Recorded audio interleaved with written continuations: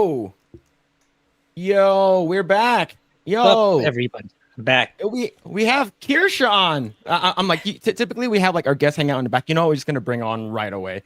Yeah, no So, problem. That's fine. I'm sick. Hello, Eggroll audience.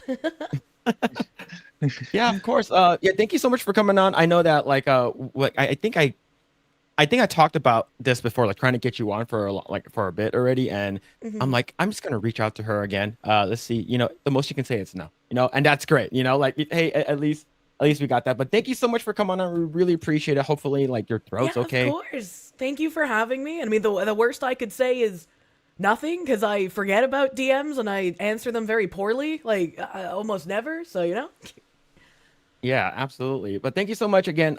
Now we do have a bunch of people in the chat already. I think you spammed the link. There's a bunch of people already hanging out. Thank you, thank yeah, you. we linked it in my Yeah, thank you. Discord. Okay, what? All right, what is Munya? What is Yeah, that? that's just like a retard noise I make all the time. Okay. Apparently, it is also the word for love in some African language. We found that out on accident. Okay. All right, I'm learning so much. So the thing is, I've seen you on multiple other streams, of course, and I've spoken with you during the whole King of the Cart thing. Yeah. And I don't want chat. I know I know one of you guys are gonna say it. We don't need to hear. You need to answer the question. All right. Nothing about that, but I'm pretty sure that the topic is gonna come up. I hate it Oh every time no. we have a guest on. Hey, this question comes up, super chats, and we read them, and it's awful. Uh-oh. And the thing is that they said, "Oh, Kirsche is not gonna like you because you know she hates that kind of stuff." I'm like, Oh, "Oh does it have to do shit." with Fuda? You know what? Like, we don't have to talk about that. You know, the stream just started. Why? Why do so many people like that, man? I don't like it. Okay, it He just said very all defensively. right. I don't like it. It just so happens that look. I'm not gonna defend myself. All right, I don't need to defend myself with you guys chat. But thank you so much, Kirsche, for coming on. For people who don't know who you are, of course, who are you and what do you do? I am a cartoon fox on the internet. I started playing video games ages ago. I've been streaming since 2018. I started as a Terra streamer. I was like one of the best priests on my server. And then Terra shut down, and I was no longer getting paid to play it, and it was very sad, and I was very sad, and I had to figure out what I wanted to do if I wanted to keep streaming. And I did a lot of gacha, did a lot of just random games. I talked politics on occasion, and then I found out Campbell's Soup was funding a dark shadow cabal of DEI nonsense taking over all of the corporations. And now that Mhm. takes up way too much of my time, and I hate it. Yeah, That's what I do. yeah. So me and Grae and a bunch of people from the community, I guess within our sphere, want to thank you first of all. Thank you very much for bringing up the bridge thing. Yeah. Yeah, like we had no idea what it was. Grae was like, "Hey, have you heard of bridge?" Yeah, Kirscher's talking about it. I'm like, "What is that?" And then we dug into it, and we're like, "That is a lot of It's a stuff." lot. I'm trying to get out a article on Twitter with their like article feature that has like every single source I've dug up since January of last year. It's a very long and arduous process. Yeah, it's up, but thank you so much for that because like, we had no idea that that was a thing. And you know, me working in the gaming industry and stuff like that, like I've seen that. Look, it's just like I get like emails and conference calls like, "Hey, do you want to go to drag bingo night?" I'm like, Oh my "No, god. I don't want Wait, to do that." is Right? that And still like, happening? Is that still happening up to now, Phil? yes, it's still happening Oh, now. Like we get uh, the whole DEI emails. Hey, inclusivity and stuff like that. Here's this week's topics and stuff. I don't care about any of that garbage. This week diversity. Yeah, it's like, mhm. hey, we're gonna talk about it's just Asian Pacific Islander. I was like, I don't care. Like, I don't even interview me. Don't feature me. I don't want to be a part of that. Okay. Oh So my god. I actually hit no. So like typically I just delete for those. I always hit no. So just they know that I'm not going to that. Like they need to know the definitive no. Get out of here. Yeah. But that's very cool. Now, what is sounding? Sounding is when people put objects in their urethra for sexual pleasure. And it comes up frequently because I find a lot of articles of men losing things in their urethra. It's by and far almost always men, but the worst case, and this is actually the case with necrophilia as well, more men than women are necrophiliacs, but the most notorious necrophiliac was a woman. And there was a woman who lost a shot glass in her bladder after sounding with it for like 7 years. What? Yeah. 7 years? 7 years. I was like, how would you lose a shot glass? First of all, those are pretty huge to be putting in a urethra. Second of all, how do you have it in there for so long and not think anything is wrong? That's crazy. All right. So here's the thing. I remember when I mentioned that we're gonna bring you on. He's like, you should ask her what that is. I was like, all right. I definitely do regret asking you what that is. I'm more surprised that you don't know it. I'm surprised you didn't know it either. I feel like that's I'm a degenerate, but I'm like, you know, like the normie degenerate stuff, right? Like I barely found out what vor meant like 2 years ago. So like I'm relatively new to that. Yeah. Oh, you're a little baby. Yeah. Oh, yeah. So like I've been on the internet for a long time, but like I'm very like, I guess you would say conventional. Yeah, one of people's like favorite collabs I did with Pippa was she was like doing something on like Reddit weirdos, and then she called me, and we started watching a documentary about this guy who sounds with worms. And he was talking about how he uses like fire and smoke to coerce the worms to go inside of his urethra, and his favorite part is like when they turn around inside of him to try and escape. I was like, this man is literally out here raping the worms. Maybe rape is the higher purpose for bugs. That's crazy. Oh no, that's awful. That is so awful. Yeah, I don't know how I find these things. They just appear. I'm not afraid to Google anything. Oh, okay. All right. But that's crazy. Look, someone said, what is this here? Marmalade with a 10. Fuda is not normie, dude. Look, I don't like Fudas. All right, but thank you for the 10. I don't enjoy Fudas. All right, it just so happens. Here's the thing. On my channel, on every Wednesdays, I we used to be subscribed to like OpenArt.ai, so you can do like NSF stuff, NSFW stuff, right? So people with super chats like, hey man, you should make this. So I do like a segment where I just generate AI stuff. And one person said, can you do Fudas? And I was like, I don't know. Let's try it out, right? And you can. And then it's like, there it is, got him. So he fills into Fudas. And then the fact that someone also brought up, Phil, would you rather go out with, this man person, or would you rather go out with, another man that's named Blair White? Did they ask you the Andrew Tate question? I think so. I think the Andrew Tate question where it's like, would you rather date like a woman that looks like Hulk Hogan or a man that looks like, I can't remember, Megan Fox, I think? Yeah. Like, so they asked me, so would you rather go out with this person or Blair White? And I, without hesitation, I said Blair White. It's like, there it is. That guy's gay, right? That's a gay guy that like Fudas. And then ever since then, it's like, oh, here comes the food attacks. This guy likes Fudanaris and stuff. And it's just like every time someone always brings that up, and then during the whole King of the Card thing, and just like, oh, Phil's pretty cool, but he likes Fudas. Oh, he's a terrible person. He's awful. So. It's like food is once you get deep in the porn addiction hole, and then you stop being able to perform with real fleshy women, and you need the cock, even though you don't like it in the flesh. I wouldn't want it. I wouldn't want that either.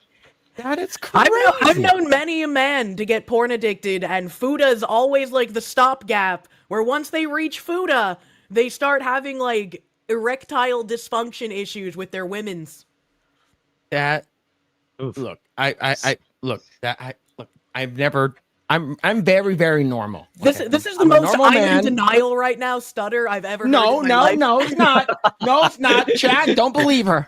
Don't believe her. All right. It's just. I knew look. I know I'm the one who brought it up, but someone's gonna bring it up anyway, so might as well. But man, might as well head them off.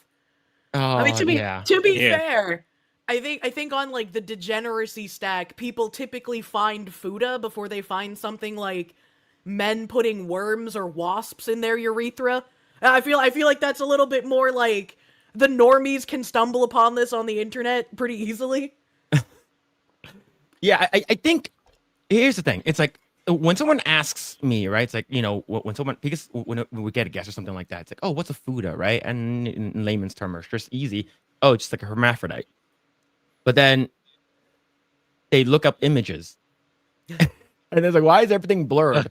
Why is this person a tripod, right? It's just this thing that why is the thing so big? And Why is this video called "How the Sausage is Made"? oh man. Yeah, but thank you so much again. Now, here's the thing. Someone asked earlier, right before the stream started, like, hey, it'd be cool if, like, it would be wild if Phil already had the mouse pad. Unfortunately, by the time I knew about it, it was sold out.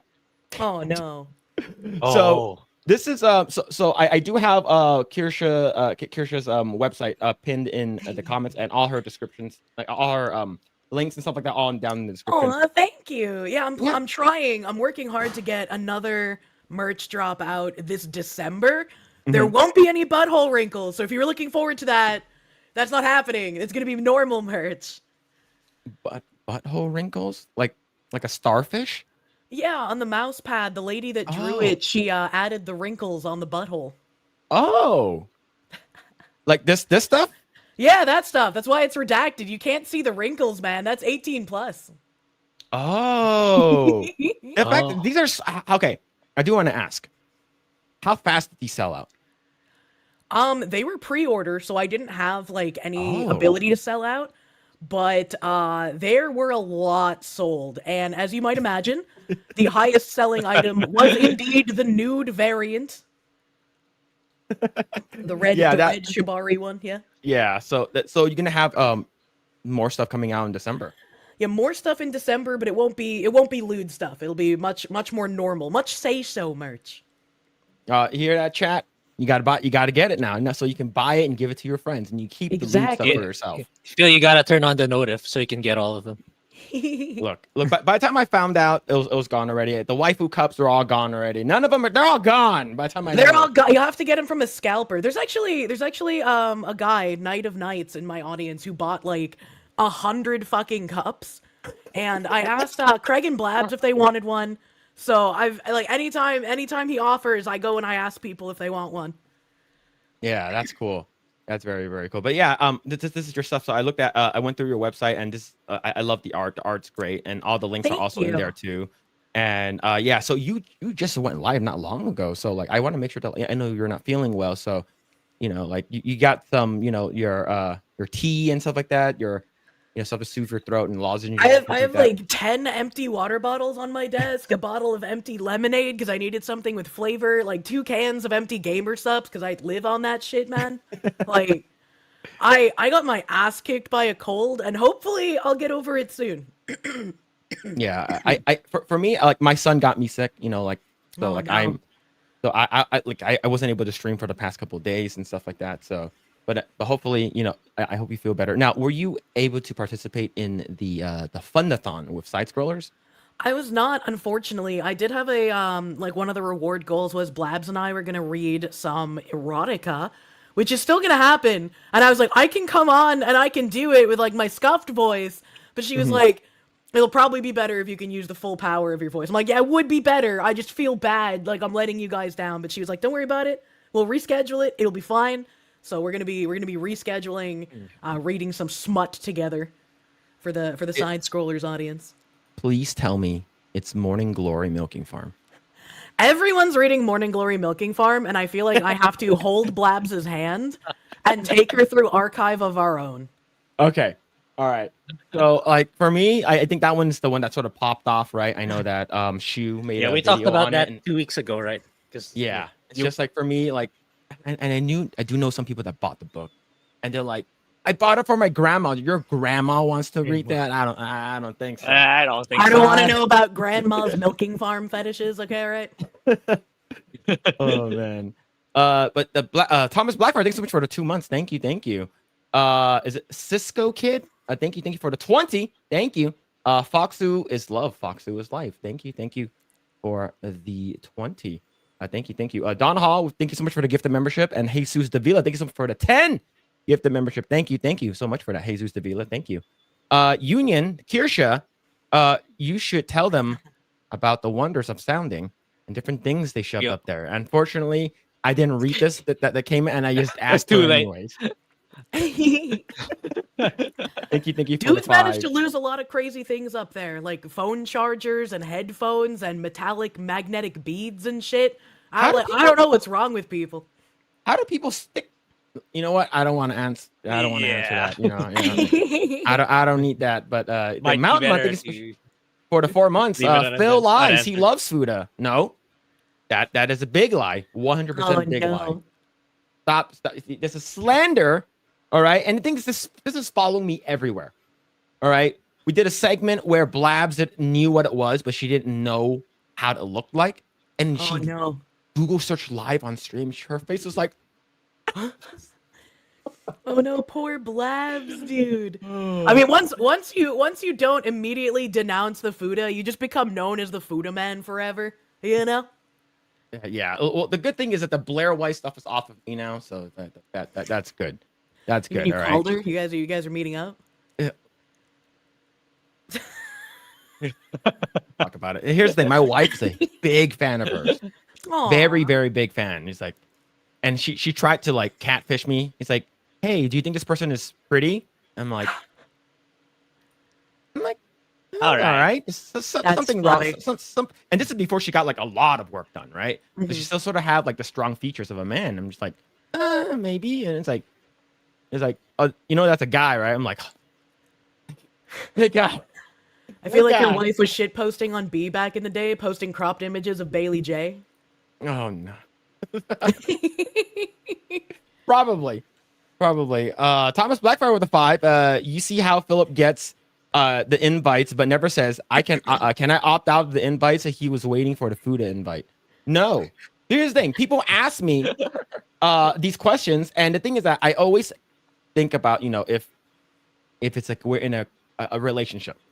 Right? So they're like, you could opt out of answering these weird questions. I was like, I didn't know that was an option. Right? You gave me 2 options, so I answered it. But yeah.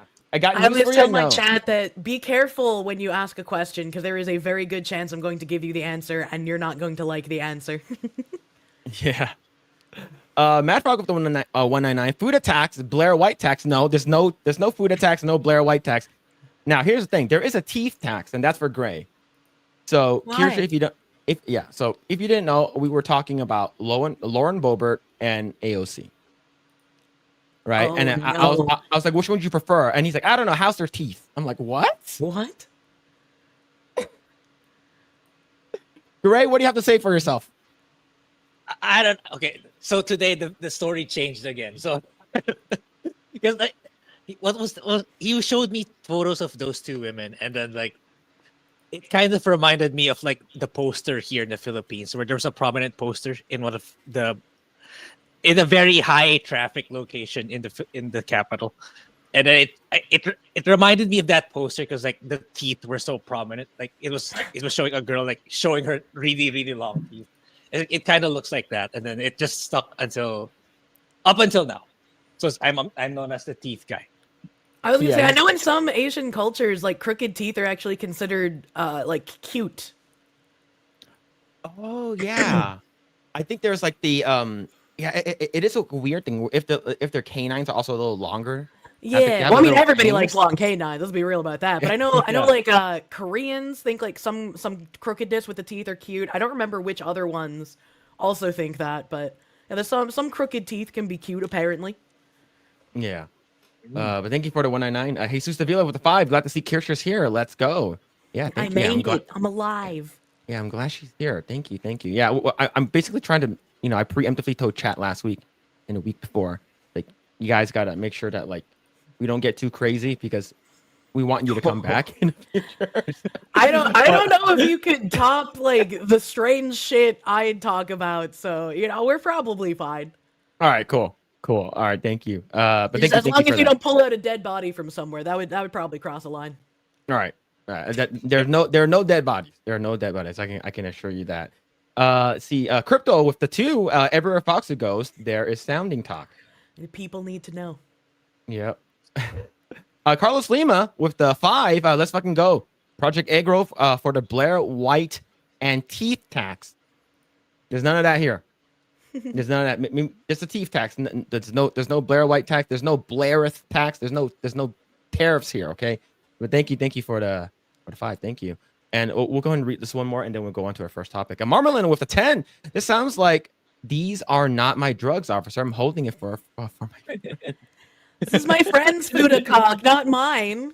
Oh, thank you, Marmalin, for the 10. Thank you. All right.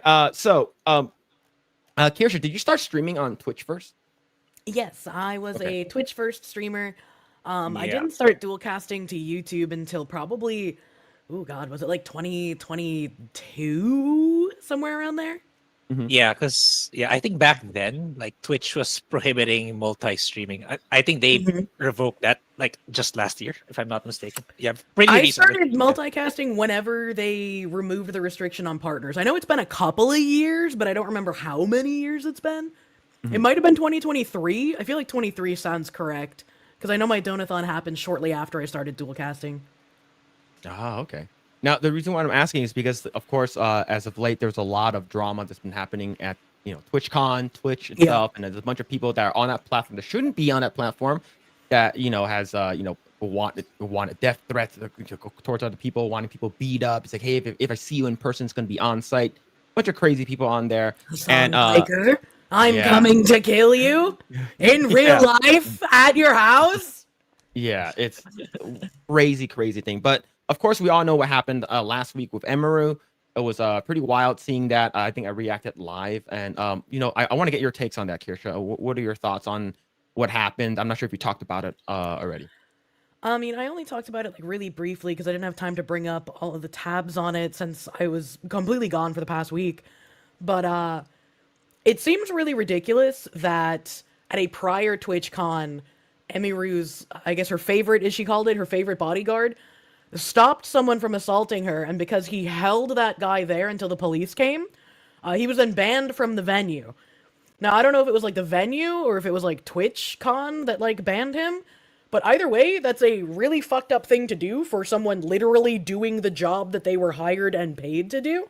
And especially seeing how bad Twitch's security was, and that she had to have her own security there, and that was probably the only reason that the guy who was assaulting her this time got moved off of her. It's really ridiculous that if her bodyguard had probably done more, he would have just gotten banned again. Like, it shows the complete disregard that is had for everyone's safety that's there. And a lot of people were praising GamerSupps, actually, because all the meet and greets at GamerSupps, apparently they had great security without Twitch being involved at all. That's awesome. Yeah, that's really Nice. cool. So the reason why we're bringing this up is because Twitch did follow up and gave a statement, but didn't really like address what happened. But Dan Clancy actually made a statement through Twitch. So this is the whole statement right over here. First, I want to be upfront and take accountability for the security incident that occurred during Emeru's meet and greet. It shouldn't have happened, and we take that very seriously. We failed both in allowing it to occur, and in our response following, we mismanaged our communications about the incident, and that includes the comments. And I apologize to Emeru for all that took place. Of course, he said that they started to work with law enforcement and stuff like that, but that guy was basically able to freely just leave the Yeah, he premise. just walked out for free. Pay Money Wubby released a clip actually showing that at the time that Emiru was assaulted and all that was happening, Dan Clancy was actually with him at like some creator party. So Wubby released that clip. And then of all the people to interview Dan Clancy afterwards about like safety and all this shit, they got fucking Taylor Lorenz to do the interview. Exactly. I was like, literally the bitch that doxed libs of TikTok that Tim Pool bought a billboard about that situation for. Because much like we saw in like the Sweet Baby Inc. situation, as soon as they were called out for doing something shitty, all of the journalists closed ranks and started trying to lie about what happened, try to rewrite who the bad guys were. It's like, it's all incestuous and grotesque. Yeah, absolutely. So what we're doing moving forward for the meet and greets, we've begun a complete analysis of the incident that took place, as well as other issues that came to our attention after TwitchCon concluded. We're examining everything, and from how we do signups, the layout to increase security controls. We're also doing a comprehensive review of all event safety and security, and we'll be making updates or future TwitchCons. While we won't be sharing all security updates for privacy and safety reasons, we will keep our community informed about changes that directly impact attendees. So I believe there's like a video that came out. I forgot who posted it, but like there's these people that had a +1. They just went in without like getting checked and stuff like that. So like it's not just Emiru, but like anyone could have like gotten like assaulted or maybe worse. Yeah. If they were checking +1s, that's crazy. I was talking to a few friends of mine, and like you have to pay for an additional ticket to like get into the partner parties. And I had some friends who were partners who like just scanned their bracelets and were able to go in. So it's like, why even pay for the ticket if you could just get in anyway? That doesn't make any sense. Yeah. We have heard concerns about IRL streaming at TwitchCon. Twitch has evolved over the years, and IRL streaming is a part of Twitch. But we need to ensure that TwitchCon meets the needs of a variety of participants. We will be reviewing how we handle IRL streaming at TwitchCon, and we'll have more to share soon. So, of course, this is basically, I would say Dan Clancy probably would not have made this statement if this sounds like a very forced If PR it didn't blow up the kind of way it did. statement. Yes, Yeah. exactly. Yeah, and of course, Emiru hasn't really been streaming, and then today she made a video. So she addressed it and talked about how everything happened and what's going to be happening moving forward. How it's going to be her last TwitchCon and stuff like that. She's not going to be going. She's worried for the safeties that people who do not have the resources that she does, right? Or like bigger streamers that have like she spent over like $10,000 on security. And what about smaller streamers and stuff like that? So I feel like this is just a forced apology and for PR, like you said. But more importantly, she also added the whole Mizkif stuff. And have you heard about that one? I know nothing about like her and Mizkif. Yeah, I had a me bunch too. of clips sent to me, but I didn't get a chance to watch them because I was really wrapped up in something on stream today. Yeah, Yeah, so I she think has that just came up Yeah, go ahead. earlier Yeah. today. Yeah, Yeah, that's why I earlier- have no idea about yeah. Mizkif. Yeah. Yes. So the entire video is actually my bad. The entire video is actually on her channel. So like it's an That's hour a and a lot half. of Kirby's. Yeah, that is long. that is yeah. a lot. That's a lot of Kirby. So she talked about the whole Dan Clancy Twitch stuff. It's like that's like the first 15 minutes, and the rest of it was about Mizkif. That's crazy. Yeah. Ooh, So wow. it's Okay. a lot. So for me, I see a lot of the clips with her and Mizkif and stuff like that, and immediately for me, I'm like, I wonder if they're dating, right? And this is like several years ago, and of course, just by just I just observing. assumed they were in OTK together, right? So I Yeah. was like, oh, obviously the OTK people are gonna do stuff together. Yeah. So basically, she revealed earlier today that Mizkif has been indirectly threatening her for a while now. So What the fuck? Or what? Sorry. Okay. So I'll go ahead and let her talk about it. But in short, they were in a relationship for a little bit, and since he was the biggest streamer, like she lived in Kansas. It's like, okay, let me bring you over here. Sort of like what they did with Tectone, right? Mizkif also did this with Tectone. Say, hey, you're in from Canada. I'm gonna lend you $100,000 for you to come down to Austin. Holy right? shit. So what happened with her is just like, Canadian? yeah, I had no idea. Oh yeah. I didn't know either. yeah, he was he's Canadian, and he came down here, and basically Mizkif sort of like, hey, you owe me that money, I need it now. I remember I told you like you have a certain amount of time for you to pay me back. I need that money now. So it's sort of like there's a lot of like bad blood between him and Mizkif already, right? And a lot of people did not trust Tectone and stuff like that, but like for me, I've been following Tectone when he was still playing Genshin when I first started streaming. I just messaged him and I told him I can't believe I found out you're Canadian on someone else's podcast. That's awesome. But yeah, so I guess there's a lot of stuff that happened. So these are some clips that were highlighted on Yeet, so we can actually watch these together. I don't want what happened to me or what has happened to other people because of him to happen to other people. And I don't believe he will ever stop behaving the way he does. But regardless, yeah, like I said, one of the main reasons I decided to do this stream is to come out about all of this because I can't hold on to it any longer because it feels wrong to do so. And an honorable mention reason for why I'm doing this is that for a while, he has been indirectly threatening me through my friends and people that I work with. They've informed me that he said that if I ever talked about anything he did, he would try to create a smear campaign against me in retaliation.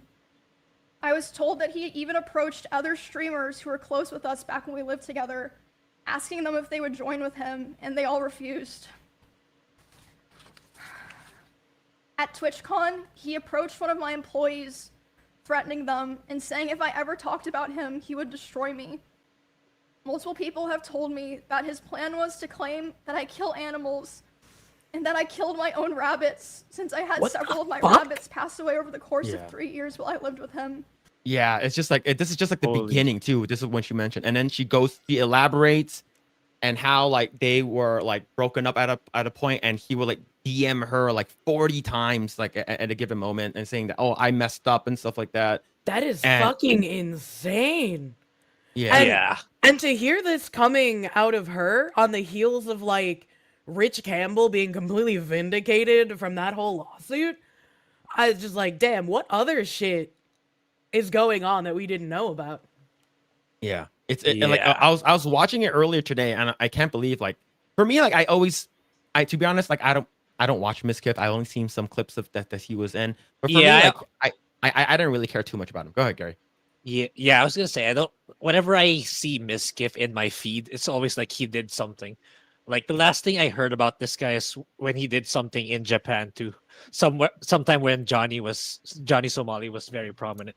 He did, like, the he was climbing of swinging the from like tree. cherry tree branches, and Yeah. then Yeah. Kaho Shibuya called him out. Yeah. Yeah, And yes, someone interested. Yeah, didn't he celebrate Charlie Kirk? So what happened was that he was live, and he's like, "Wow, what a shot!" Right? And he was banned for it for like what, a day or so. I forgot how long he was banned for, or like suspended for, right, off of Twitch. But like he knew, like even Asmongo. I was watching Asmongo talk about this, and he said that he started to like distance himself from Miskiff for like about 6 months already. Like ever since all this stuff came to light, and now that this whole thing with Emeru, she talks about it, how like one time like he's like violent. He's a violent guy. Like he would throw stuff at her, and like she says multiple times, "I don't like what you're doing. Stop throwing stuff at me." And one time he threw a phone at her face and hit her eye, and she got a black eye for it. Oh, fuck, So- dude, I've been in that position, unfortunately. So I can only imagine like how scared she must have been to come out and say this shit. And I know a lot of people be like, "Why didn't she say anything sooner?" And it's like, when you're a public figure, you want to deal with as little bullshit as humanly possible, because you have so much you're already dealing with constantly, and to have someone of like Ms. Kiff's size and Yes. the potential that like people would join in with him just to ruin you, because like even if they don't believe the shit that he says, some people might just want to be like, "Oh well, yeah, let's take her down a peg, we can get viewers from her getting knocked down, whatever." Like that kind of attitude would scare you. Like I would be worried to come out and say shit too. Yeah. Yeah, And I exactly. remember they had this, I think it was a sponsor stream. I forgot, was it for Rust? I forgot what game it was. And they were like streaming at the same time. And she basically beat him and surpassed him in viewership. And you can immediately see his attitude change live, because he probably had her stream pulled up. And they were dating at this time, so they lived together. And you could totally tell like he got pissed off, and he's like, "Okay, guys, I gotta end the stream. Yeah, I gotta end the stream." And she's like, "What's going on?" Right? And Wow. then he starts slamming the door multiple times, like really, really loud behind her. And she was like, "Guys, I gotta go to the restroom really quick." Right? So he goes and checks up on him, and he's like super upset. And he's like, "You're all right?" And he's like, "Yeah." And he's like, "What do you want?" And it's just a very like unhealthy relationship between them. And like when really she- weird. yeah, it's like Yeah. so she started crying, and she was gone for like a couple. I forgot how long she said she was gone for, but like she had to fix her makeup because of she was crying, right? So she had to come back, and then you can tell like the vibe was off. And it's imagine having a sound like a noise gate right on your OBS, Yeah. right? That the And door it still slammed in went the back. through. It still went through. Still went through. Holy shit.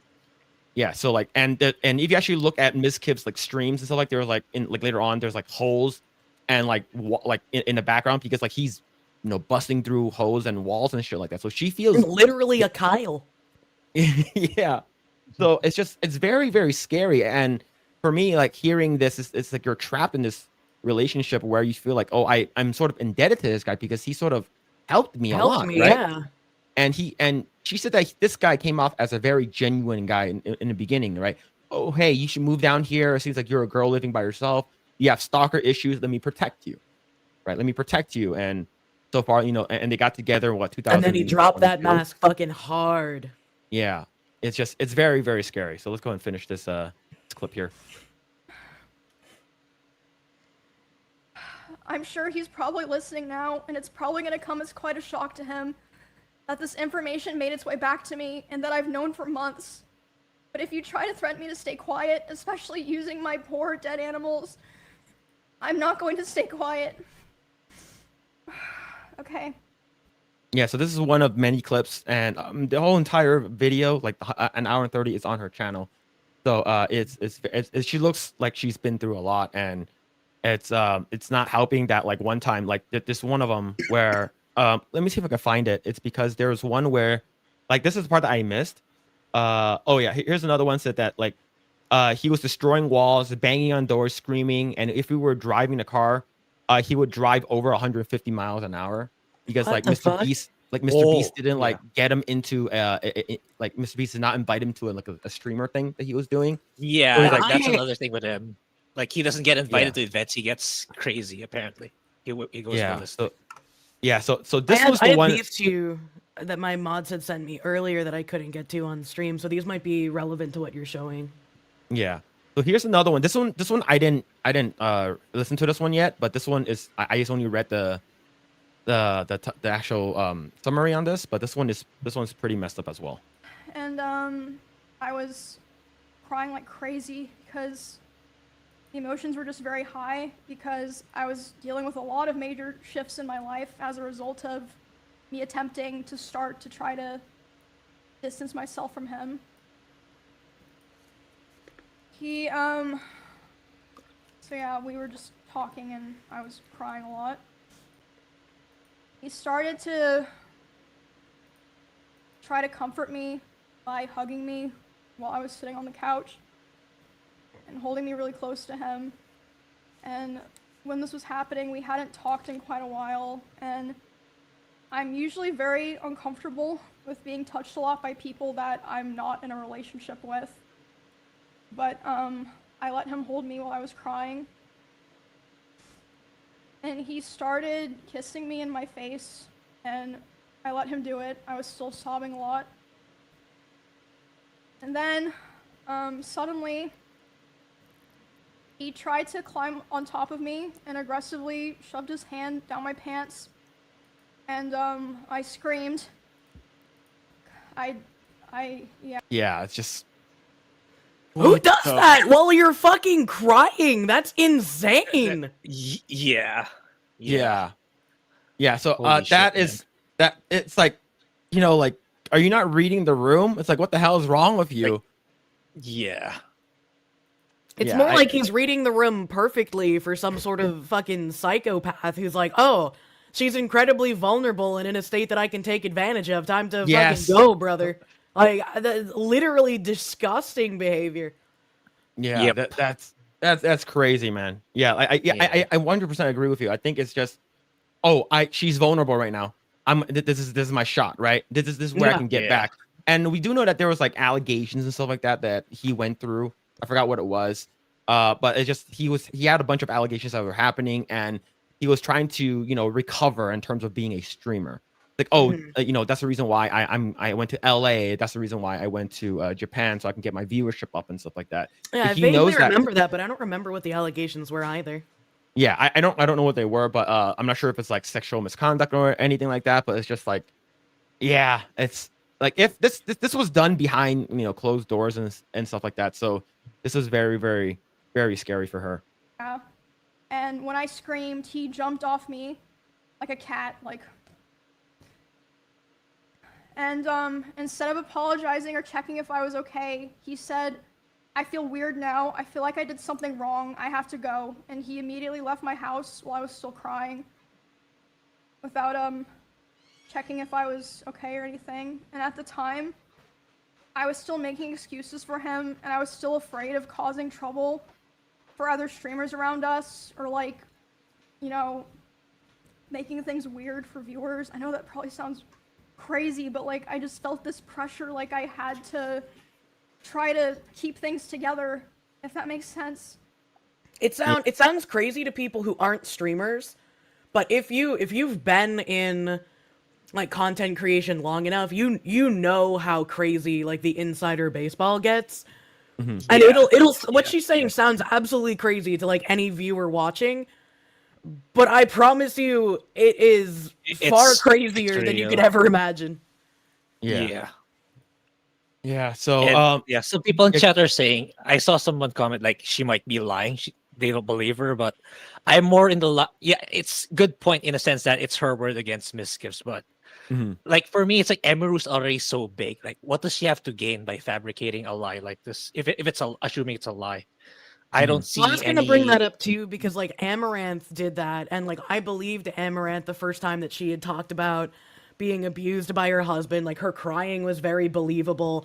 All of that was very believable, but then like a year and a half later, she was just back to doing like the same exact shit.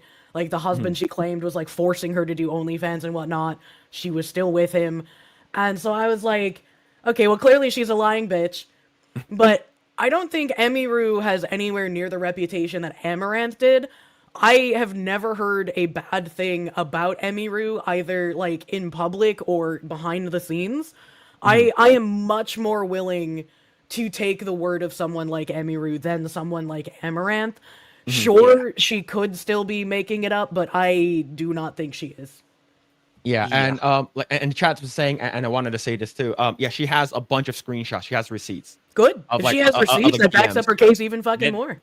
Yeah, yeah. and she said that maybe Miss Kiff might do like she might get sued by him and stuff like that. We're not sure, but like it's just like this guy just feels like he's unwell. Like he crashed out over the fact that she played a tank in World of Warcraft because he was gonna play a tank in World of Warcraft. And it's like now if you do better than me, people are gonna say that I suck in World of Warcraft. It's like it's this whole optics for him is very That's so very important. weird. Yeah, it's like who cares? Play a different character, man. Play a different class. Who cares, right? But I'm gonna drop the link to her full video so you guys can check it out yourself. Yeah. It's pretty long. It's very in depth, so you guys can go check it out And yourself. There it is. one thing I really do hate is like the amount of women online like Amaranth, like the weird fucking chick that accused Rich Campbell, like all these people that just like make shit up. They make it so much harder for people who are actually victims of stuff to come out and tell their story because everyone Mhm. is just going to heavily scrutinize even more. And it doesn't matter like how many receipts you show or how many like recordings you have or DMs you have. There's still going to be people that are like, well, she could have omitted things, she could have made it up still. Like I don't believe it because it's a pattern that's happened so often with so many women lying about these things just to fuck with dudes. Mhm. That it's so hard for people, and that's why I feel bad when it does happen because it's like you're fighting this uphill battle not only against the person that either like assaulted you or did something bad to you, but you're fighting the uphill optics battle because of all the women who have lied about this. Yeah. Mhm. Oh yeah. Let's see. I'm gonna go read some supers. Let's see. We just got one. We got a 50 from Hayden Wayne. Going on, Hayden Wayne. Shout out, man. Thank you so much for the 50. I don't watch Thank you. Emiru, and all we all know people can be different off camera, but she actually seems sweet. Nobody deserves that. Miss Kiv has always seemed like a piece of shit to me. Not surprised. I'm biased against Twitch, but it's almost like the Reddit of I mean, yeah, Twitch is a yeah. piece of shit. I can't say one Yeah, way or Twitch another about Mizkif because I've never watched him. I've never interacted with his shit. I don't really know much about the dude at all. But if everything she's saying is true, then yeah, he seems like a fucking crazy asshole. Yeah. Thank you, Hayden for the 50. Thank you, man. Shout out to Hayden Wayne, man. And Hayden with a 20. The content creators all got a tinge of the spotlight on me mindset. We have to, but along with that territory comes the fact that narcissists and psychopaths roam in the same fields. It's a dangerous thing, and that sucks. Yep. Yeah. Very, very, very scary. And for me, I think that like it's very very scary for women, especially like people who like go to conventions and stuff like that. And I even heard like there are VTubers who go to conventions and they have to sort of unmask themselves. Mm-hmm. Like so it's like for me like I thought about going to TwitchCon at least once, like just to check it out like a couple of years ago, but like I just didn't want to get sick because I know that going to conventions typically you get the con flu or whatever Yeah. con crud. and it's just like I don't ever want to go. And I think this might be the end for TwitchCon. I think altogether. And I think when there are like really shitty conventions that are very shittily ran, like TwitchCon or like Offkai for VTubers, you don't need to go to these conventions to like hang out with people, right? Like you don't need to buy the tickets to TwitchCon or buy the tickets to Offkai. You can go and make trips with people regardless. And it's like, yeah, it costs money, and yeah, you have to coordinate things, and yeah, it's a lot easier. But yeah, why not? If TwitchCon's going on, and you know there's going to be sponsors and other people there, just make like a trip to San Diego, right? You don't have to buy the TwitchCon ticket. You can do stuff with the people outside of the convention. Yeah, I know that. What's it called again? Geeks and Gamers and like FNT Crew. They typically do that a lot. It's like, oh, here we're gonna do a meetup. You guys don't have to go to the convention, but we're gonna have a meetup at a bar, right? Like when I went to SpaceCon last year. Like for me, the reason why I wanted to go to SpaceCon is because I want to hang out with my friends. They had a panel there, and I wanted to meet Gina Carano. So, but other than that, like if none of them was there, then I wouldn't have gone, right? I would just go to the meetup, and I think the meetup was way more fun, way more fun. Yeah. Yeah, so those Chibi Doki had to do the face reveal. That sucks. Yeah, they made her take off her mask when she was trying to get through security. And it's like I understand making people take off their masks at a security check, but if you're like, "Hey, I'm an anonymous creator. I don't want people taking pictures or finding out I'm here." You should be able to go with the security person like to, you know, around the curtain or off to like a corner or something, and then like do your security check that way. Yeah. I agree. Yeah. Let's see. Hey, no, wing with the 10. So I used to know some streamers back in like 2014 that were Miskiv's orbs. Oh, okay, Orbit. I didn't hear Orbit. anything good about them. Oh man. I wouldn't know. I have no idea. Yeah. Let's see. I'll read a couple more super chats here. The Mika Lim. I say a couple years ago. Sorry. Thank you for the 499. A couple years ago, a video came out of Miskiv beating and yelling at another streamer, Miss Jones, in the middle of the streets. What the hell would we do What that? the fuck? Why? What the hell would we do that? That's crazy. Like for me, Yeah. like I think it's like an ego thing. Like the first time I've seen Miskiv was like him and Emeru, and they're doing like this Mario 64 backwards jump, right?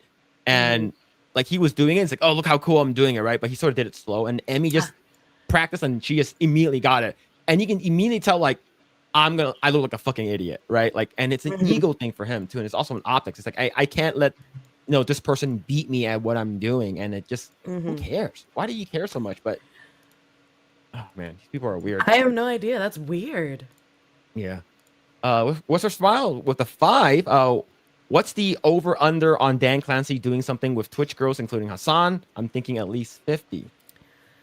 Yeah, there was that video of him like at some sort of after party thing with like way younger girls, and everyone's just like, "Well, she's an adult. Why does it matter?" And there was someone else who put out tweets. I can't remember who it was, and they were just like, everyone's like wanting to talk about this like it's some weird creepy thing, and I was like, they have an agenda to push, and it's not weird at all. This is just like a Twitch after party thing, and like the girl that was like involved in that was just like, this wasn't a weird thing. I saw him and I wanted like my friend on the phone wanted to say hi or something.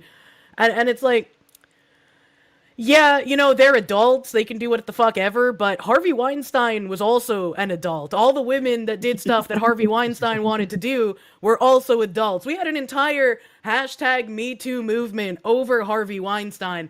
And it's like, yeah, they're adults. And my opinion has always been if women decide to trade up their bodies in order to get further in their careers, that's kind of gross, but they made that decision. Not saying that anyone at TwitchCon or anyone with Dan Clancy has done that, but considering the insinuations that were going on with this, if that happens and everyone wanted to take the, well, they're adults path, then you can't come out and #MeToo it later. Yeah, I agree. But thank you for the 5. Thank you. Oh, yeah, I'll go ahead and read this. Miku for Xbox with the 5. Carol Fox Reddy, glory to CCP. You be married to Xi Jinping. He arrived through mating breast. Very sexual. He flop on you like a bear, not Pooh Bear. That's crazy. I'm a Hopefully I double said it right. agent. I actually belong to Kim Jong Un. Yeah, like people always say that I like Phil's the CCP spy and stuff like that.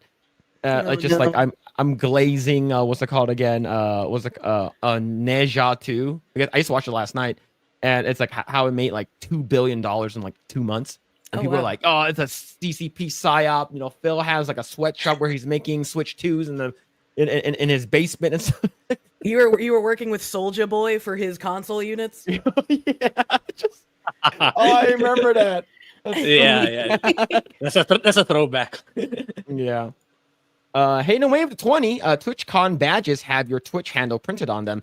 Chibidoki was forced to reveal her face to a bunch of con staff who didn't know what she looks like, even though she had her badge. That's been your ticket in the past. Yep. Thank you for the 20. Thank you. Let's see. What's her smile? Says I used to have 300 plus followers on Twitch with an average views about 20, and I left because I hate Twitch. Fuck that platform. Hey, man, My I respect advice that. to Yeah. people, like, as much as I hate Twitch, it's still a way for me to personally grow my audience. So until I get banned, I'm on that sinking ship. I have no reason to leave. My ass with my like 1,000 CCV isn't gonna make a dent. When Ninja left the platform at his peak because he got a Mixer deal, what happened was Twitch decided to co-opt his channel and promote other streamers on his channel while he was offline because he was at a Mixer deal and he wasn't streaming on Twitch anymore. And then eventually, when he ignored that for so long, they started playing pornography on his channel to get it banned. So, my ass with 1,000 viewers, your ass with 20 viewers, Twitch isn't gonna give a shit. Asmongold could probably leave and Twitch wouldn't give a shit. They would need to Yeah. lose literally everyone for it to make even a dent. So I'm gonna keep streaming to Twitch, to YouTube, to Kick, to X. Just stream just as multiple- many places as you can. Don't put your eggs all in one basket, and encourage people to donate to like your Streamlabs or your Stream Elements so Twitch doesn't get any money. Yeah. And you guys can follow Kirsche on the links. Like, it's in the description down below, and it's also pinned in the comments. Go and check it out. What are you doing? Hating away with the $100. He's going crazy. What are you doing, man? Because somebody in the chat told me I should save your. You should. He's trying to buy favors from the CCP. I will let my That's true. uncle know that you did that. Okay, so when you go to China, they make sure that you don't go in the concentration camp. Okay, don't worry. I get you the best price. I get you the one who have the window seating. You see the one with the view. You're looking over mountain, the Yangtze River. Gonna be very, very nice, very good day for you. Corner office. The big corner office. Thank you for the 100, man. Thank you, man. I appreciate it. All right. Let's see.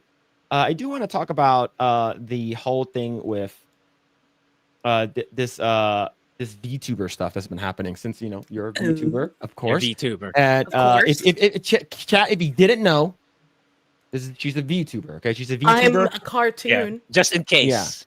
Yeah, just in case you Just don't in know. case. But I do want to bring this up right over here. This is from geeksandgamers.com. Shout out to Geeks and Gamers. But it said the VTubers left heartbroken after TwitchCon staff tosses away fan gifts. So They kept him. I don't believe that. I don't believe they threw him away. I believe they just kept him. yeah. So now, why would they throw him away? Right? Is it because it could be a bomb? Like, what's the reasoning for it? I have no idea because even if some of these VTubers weren't there in person, they usually have like representatives, whether it's like somebody from their mod staff or from their company or a friend of theirs. Like, right, even if they don't go in person and they did a virtual meet and greet, there's usually someone from their staff, from their team, from a friend there who can take these gifts for them and give them to them later. And especially with all of them being labeled, there's no reason for staff to throw that shit away. But Twitch has been incredibly biased against VTubers for ages. So I would imagine the atmosphere is pretty much just who fucking cares, right? Yeah. All right, so let's go ahead and read this. As if Twitch wasn't in enough trouble already, banning innocent media while leaving up total degeneracy. Uh, and the recent scandal at TwitchCon with streamer Emeru, a story from the same event about VTubers, a fan gifts has emerged. Reported by Dexerto, VTubers have been left heartbroken after learning gifts from their fans were confiscated and tossed away by TwitchCon staff. Iron Mouse took to X, stating that she's deeply apologized to all VTubers and fans who had the meet and greet and the VTuber booth this year. So this is her tweet right over there. And after the questions was advertised as being powered by Iron Mouse, so she clearly felt the responsibility for that what occurred. Another VTuber named Henya explained the gift situation was a miscommunication between the staff. And I think you're right. I think it's just like they could just pre-screen this, or just like, hey, give it back to the person. Say, hey, we can't accept these.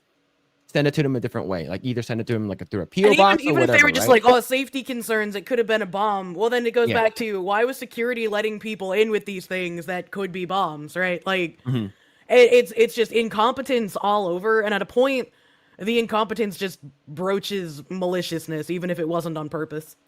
Yeah, I agree. Yeah. So whatever the reason, overall optics of the 2025 TwitchCon are looking abhorrent. As mentioned before, this probably does not come as much of a shock given the streaming platform's reputation, particularly within the last couple of years.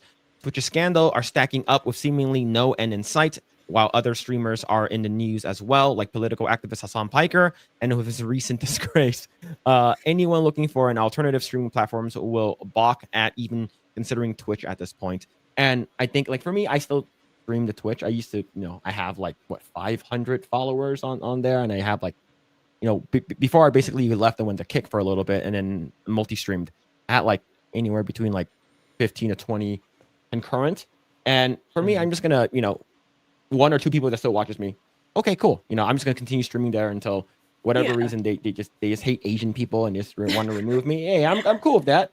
It's like if you have people on Twitch that already watch you, there's no reason to stop streaming there. Just keep doing it. Make sure you don't have all your eggs in one basket. If Twitch is your only streaming platform, you need to diversify and fucking stack. Absolutely. Yeah. Absolutely.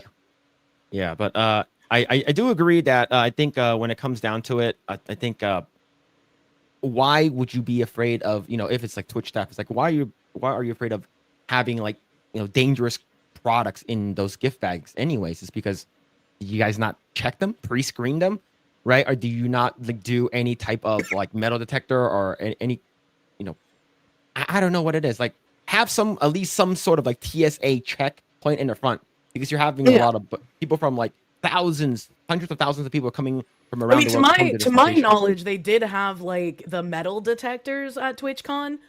So they did have that. I don't know if they had like the wands to like wand over people.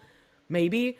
I had a friend who said that like she went in with a purse and they didn't, like, they had her open the purse, but they didn't move anything around. They didn't look inside of it. They didn't try to check for anything. They were just like, oh, okay, you can go.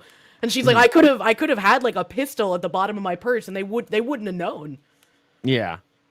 Yeah. That's crazy. Grae, what are your thoughts on this, man? It's like, let's say if you were a VTuber. Yeah, it's pretty scummy too. It's like, I'm with Kirsche. It's like, why would you accept gifts only to end up throwing it away? So I think there's more to it. I think, they can't really be tracked anymore. Like some of them kept them. Very likely some of them were actually kept, or maybe most of it even, because like we don't really know how much volume of gifts there was for all these VTubers, especially how big Iron Mouse is and all the others. So yeah, Twitch is kind of like a shit show all around in their entire operations, not just security, but also like logistics. And I don't know. I can't. It's like, what can we do with Twitch if Jeff Bezos himself is not interested in fixing it? Because like I saw a tweet of Legal Mindset where he has insiders from Amazon. They're telling him that Bezos is so focused on competing with Elon in terms with SpaceX that he doesn't give a crap about what's going on Twitch. So, which is kind of sad considering the state of things. Yeah. Yeah. So it's like, so Andrew was saying like the only way to actually fix Twitch, like if we want it fixed really fast, is to file a legal case against them. So unfortunately, if that's what it needs to either change Twitch or maybe, or probably sometime in the future, Twitch just dissolves entirely. That's how I see it. And I see there's some people in chat bringing up the Camilla situation. I don't remember if Camilla getting her AirTag was from a PO box gift or if it was from a meet and greet gift. Either way, if you're a VTuber and you're holding a meet and greet and you're going to accept gifts after the Camilla situation, again, most VTubers, if they're not there in person themselves to receive these things, they're going to have someone from their staff, from their mod team, from their company. They're going to have a friend. It would be that person's responsibility to then look through these things, right? Like the TwitchCon staff would wave through it, make sure it's not a bomb, make sure it's not dangerous.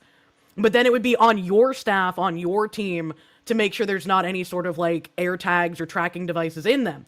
When I had my PO box open, very few packages ever even got delivered to it. But the ones that did, my roommate would go and pick them up and drive to like some random location and check every single package for any kind of tracking devices before bringing them back to where we lived. That's just the smart thing to do.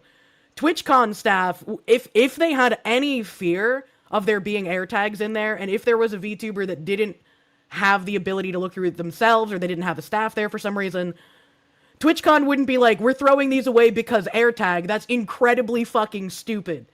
That is incredibly stupid. They would just say, we can't accept these. Yeah, and I think maybe just have like a thing is like no gifts, right? Yeah. Just do that. Just like not just like YouTubers, but anyone. Just no gifts. You know, if you guys want to send it to them, send it to their PO box or whatever. I think that might be a better thing. But yeah, I know that for AirTags, I know it's very, very scary. It's just people Very much track so. you and stuff like that. And I mean, there was that Twitch streamer, I want to say it was early 2024, but it might have been end of 2023. She had some guy like fly from a different country, find where she lives, and set her car on fire. Like, it's scary out there, man. Holy shit. And then yeah. I don't remember who it was. I think it might have been Emiru or maybe another Emmy, but there were like a couple of the like really big Twitch streaming girls, and they were being followed on like one of their IRL streams, and the security at the park they were at wasn't even doing anything. That's crazy, man. Yeah, it's very, very scary thing. And like that's the reason why like in our sphere, like you know, like there are people like they're never usually by themselves. You know, like if especially girls and stuff like that, you have crazy fans and stuff like that. People who are like crazy parasocial. They're like, hey, you know, I gave you so much money, you better give me your time, or you know, hey, we better hook up tonight. I gave you $1,000, right? Of course, like we have that lady, that Korean lady that got like over $70,000, and like and like she got killed off by the person that donated to her. The guy. He's a 50-year-old guy. So it's just like in terms of this, just for safety reasons, you know, like you know what, no gifts. Like parasocial relationships and stuff like that with streamers are very, very scary. Yeah, no gifts is definitely the safest. I know that a lot of people like doing that because it's one of the only opportunities if you don't want to open a PO box to be able to accept them. And you know, getting like fan art and stuff from fans, it's really sweet, especially if you have like a physical of the fan art. So I get it, I understand it, but you have to make sure if you're going to accept those, you have people there to like vet the packages, to go through the packages for you. And especially, you can't rely on like TwitchCon security anymore. So you gotta make sure you're taking care of yourself. And like Emiru said, there's many streamers that don't have the ability she does to get the security that she does. She shouldn't even have to get her own security. It's kind of ridiculous that she has to because TwitchCon is so inept. But there are many other people who wouldn't be able to afford to do that. Okay, now I do want to bring this up. I'm gonna read some super chats, but I do want to bring this up. So you a while ago you got like a goal, right? And then you were able to get a Chris Vector. Yeah. How does this shoot? It is amazing. The place that I'm staying at now, because I had to leave my apartment like sometime in May, and I've been at an undisclosed location ever since. But we have a range on the property, so I've been able to take advantage of that. Yeah, it's great. So cool. It's like one of my dreams to like buy a place in like Texas or something like that. Have like and then you just go outside. You have your own private range in the backyard. Like that's what I want. Yeah. So does it shoot well? Like I don't have one. So like it's a lot of fun. The recoil is really easy to deal with. It's very loud if you forget to put your earmuffs on. But yeah, it's very fun. I love it. I'm super happy with it. It was it actually wasn't even a goal. It was a birthday gift from my community. Yeah. That's freaking awesome. Yeah, it was That's fucking very crazy. cool. Absolutely love my community. They're fucking nuts, dude. Hell yeah. Like for me, the closest thing that I have to it would probably be, I just got it too. It's CC Scorpion. Like the closest, Ooh. like in terms of like a PCC, right? And I know like the vector in the bottom, like how like the bolt reciprocates and it goes down and it goes back up. Mhm. So it pushes you down. And like for me, like I would want a vector in the future, but like I heard like the reason why people love it's when you can do the super safe mode and have Yeah. it like fire very, very fast. So but yeah. Now is it a 945? 45. Is it 45? Okay, so Yeah. and the fact that you're saying that the recoil's not that bad for a And 45, not that that's bad. Yeah, I was surprised. that's very, very cool. That's awesome. Like for me, like I'm sort of a I won't say I'm a gun nut, but I don't know how much I have now. That's how much I have. So but Understandable. When I came to Bunkerland, there's like a shotgun on every doorknob, basically. So hell yeah. But yes, and here's the thing. I live in California. So like that's I live behind you have to enemy like hide them lines. in your walls. Yeah, it's just like, when you say, I have a button and everything just switches over. Just, that'd be so cool. But yeah, I whenever someone comes on and no gun stuff, I like talking about gun stuff. So that's Yeah, very, very cool. yeah. I'm not like a see- super gun nut. I just like some of the cute guns, you know. Yeah, I do see the one that you posted in May of 21st, where it's like you have is it like Cerakoted with like I see like the cherry, the ice Yeah, it's got a fox. bunch of my branding on it. It's got like a Kirsche on one side and a Kirsche cube on the other, and then there's engravings on the barrel that says like gonna do the fox things. Yeah. Stuff that Asmongold has said when I've like raided into him, you know. Yeah, like I'm looking at it now because look. Here, I'll go and bring it up. Can I? I'll bring this super chat up back later. Where did it go? I I, I don't know how to remove this. I'm not a streamer, chat. I don't know how to remove this. Just thank the guy and then bring it up. Yeah. Okay. But thank you for this for the 10. But yeah. So over here, that's Asmongold. Okay, this one here. Yeah, and that's Yeah. that's Starvin ACP in my community. He's the one that set up like the FFL transfer and everything for Mhm. it. Yeah. Very, very cool. Yeah, and it's. I think it looks cool. I think it looks very, very sweet. And It looks really cool. When it got sent to my FFL and I had to pick it up, Mhm. and the guy called me and he was like, "So have you seen this yet?" And I was like, "Yeah, it's a birthday gift for my community. They put like my branding on it." And he's like, "Oh, so you're sure you've seen it?" And I was like, "Yeah." He's like, "Okay, you can come and pick it up anytime." So I get there and he's just like, "I honestly thought you were gonna be a tranny." And I was like, "What?" And he talked about how he goes on like these communist gun subreddits and like makes fun of people. Mhm. And whenever they post their guns, they always have like stickers and stuff all over them. So he thought that I was gonna be like one of those people. And he got curious enough to like look me up and he was like, "Yeah, I looked you up and like I actually agreed with some of the stuff that you were saying and like I learned some stuff from you." So it was really interesting. I guess I learned not to judge by what a person's gun looks like. I was like, "Well, I'm an Yeah. anime character, so the gun's gonna look a little anime-ish, you know." Yeah, you got the Vortex AMG on the top. So I mean, Yeah. yeah. So that looks pretty sweet. Yeah, I like the color. I think the aesthetically pleasing. I'm a sucker for like cool looking guns. All right, there's a reason why I buy random shit. Like this gun looks cool, but shoots like shit. But I still like it because it looks cool. Yeah, it Right. looks fucking cool. I love it. Yeah, hell yeah, that's awesome. See, I think, where did it go, Grae? Did it unstar? I forgot where it went already. I hit it while you were showing it, but I can Okay. bring it back up. Yeah. There Oh, we there it is. Okay. Johnny English.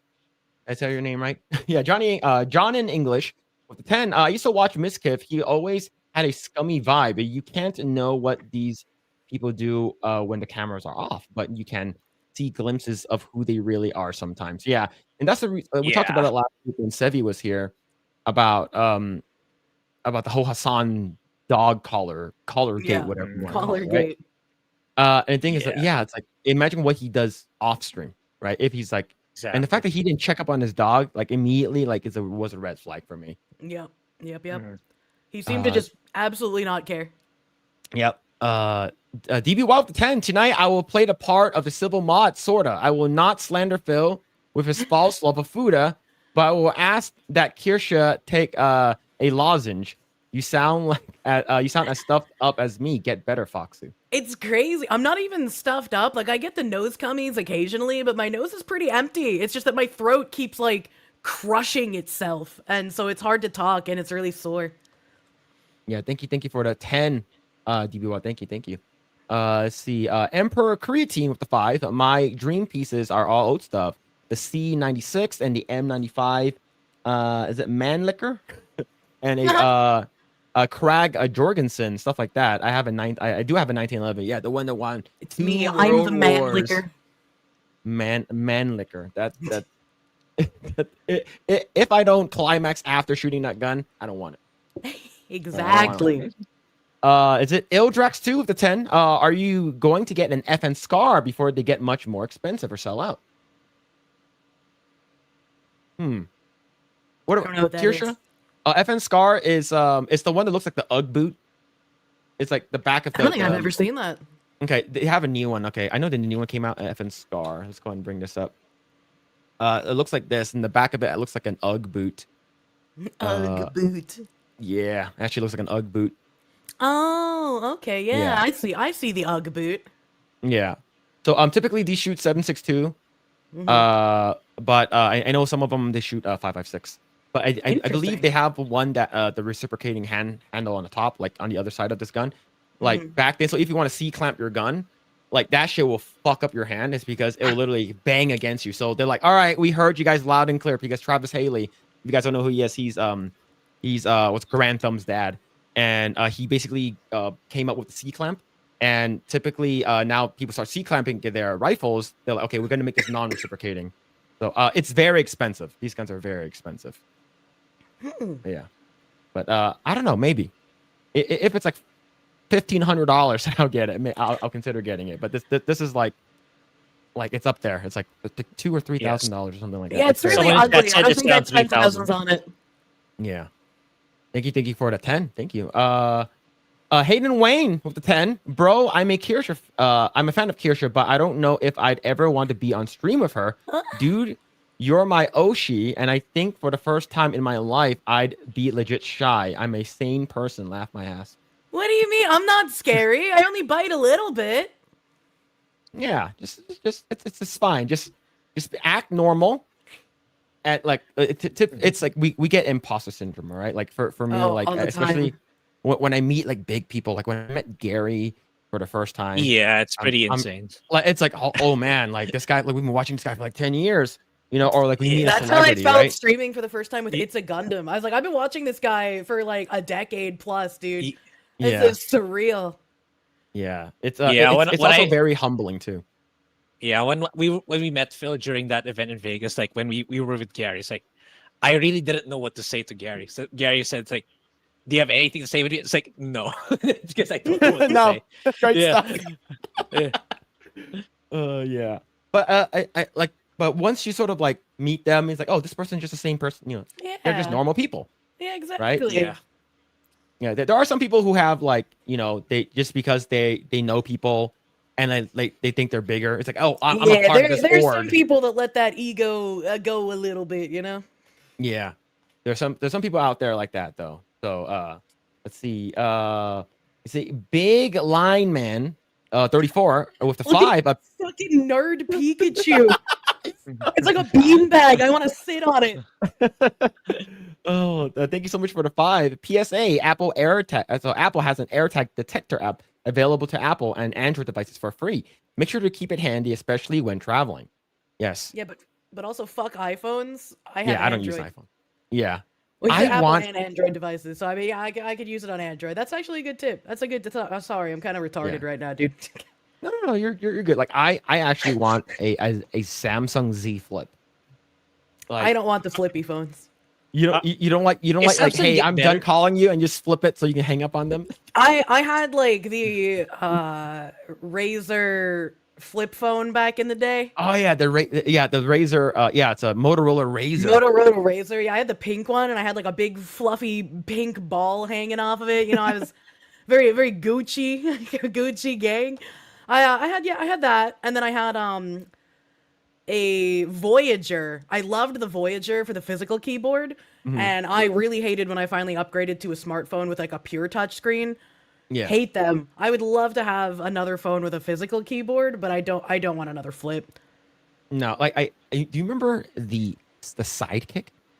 Yeah.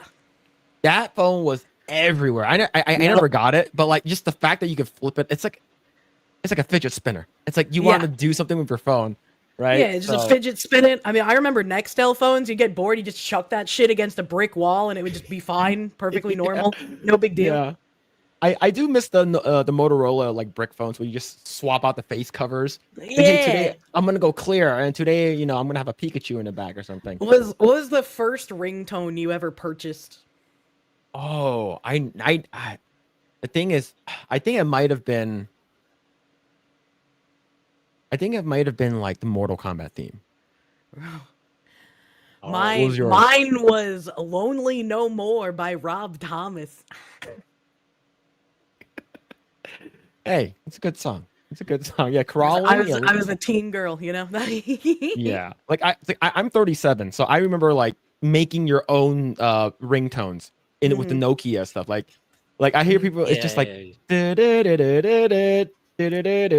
like what the fuck? I remember I bought like maybe 3 ringtones total, and then I learned how to cut songs myself and port them to my phone to just turn them into ringtones without paying. Because fuck that, man. Do it for free. Yeah, as long as it's under 30. I think it's like under 30 seconds or like a minute max. And then you get to change it. Yeah, I used to do that all the time. Hell yeah.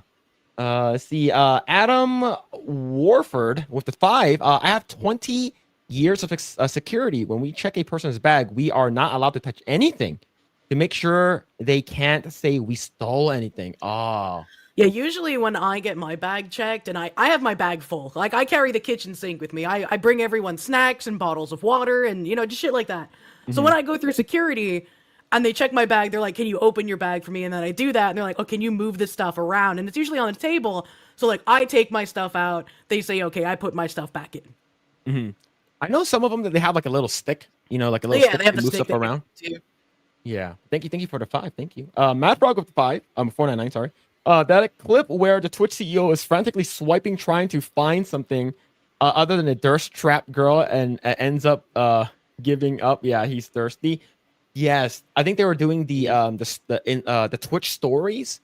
Yeah, they were showcasing their like new TikTok feature that nobody fucking asked for and nobody fucking wanted. Yeah, it's like all of them are like like Asian bunny and like a morgue pie. I heard these names in an article. And then you have a bunch of like Amaranth and stuff like that. All those Eggrolls. Yeah, I remember he was like, oh, sorry. Just, is on the floor. Find someone normal. Yeah. Yeah. Oh, he's like, oh shit. Yeah. I see Carlos Lima with the 5. I might have missed it. It's time to ask the pretty fox lady the question. Oh no. All right. Thank you, Carlos Lima with the 5. All right. So, Buddha, balls or no balls? I hate Fuda, so it doesn't. They're both gross to me. It wouldn't matter if there's balls or not. I wouldn't be interested. There you go. There you go. Is no Fuda an option? Look. Yeah, just castrate them. Have it for dinner. See, I think someone asked me this question, and I didn't know that there was no opinion, no comment. All right, I didn't know that was an option. So I immediately considered like, okay, what happens if like me and this person were in like a a relationship? So my answer to that was well, I said no balls. If it's either or, right? It's a, can I have, is it this one or that one, right? It can't be. I don't want to have coitus with, right?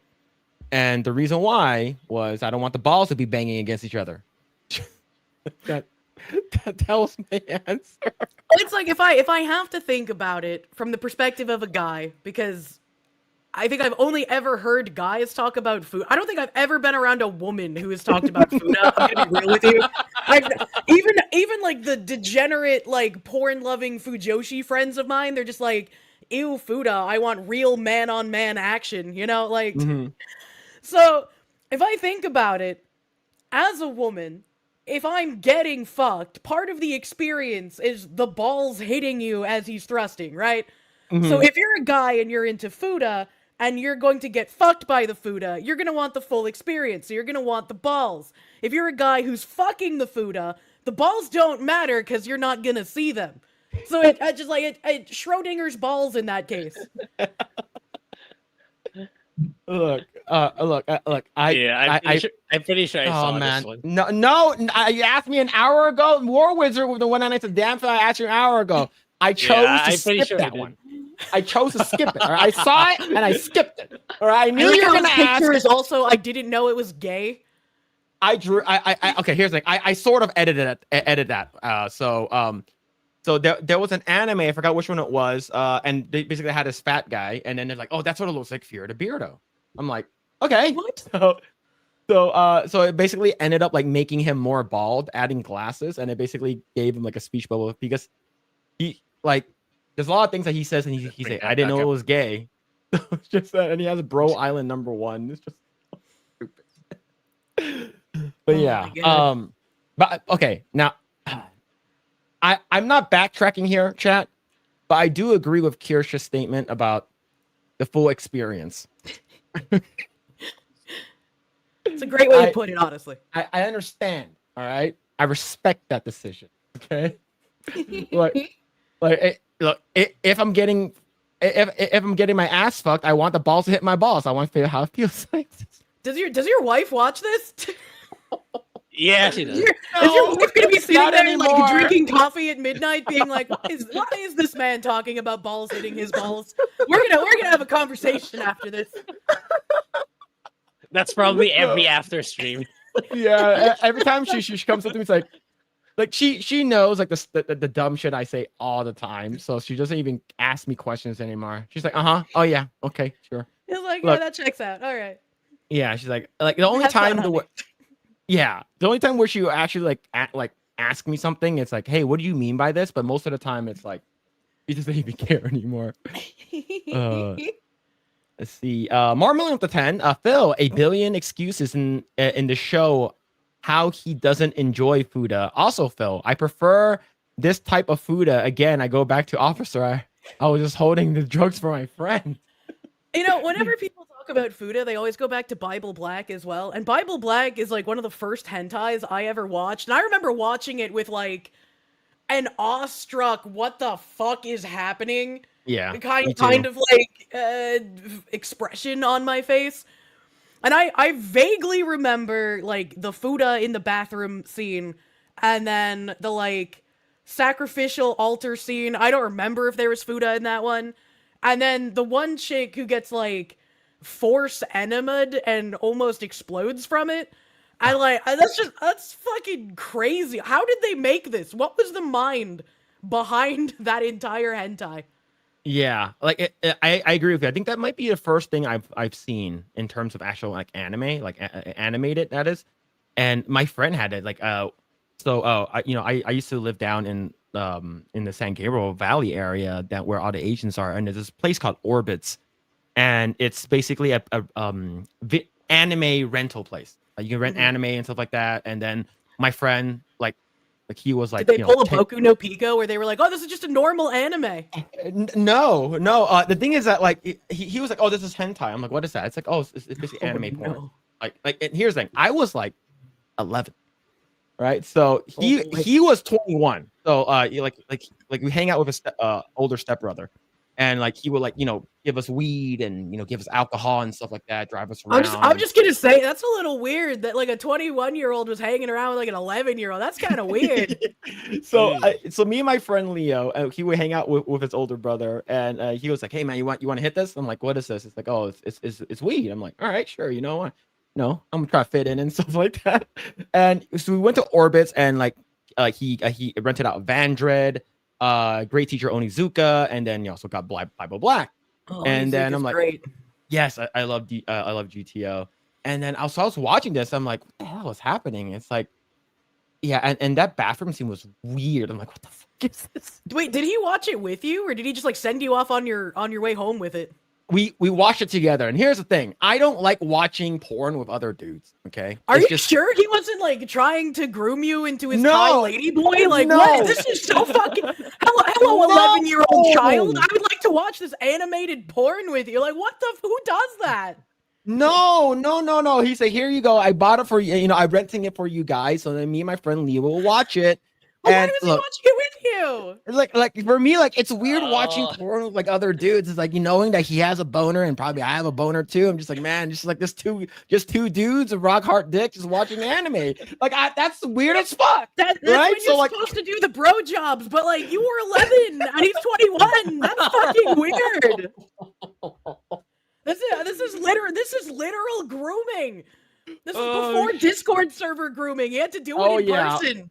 It's like we would have to like literally like go on like Kazaa or like freaking Napster and like download like a video that takes like an hour for like like a 10-second clip of something. It's Well, I'm glad you managed to not get groomed. I'm happy that we had the good ending. Yeah. There was a lot of bad endings that could have happened, but you know, it didn't happen. It's too much friendship for me. You just gotta leave. Just leave. And here's the thing: their house is like 4 cities away. I can't just walk back to my house. I need him to drive me home. Hey, all right. This guy took you 4 cities away and rented porn with you as he was a 21-year-old and you're an 11-year-old. I hope you're realizing in the retelling of this story just how fucked up it is. Yeah, I had a pretty fucked up childhood. Okay, I mean, and this same, is yeah. not even the worst of it. Okay, like I had actual like crazy shit happen to me when I was a kid. And my I had parents a lot knew of about it. violence. Thankfully, I didn't get groomed. Yeah. But yeah, this chat, don't get groomed. All right. That's just it's easy. Just don't do Yeah, it. just don't, idiot. It's a skill issue, right? Let's see. War Wizard with the 199 says you'll be punished. Someone gets Sausage Man. Oh no, I don't want to talk Who about is the sausage man? I don't want to talk about him. It's a gay ending for one of the dating simulators. What? It's 5 hearts under one roof. That yeah. game. It's, I've Yeah. never heard of it. I play Honey Pop. I am patrician taste. okay, here's the thing. People always ask me to play Honey Pop. They say it's a good game. Is it a is. good game? It is. I love Honey Pop. It's like a satirical take on the like hentai visual novel genre. Mhm. So everyone is like an incredibly sexist and or racist stereotype, and it's fucking great. I love it. And it's not stream safe, right? No. It's actually Yeah, a it's banned game on Twitch. I think Oh, you okay. can play it censored on YouTube, so you just have to make sure you have the clothing patch on, so there's no like nips or anything. Okay.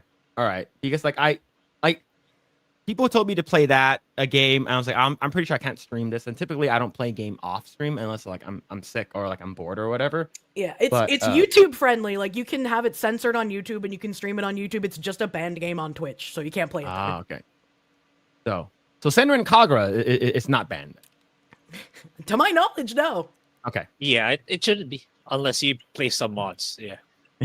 Some I said it- mods. I do need to play that game though. People tell me to play that game. I've never played any of it. Let's see. What's this here? Marmalade to 10. Phil, you broke the rule. If the balls touch, it's gay. Come on, bro. That is well known. I didn't know it was gay. All right. Look. Let's go and move on. Let's go move on, okay? We don't need to talk about that. Did you anymore. have a ball touching incident? No. I wouldn't The know way how you that said feels. no is a little suspicious. No, it's not. No, it's not. It's not sus at all. Okay, it never happened to me. All right, chat. Don't believe her. Don't believe. There's no ball. I touching. just simply asked a question. I'm like a journalist, and you're deflecting. You're the politician here. I'm not a good politician. Okay, I lie all the time. Okay. That makes you a good politician. What do you Shit. mean? Yeah, that's true.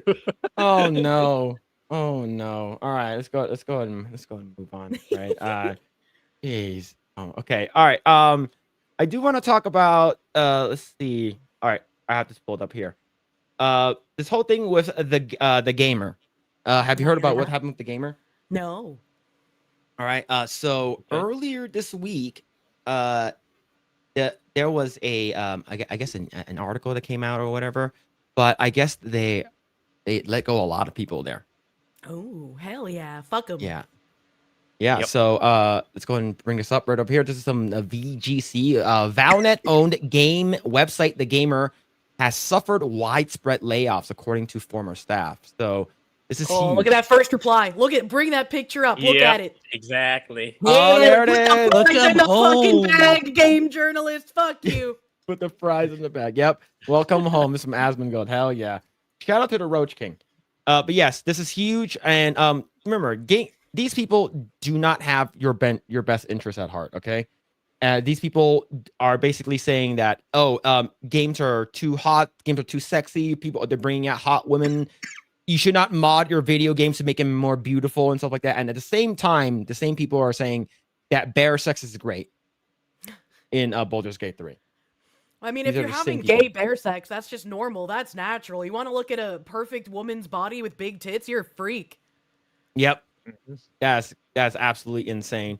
But yes, a lot of people are very, very happy about this. I think that the games journalists, I guess you say sphere or the job now, it's done. I think right now people are looking more towards independent creators, Yes. independent journalism and stuff like Mhm. that.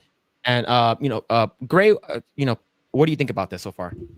Yeah, I'm pretty Uh, much 100% on board with everyone else. Mhm. Like, yeah, this is a good thing because we've been talking, like, whenever we bring them up in the podcast, it's like, it's something like, shitting on gamers or promoting LGBTQ themes or stuff like that. And, they're based, like, it's really all about just rage baiting and, like, spreading their progressive themes when it's not supposed to be. You're supposed to be talking about the games and about like if a game is good or not objectively with the gameplay and not simply because of how progressive it is. And sooner or later the money was going to run out. With these people it's always the same. Like they don't think Mhm. about the bottom line, the income that's supposed to come in over the expenses, and then there you go, they just ran out of money, and it's finally coming to a close. And there's probably going to be more of them. There's probably going to be more websites like this that's going to shut down, and I'm Mhm. all for it.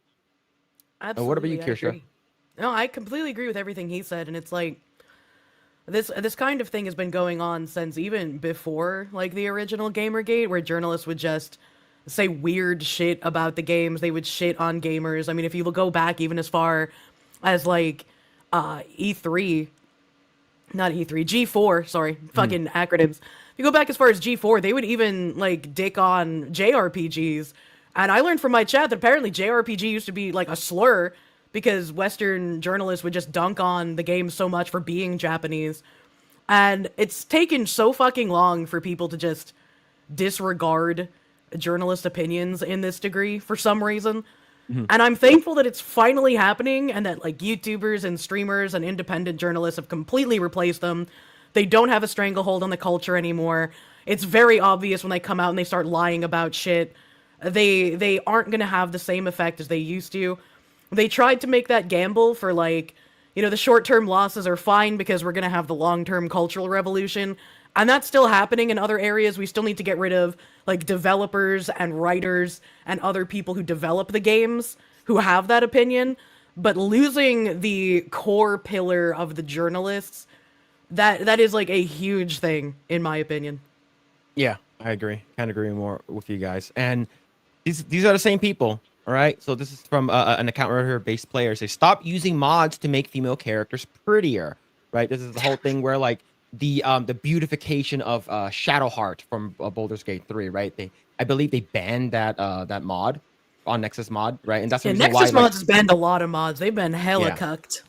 Yeah, and that's the reason why we got Ayaka mods as like a different one, and a bunch of other different mods that are coming up. And at the same time, I'm personally going to force game companies to put in all that stuff you hate, right? Which And it's like that's just like a seething vitriolic title. Like nobody would Yep. have cared if they had like Yasuke as a side character in a game, but the fact that they tried to bill their game as historically accurate, they put in something that was circularly referenced by one guy who made it the fuck up. It wasn't even real. Yep. And then they kept trying to push it as if it was. That's what made everyone angry. yeah, and here's another one. If you drive the Cybertruck in Fortnite, you deserve to be bullied. If you use the gay pride flag in Fortnite, you deserve to be bullied. Like, two can play at that game, and we all know which one's gonna cry less. Like, what do you mean by this? Yeah. So Yep. I'm glad this is happening. Is because now they're going to be working at McDonald's. But hey, you know maybe people like Alyssa Mercante or a couple of these idiots can potentially who's get the our writer orders of right. this article? Can we see their bio? Jade King. King. I believe we And talked about this person before. Yeah, I think this person might be like a transgender, if I'm not mistaken. But yeah, I'm not surprised. this person has said a lot of inflammatory shit in the past as well. So this is a huge thing, and we're winning, and that's the reason why we have websites like That Park Place and what's it called, Geeks and Gamers and stuff like that, just to name a few, that are pushing this kind of pushing back against this kind of stuff, right? And we don't use their stuff anymore. Well, we do use it because we want to see what crazy ass shit they've been saying, and whenever we bring up articles from them, but like a lot of them are just absolutely insane. People are crazy. Also, Tectone just said, "Fuck no, I'm not Canadian." I know he. I believe he moved. He probably just lived there for a while, you know. Yeah. Okay. If I'm not mistaken, I know that he moved from Canada because I know that he went to Canada, and then he moved down. I forgot. I think he's from the northeast. I think, but that's hilarious. Let's see. Bow down to Robot Jesus. His ex-wife is Canadian. Oh, okay. Oh. That makes sense. That makes sense then. What are you doing here? He's trying to help you slide, obviously. Oh my God, Blair with the 5. I hear you want to feel balls.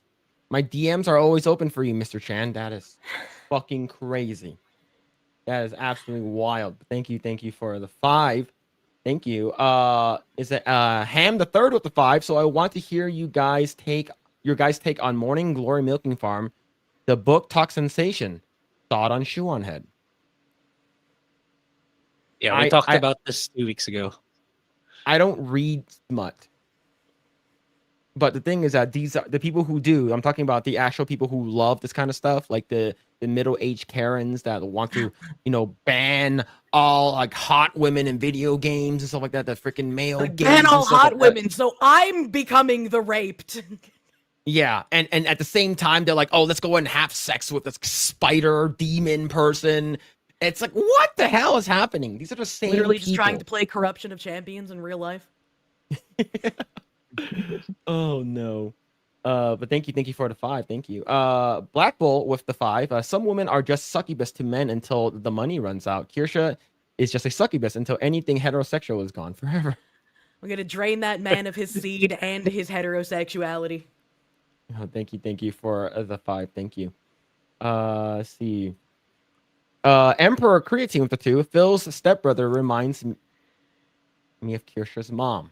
Did your stepbrother also date someone in the Aryan Brotherhood? I have no idea.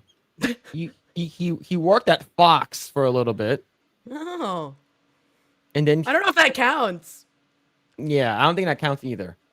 All right, but he is Korean, so I'm not sure that counts.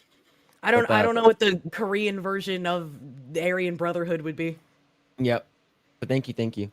Let's see. Warriors with the 199. Phil chose the only male option with 5 other girls. No. That's slander. Impressive. No. Okay, here's the thing. No. All right.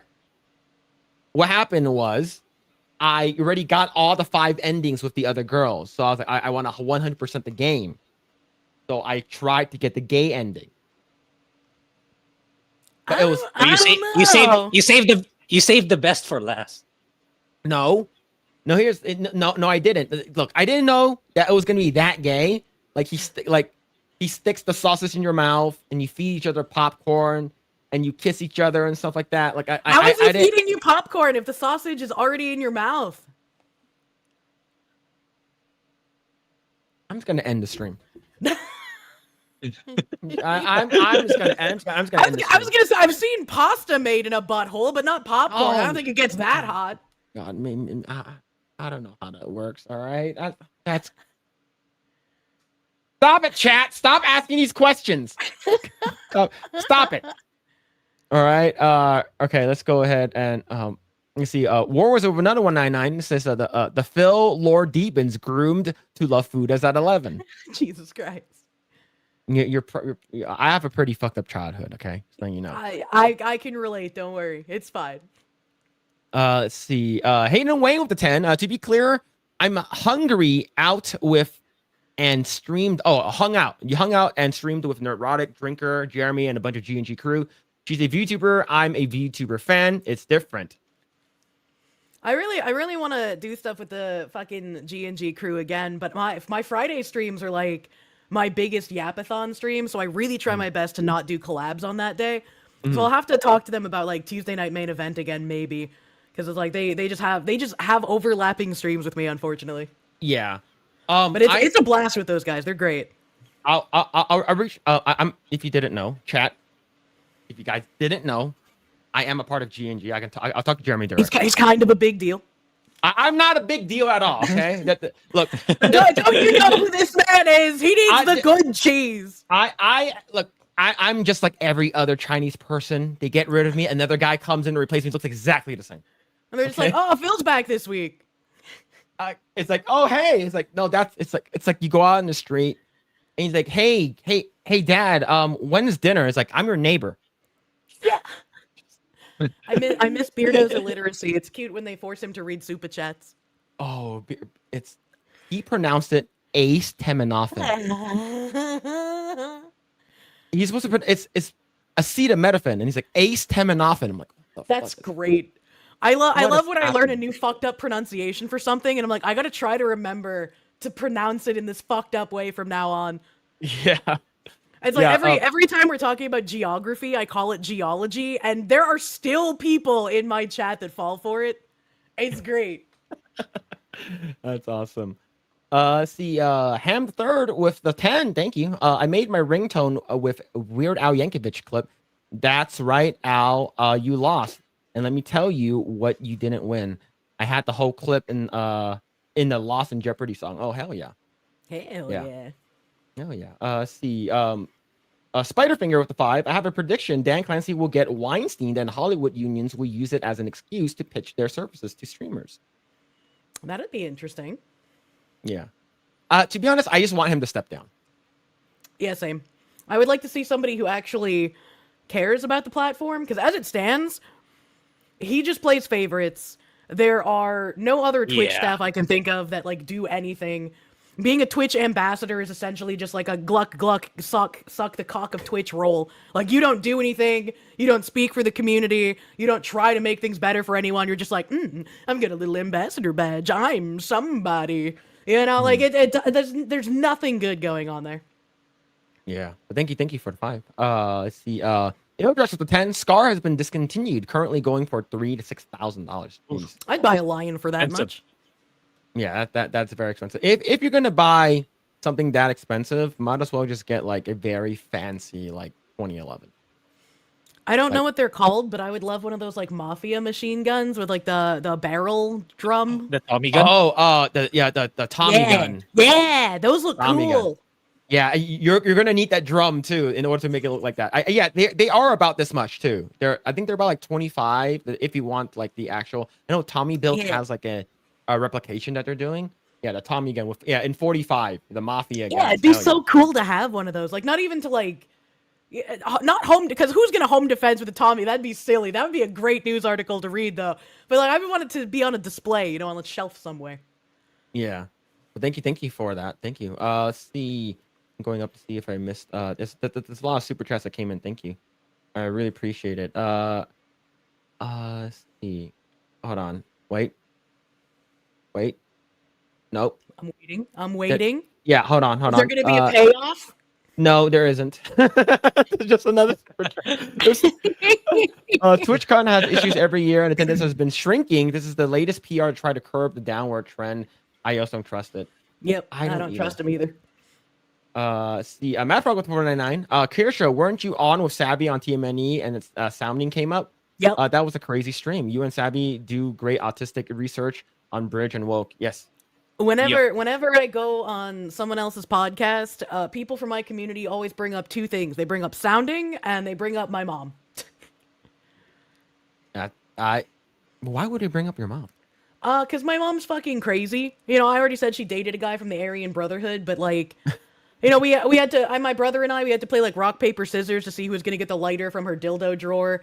She's broken a handful of beds. Like, she smashed people's faces on the pavement, and we had to clean up all the blood and teeth. You know, like, just casual childhood things. That's wild. Yeah, Okay. yeah, my mom's crazy, bro. She is not a good person. I'm sorry to hear. That's okay. My dad's great. I love my dad. There it is. There it is. I know that like we had Madam Sabby on before, Hmm. and I think we ended up and I got her hooked on Love in Deep Space. Oh, That was Is my she still fault. playing it? I'm not sure if she's still, no, she's very, very heavily invested in Genshin again. So I play Azure Lane because I like my gacha games to be filled with women. If I have to play a gacha game like that have male characters, I typically play like a raging misandrist, where I buy pretty costumes for my women, and then I send all the men to the resource mines because I hate them. is Azure Lane okay? I haven't played Azure Lane, but I did play Nikkei. And Azure Lane is more of what type of gameplay is Azure Lane? It's like I guess I could compare it to like Toho, where it's just like a shooter kind of thing, like massive bullet hell. I almost never Okay. manually play it though. I just have it on auto because my women have good gear. Okay, yeah, Nikkei that's one reason definitely why. has better combat. I think the most fun I've had with like gacha game combat would be like counter side and I guess Arc Knights was pretty fun too, even though it wasn't free to play friendly when I played. And then Alchemy Stars was a lot of fun. I really liked Alchemy Stars, but I think they've shut down. Oh, okay, never played that. Let's see. Hollow Ninja of the five. Simu said that said Sleeping Dogs movies is finished. I hope that we get a real Hong Kong full action movie, man. Good news to get this far into the year. I don't like Simu Liu. I hope I I hope was that gonna say, Simu wasn't Liu Simu Liu like that weird guy who was like just doing woke shit all over Twitter? Yes, and he's the guy Yeah. who basically said that. Oh, if you're not Asian, you can't make boba. Yeah, and he also like has Yeah. been defending the like, oh yeah, Americans, how dare you say that Zoran can't eat rice with his hands? You eat pizza, don't you? It's like that's not the same. You fucking know it, you freak. Yeah. So I actually was gonna bring that up because that is our actual like I guess you would say final topic for tonight because I know that we're I want to make sure that like once we get to 2 hours, you can take a break and stop. I'm gonna NyQuil and then pass out. Just rest your throat, right? So this whole Zorhan thing has sort of gotten out of control. But thank you, a whole ninja 4 to 5. Thank you. I sort of got it out of control. So this is where it started right over here. Is this from Jack? Is he eating with his hands? So here's And the it just thing. like looks gross. Like even if that was finger food, the way that he's like gripping it with his hand, it just looks nasty. Yeah, so I do want to have Grae talk about this since he's Filipino and Gamayan is a specific way to eat it, which is basically eat food with your hand. So I guess this thing got a lot of traction, and another person said, as an Asian, I have the authority on rice. Eating rice with your hands is gross, strange, and barbaric. Nobody in my family has ever done this. He acts like utensils were never invented, right? And of course, you have C. Cum Lu right over here. Says that he responded, says, you don't have authority on jack shit. You're just putting your own culture down to try to make yourself more palatable to white conservatives, you dumb bitch. Acting like people don't get their hands dirty eating pizza or ribs or tacos. Shut the fuck up. So of course, I do not like this guy. I've never even watched anything that he's in. And I responded and said, we Asians disavow you. Even China hates your squinty ass. Bring back Asian hate. And here's the thing. I said this to my wife too. I was like, what are your thoughts about eating with hands and stuff like that? Like Filipinos does it. And like Filipinos rice do it. is not invented for you to eat with your hand. Okay. People do it anyways. And I posted this on Twitch, or not Twitch, Twitter. And I said, and I gave this exact example to my wife. I was like, assholes and mouths aren't meant for fucking. You're not supposed to stick your dick in a mouth or an asshole, but people do it anyways, and so it became the norm, right? So yeah, and she's like, I get your point now. I was like, yeah, it's because you're not supposed to eat rice with your hands, typically, especially how it's made like that, right? But Kirsche, what do you think about this? I think it's really disingenuous to compare what he's doing there, like just scooping the rice with his hand and eating it, to something like pizza or ribs or even sushi. Because like there are some people who are just like, sushi has rice on it, and you eat sushi with your hands, and it's like usually chopsticks. But yeah, some people pick up the sushi with their hands and just put it in their mouth. But like, They're not making a mess, and it doesn't look grotesque while you're doing it. And when people get like really dirty and they get like the rib sauce all over their fingers and all over their mouth, they have a napkin there ready to like fucking just wash all that shit off. Like they in the picture even there's like that preparedness that shows you like, oh, I know it's gonna get messy. I'm gonna clean up after because I'm not gonna be like a weirdo, right? Scooping rice with your hands, kind of weird. I don't know why you would do that in a photo op. Who does this appeal to, really? Mm-hmm. What about you, Yeah. Grae? Since like you know the Filipinos have like the kamayan, you guys do eat with your hands from time to time and stuff like that. How do you feel about this? Yeah, could you scroll back up? I want to see the picture again. Okay. Yeah, if ever it's like, yeah, Filipinos definitely. It's like it's for many families. Like it's a normal thing to eat with your rice, but it's not something that they would brag about in a photo shoot. And like I've never okay, I've seen pictures and people eating rice with their hands, but it's usually plain rice, not that one dipped in sauce. That makes it all the more disgusting. In my I think opinion. the most disgusting, like, eating rice with your hands thing I saw was, like, I don't know if they were Southeast Asian or if they were, like, Latin American. I can't remember. I have a bad memory. But there was, like, a mom and, like, her very, very obese child. And the child was, like, sticking its hand in, like, the pot of, like, sauce and rice. And then, like, sticking its whole hand in its mouth, pulling its hand out of its mouth, and putting it back in, like, the communal rice sauce pot that other people were also eating out of. And I was like, this is so disgusting. How many people's saliva are getting in that thing? That is, like, it almost made me want to, like, gag. And to make matters worse, we know a lot of people do not wash their hands after going to the restaurant. Yes. Yeah. So it's like that's fucking gross, man. It's like you're living in a you have utensils right there. There's a fork and a spoon. Why you just eat like a regular human being, man? Like I'm He's not not saying that you allowed to. can't. He has to be performative. Yeah, it's right. It's like this guy. He's probably gonna win, right? Most likely because everyone fucking hates Andrew Cuomo. But it's just like this. Just oh man, it's literally it's a like turd sandwich or the giant douche. You would only do that in the Philippines. Like you would do that if you're like there's no option for you. It's like you're living in that kind of like difficult financial situation. If you don't have utensils, that's when you do it. But if you have utensils, you'll most likely not eat with your hands. So yeah, this kind of like it's true. Filipinos eat with rice, but it's never because they want to show it off in a photo shoot like this. It's because it's more of out of necessity than social media points. And yeah, it's like it's a terrible look. And chat's already saying it. Like, look, you have so much utensils around you. Why don't you use that? You fucking idiot. Yeah. and the thing with like sushi, yeah, you can eat it, but like hand rolls, pizza, tacos, those are made with hands in mind to eat them. Yeah. Right. So you can't really your argument sort of that doesn't really make sense, right? It's like They're like pizza. one object cooked in a way to be handheld. They're not like a million little grains of rice. Yeah, it's like I remember one time like I ate rice with a fork and all the rice fell through. Yeah, it's not meant to. You can eat it, but it's not meant for it, right? Yeah. But yeah, I think that's hilarious that people this got like everyone super upset. I think this is funny, but I mean I can understand why, because it's just like, why are you doing that? Like, again, there's utensils in the photo. Who are you appealing to with this photo shoot, man? Yeah. Let's see. Hayden Wayne with the 20. As a white man, when I eat beef, I'm pretty sure jerky. Beef Jersey and stick rice with beef Jerry.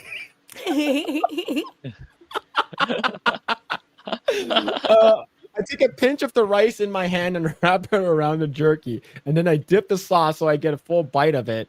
Not shared, though. That's vile. Yeah, jerky. I fucking hate. Never heard of sticky rice and beef jerky before. That's a new one. But like, I imagine if you have the stick jerky, you could probably like use your hand to like mold the rice to the outside of it and like dip it in sauce, like he's saying.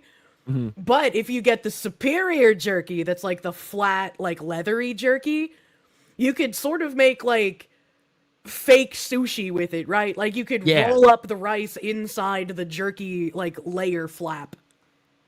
Yeah, I agree. I think like so. Have you ever had like mango sticky rice? It's like a I've not it's a had Thai thing. mango sticky rice, but I've had regular sticky rice.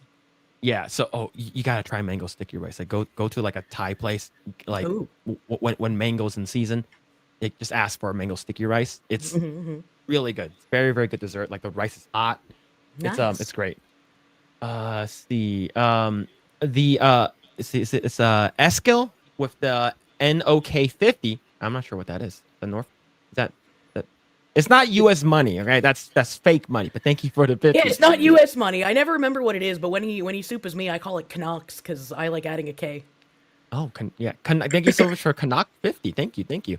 But the only food you should be eating with your hands is a burger and hot dogs and pancakes. Wait, hold on, pancakes? What? Pancakes? You're gonna get so sticky. What do you mean?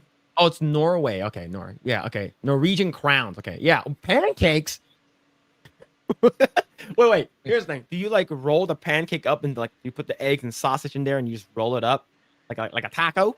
I mean, like, I guess if you're using the pancake as like a taco shell, sure, because you're just dipping it in stuff. But like, that's weird. Yeah. But thank you for that. All right. I have to add people. Oh God, what's this here? A Mad Frog with the 199 asked Phil about the bathroom stalls at Activision. Did they have a similar like breast milk thieving thing? No. All right. So I used to work at Activision as a QA back in 2010. So it was a long time ago. And I asked one of the leads, like, what's the craziest story you ever heard here? Right? Because like we're doing night shift here, so like there's gonna be a bunch of crazy shit to happen, right? It's like, oh yeah, we caught a guy masturbating in the bathroom. Well, that's not that bad. I was like, that's not that bad. That's actually not bad at all. Okay, it's not bad. That's like for the amount of guys who've told me the jobs that they've had where they've masturbated, like that's not that bad. Yeah, see, chat's not that bad. Here's the thing: the chat thought it was me. That's the fucked up part, right? I was like, I was like, no. Okay, I asked, how did you find out? How did you find out that guy? So this guy was in the restroom. You know, they give you one of those belt clips, the retractable like name tags and stuff like that. They give it. So this guy had his pants all the way down. Oh fuck! Right? He was serious. He was going all in, right? And so the ones where your wife is going to be out for like, you know, is it going to be 50 minutes or 15 minutes? How long is it going to be? So this guy had his pants all the way down, and he had a laptop with him, right? So then during this time, smartphones was barely a thing, right? Like it was popping off, but it's like 2000. So very new. Really you had to be rich to have a smartphone. So I was like, how'd you find out? It's like, so his name tag was clipped onto his belt and his pants was all the way down. So he looked down and he saw the guy's name. So by the time he came out, he said, come with me to the office. And they fired him. And he's no longer, and then chat was like, how do we not know it's you? I was like, the fact that I'm no longer working at Activision anymore. It's just like, oh, it's Phil got fired for masturbating. No. It's not me. You got fired for masturbating on your record. So, I mean, hopefully you just got, let go like the other unfortunate people, Yeah, so here's the thing. Yeah, I got let go regularly, okay? It's like, hey, you're part of Volt management, so we're going to let you guys go because, we don't need you guys anymore, right? I didn't get it wasn't me. I've known guys who have like masturbated in porter potties on construction sites. I've known guys who have done it in like the underground like car park at their like tower job. I've known guys who like they work at hotels and they'll like go to like a room that people checked out of, so it's like dirty, and they'll like sit on the chair or something and masturbate in there. I was like, they'll do it at any fucking job, man. So it's not that weird. I'm surprised he got fired. Yeah, I am surprised, but here's the thing though. I'm not trying to defend that guy that got fired, all right? But the HR ladies were insanely fucking. I mean, they always are. Like it's like the Rachel, like one of them is like a Puerto Rican lady with like a big butt, and the other one was like she looks like Jaden James. Like I don't know who that is. It's just don't worry about it. But she had a nice butt and like very big boobs. All right, so it's just like I understand why. Like you could just wait. Why do you like here? First of all, he heard heavy breathing in there too. That's the reason why he's like, "What's that noise?" All right, if you're gonna do it at work, you gotta do it discreetly, man. Like you can't be like hunched over, pants on the floor, laptop blaring, breath breathing. Like that's too much, dude. You're doing too much. Yeah, it's. I understand. Like, okay, I was like, he heard like a noise, like heavy breathing. I was like, Why? Yeah, you're in a public restroom, man. Don't do it. Gooner's so gonna goon. weird. Oh, yeah. Yeah, you got to do it discreetly, all right? It was Phil. The two Rachels identified him. No, They were a team. you cannot prove that happened, all right? So, all right, but thank you. Let's see. Steel Storm Gaming with the twos at the Fox Suit and Food to Phil stream. Look, this isn't the disgraced Vice journalist who wrote hit pieces on me, okay? You don't need to call him that. Yeah, that's a mean. Food to Phil. They say that this every time. Hey, Food to Phil, when are you streaming? Are you streaming Food to Phil every time? But thank you. That would literally just make me think of anal violence every time. I'm so sorry for that nickname. That's awful. Oh, okay. Adam Wolford with the 5. My wife is Japanese, and she said only peasants use his hands to eat rice, and she she said that she just rolled her eyes, and he's trying to relate to his people. Yeah. Oh god, I love it when the Asians get blatantly racist like that. It's great. Oh yeah. Like we're so racist to each other. It's awful. It's very awesome. It's just, I can live vicariously through you since it's illegal for me to be racist as a white fox. like the one funny thing is that the fact that I always use my voice to get out of like things that I don't want to talk about, or like so one time I was in Vegas. I was waiting outside of a Bojangles, and then me and my wife were wondering what to eat, and then this like homeless woman comes up and knocks on the door. Right? She's dragging her bag. She's knocking on the door. I'm like, fuck, man, she's not gonna let us alone. Like she's literally like, we're the only car there. Like you can clearly tell like she wants money. My wife like, don't roll down the window. I'm like, I'm gonna roll down the window. She's like, what are you doing? And I roll down the window. I roll down I crack it up like maybe like an inch. And then she's like, hey y'all, you got some money? Got spare change? Like, or she's like, oh man, suck your dick for some money, right? Like she's one of those people. And I literally said, oh, I'm so sorry, no English. Oh, sorry, no English. I'm so sorry. She said, oh, no money. I said, I don't want trouble. I rolled back up the window. Okay, that's fucking great. I would not have been able to hold in my laughter. Yeah, my wife literally she was trying not to laugh so hard. And another one was where it's like I was at a gas station, and this guy is like, hey dude, you got some money? And I was like, no English, sorry, no English. Fuck, I wish I could use that excuse. Damn, my porcelain white skin. Oh man. But thank you, Kirsche, for sticking on for past 2 hours. Thank you. I know your throat's killing you right now. It is, but it's been a fun time. Thank you for inviting me on. It's been enjoyable. You talk about the same shit I do, so it's great. I'm in my element. Hell yeah. All right. So what are you doing, and where can people find you? Tomorrow I'm gonna be yapping a little bit, and then hopefully finally playing some more Expedition 33. I haven't gotten to play it since before my vacation. Slowly working my way through that game so I can get to something else afterwards. It's a very good game. I love it. I love it a lot. I'm gonna be playing that tomorrow. I got a collab on Phillian's channel on Monday. We're gonna be doing some house hunting with some cursed houses. It's gonna be great. Gonna be a fun time. Awesome. Where are you in Expedition 33? I am right before the monolith. Okay. So I think I'm entering the monolith when I start. Oh, okay. It's gonna be. That's gonna big get really, stuff. really good. Yeah. I'm fucking ready. I've already lost Gustav, and I have the new delicious man. I kept him in his bathing suit because they took time on his bulge. I was shocked. Oh, I'm so glad I did not unlock his speed. I was like, the Frenchman is packing. Holy shit. Yeah, and his voice actor is so good. Ben Starr. Yes, I agree. Ben Starr is so good. It was great to actually hear English voice actors taking their job seriously and doing a good job after just like the past several years of just schlock coming out from the egotistical EN voice acting community. Yeah. Awesome. Thank you so much for coming on. We really appreciate it. We definitely want to have you on. Someone said that we should have you on and with Madam Savvy. That might be crazy. Hell yeah. That would be crazy. That's gonna be nutty. Yeah, that'd be a crazy stream. But thank you so much for coming on. Kirsche's stuff is pinned in the comments, and her stuff is also down in the description. Go ahead and follow her everywhere. Thank you so much, Kirsche, for coming on. Really, really appreciate it. Hope you're voice and your throat feels better. And hopefully we can Thank have you you on in the guys. future. Yeah, thank you guys again for having me. Sorry I was sick, so I sound scuffed while here, but still, it was a fun ass time. I'm gonna take NyQuil and pass out. So I will see you guys later. Goodbye, chat.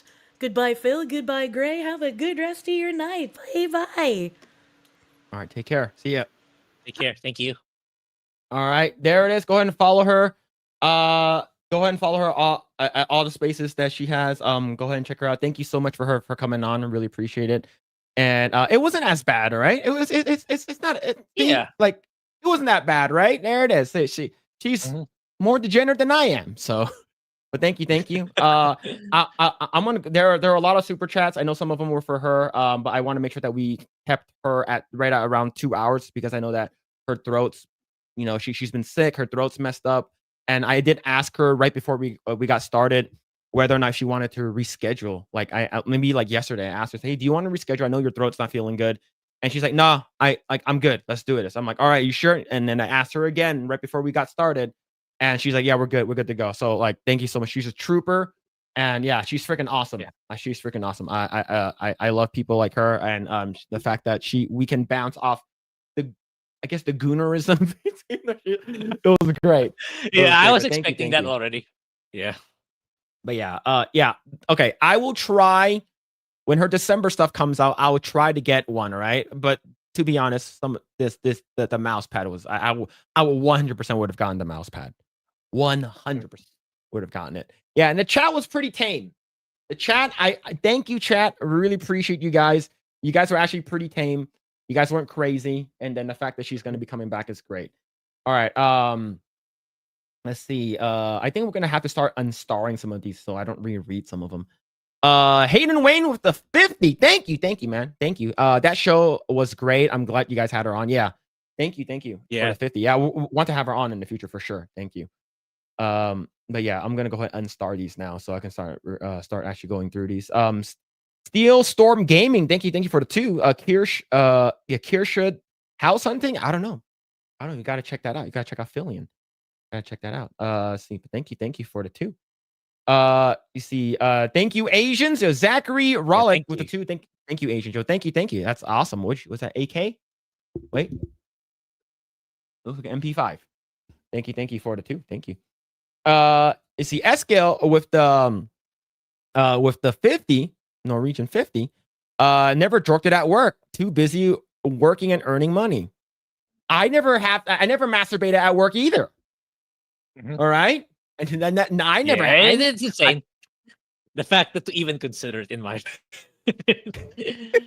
I never jerked off at work either, but thank you. Yeah.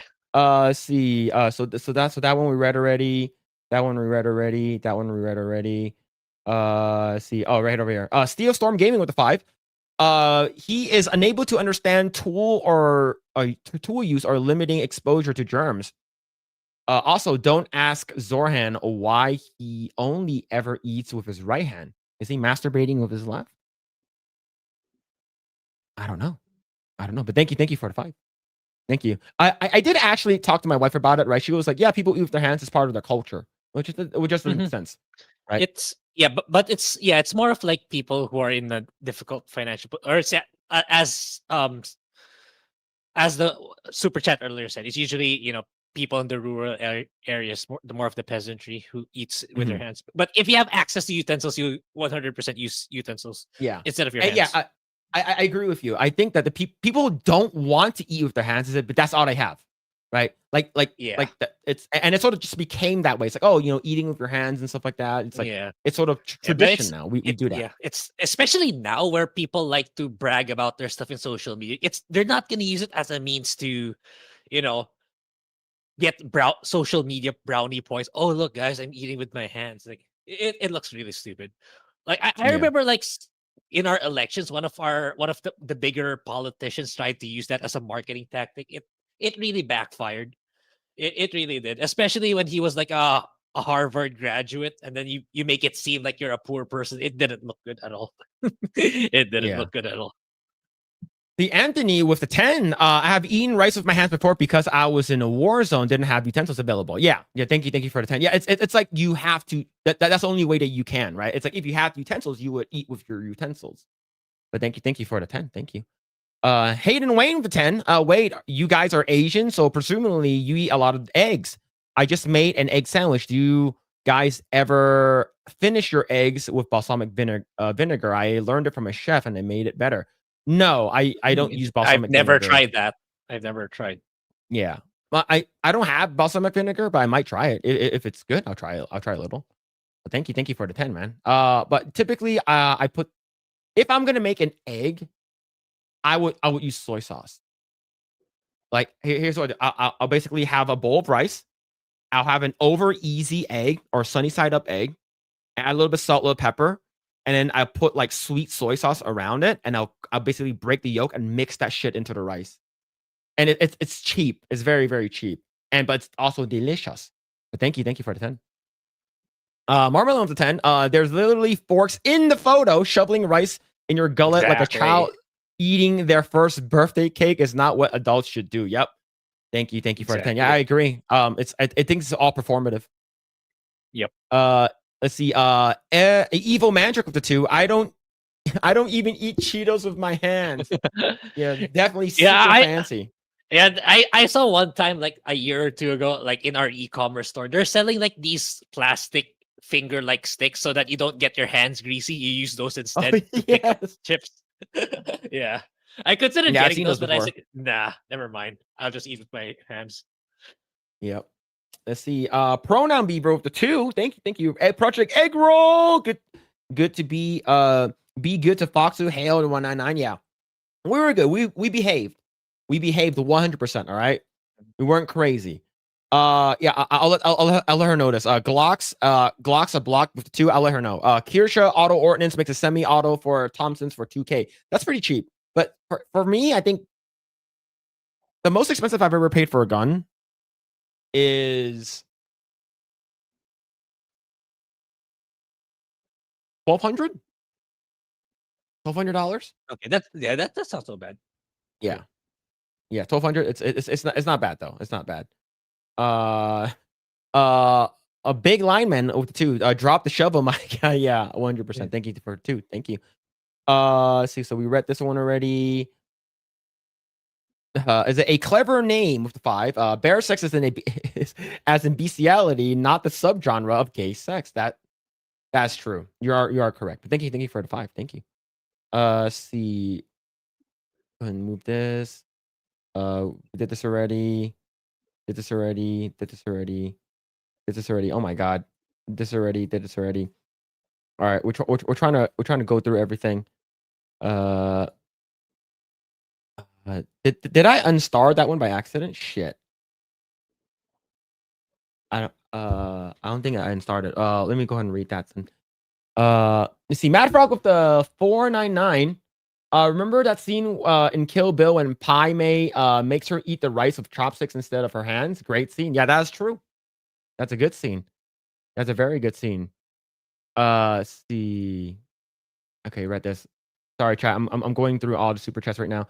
I think Zinguvok with the 5. Thank you. Kirsche, check out is it Unihertz if you want the keyboard phone. Titan 2 just came out. Android 15. Okay, I will let her know. But thank you for the 5. Thank you. Let's see. Wargo with the 5. How y'all's grouping when you go to the range? I gotta ask her that. But for me, if I go to the range and I'm shooting about like 15, 25 yards, my grouping is probably like this. As of a softball, depending on what I'm shooting. But if I'm like trying to rush and stuff like that, I'm trying to make splits, then it's different. But I am guilty of not going to the range as often as I should. Grae, what about you? When's the last time you went to go shooting? A long time ago, probably over 5 years ago, and that was because like my best friend from Canada came back, and like he asked me, "Hey, I want to go to the shooting range. You want to go?" So for the sake of camaraderie, I went. And I don't go active. I definitely don't go actively to the shooting range to practice because like, it can get pretty expensive, especially like with the bullets and all.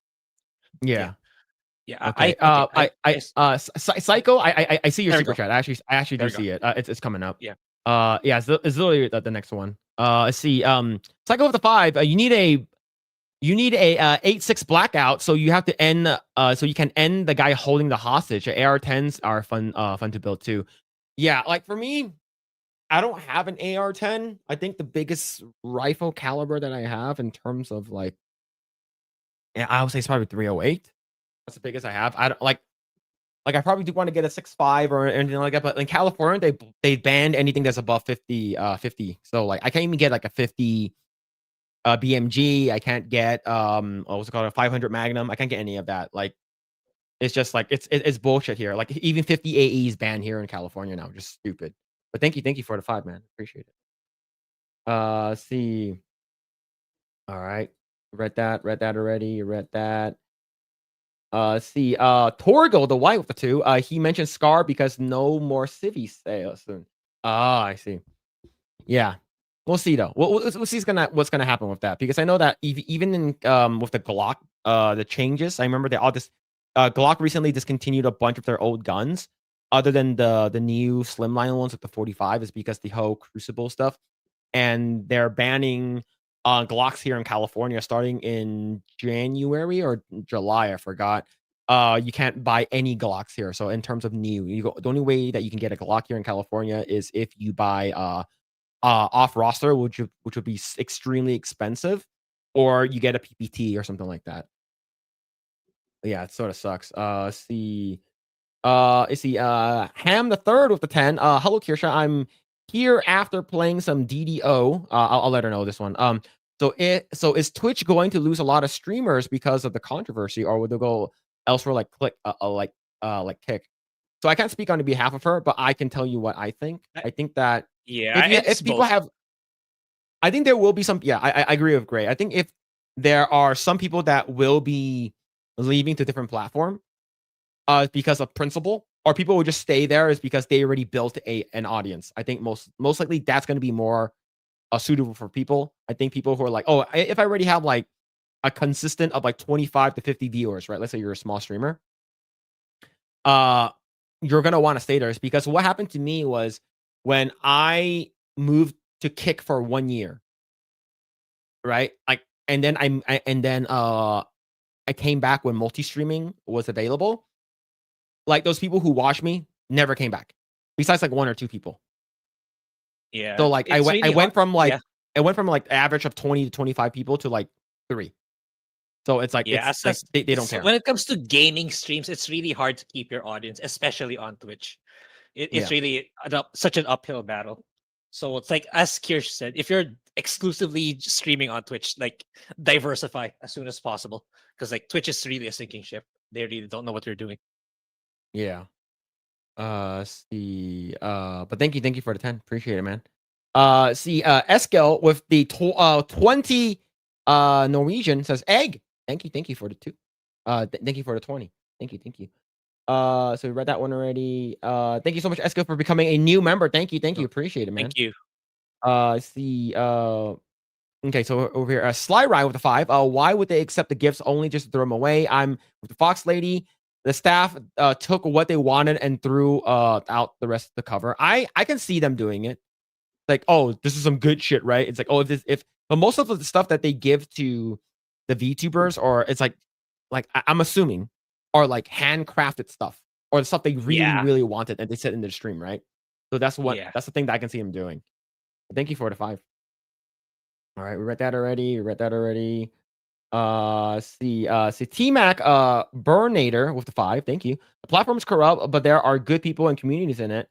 This can be applied to virtually every social media and streaming site. You're 100% correct. Yeah. Let's see. Western Smile with the 2. Kirsche, sorry if that was if you think that was a shot at you, it's not. Okay. Don't worry. I'm pretty sure she Yeah, didn't she's take fine, anything of whatever it is. Yeah. Yep. Let's see. Hayden Wayne with the 10. Can the CCP send me a spy like they did Gavin? I'll see what I can do, Hayden. I'll see what I can do. Right, but thank you. Let's see. Massive Doge with the 9.99. Hey, boss, tell them about your mom. She did. So her mom sounds like a character. But thank you for the $9.99. Thank you. Let's see, a 21 Palika. Thank you for the gift of membership. Thank you. I'm not gonna read this, just because I know what this is. Macaque of the 2. Phil is a knee girl. Big hat. Thank you for the 2. Thank you. I know what you're trying to do, man. You can't say it fast. But Grae, have you seen the clip of John Campia? Where he No. like he was reading a super chat? Did this It's happen while so I was bad. in Japan? No. It's a long time ago, but like Jeremy will post it up. He will bring it up. Yeah, that Obama picture is wild. Yeah, he's eating a giant dick. Okay, so it was basically he said that I love hairy knee bros. Someone And just then typed it with a different spelling. yeah, and then he's like, haha, he said, haha, I love that name. Okay, he said that. And he said Okay. it fast. So it's basically, and he's like, I swallowed Nick, hers, come. And he said it fast. He said, I don't know. What the? Oh, it was fucking awful. He didn't get it. No, he didn't. I played a clip. Where can I find a clip? Somebody send me the clip. I wallow spills come. That's crazy. I wallow. Yeah, I wallow. I have to say it slowly, okay? That's someone find me the clip. Oh, that clip is crazy, man. That clip is crazy. But yeah, look at that Barack Obama one. Look at that. That's a giant dick. I think he's eating a hot dog. Yeah, let's see. Hayden Wayne the 10. Camilla had an AirTag stuffed into her stuffed animal, I believe, and the VTuber who had a guy try to break into her house, but Twitch staff was apparently even throwing away drawings from things I saw. That sucks, man. That sucks. Let's see. 21 Palic, I think it's for the gift of membership, man. Thank you again. Appreciate it. Okay, we're at this one already. 21 Palico for the 27 months, man. That's a long time. That's a long time. Hey, Project Eggroll. Stop, agent. Hey, thank you so much, man. I appreciate it. Let's see. I'm going to read that already. I read that already. Yeah, I read that already. See, Sly Ride with the 2. Say Emery showed a lot of receipts too. Yeah. So Grae, if you haven't seen that like entire thing, like if you're interested, it's like an hour and a half worth of stuff. It's a lot of stuff, man. See, we read that already. I read that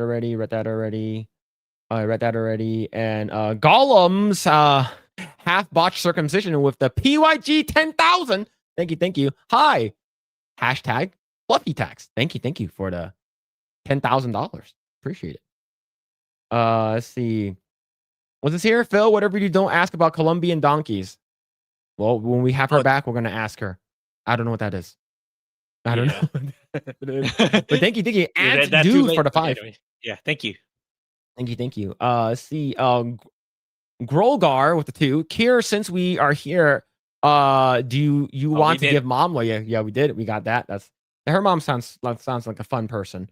Crazy fun person, right? Let's see. Camouflage Lion with the 2. Kirsche, notice me, my fucking Findom goddess queen. We'll let her know.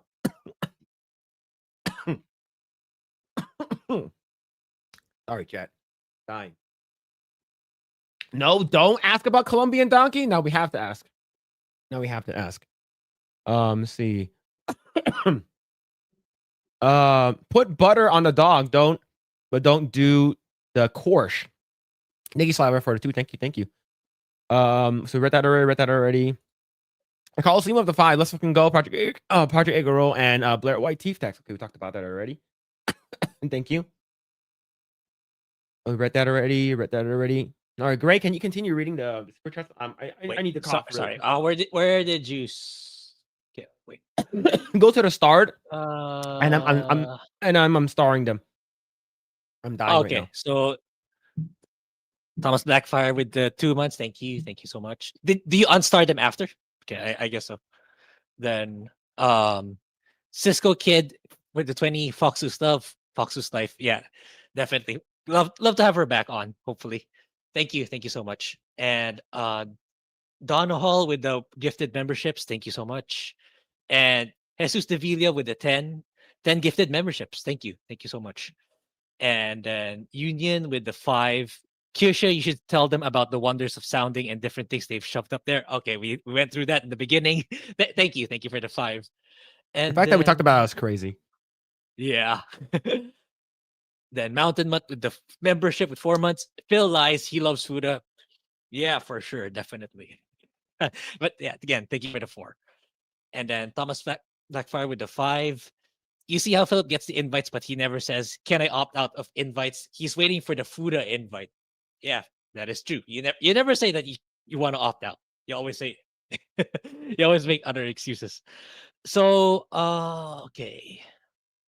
I think that's it. Then Mad Frog with did we finish Mad Frog with the 2? Fuda tax, Blair White tax, teeth tax with the 2. Thank you. Thank you so much. And then finally, Jesus de Villa again. Glad to see Kirsche here. Let's go. All right, well, we're caught up with the super chats. Thank you guys so much. Thank you guys, man. I really appreciate it. And shout out to everyone that's been hanging out. We're gonna continue going, but I really do appreciate Kirsche and the entire Foxu raid and stuff like that. And I know that she posted on Discord that she's gonna be here. Really appreciate her coming on, and we do really appreciate each and every one of you guys. I know we got a crap ton of super chats today and a crap ton of new subscribers. We really appreciate it. Thank you. My super chat was never read. Which one is it? Joe Ortner. Let me go and find yours really quick. Let's take a look. Yeah, we're kind of not used to getting this many super chats. Yeah, this is probably the most super chat we've gotten in one stream. So yeah. So let me go ahead and find yours.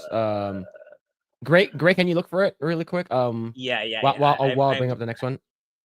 Yep. Yeah, Munya. Yep, Munya. Great show. Yeah, thank you. Got a sub for me. Oh, thank you. Really appreciate it. I have to go to sleep. It's 6:25 a.m. Holy shit. Thank you for being this late, being on this late, man. 21 Palika. Thank you. Have a good night, dude. Skip 2 of mine. Well, I know, and you know which one I skipped. But we read it. Thoughts on Bible. Oh, thoughts on Bible Black. That one. Okay. I did see that one. I think I skipped it. So I probably won't be able to bring it up again. But thoughts on Bible Black. So Grae, have you seen Bible Black? Nope, but I've been hearing things about it, but I've never seen it. It's one of the first hentais I've ever seen. It is like sort of weird. I've only seen it like once or twice in my life. I never saw it in my adult life. Only seen it when I was a kid. So there's a lot of sex. There's a lot of like bondage and weird stuff, and yeah, I would say it's probably good to see at least once though.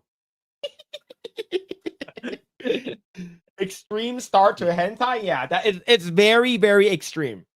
It's like, hey, should we ease him into hentai? Nah, just throw him into the deep end. That's exactly what happened.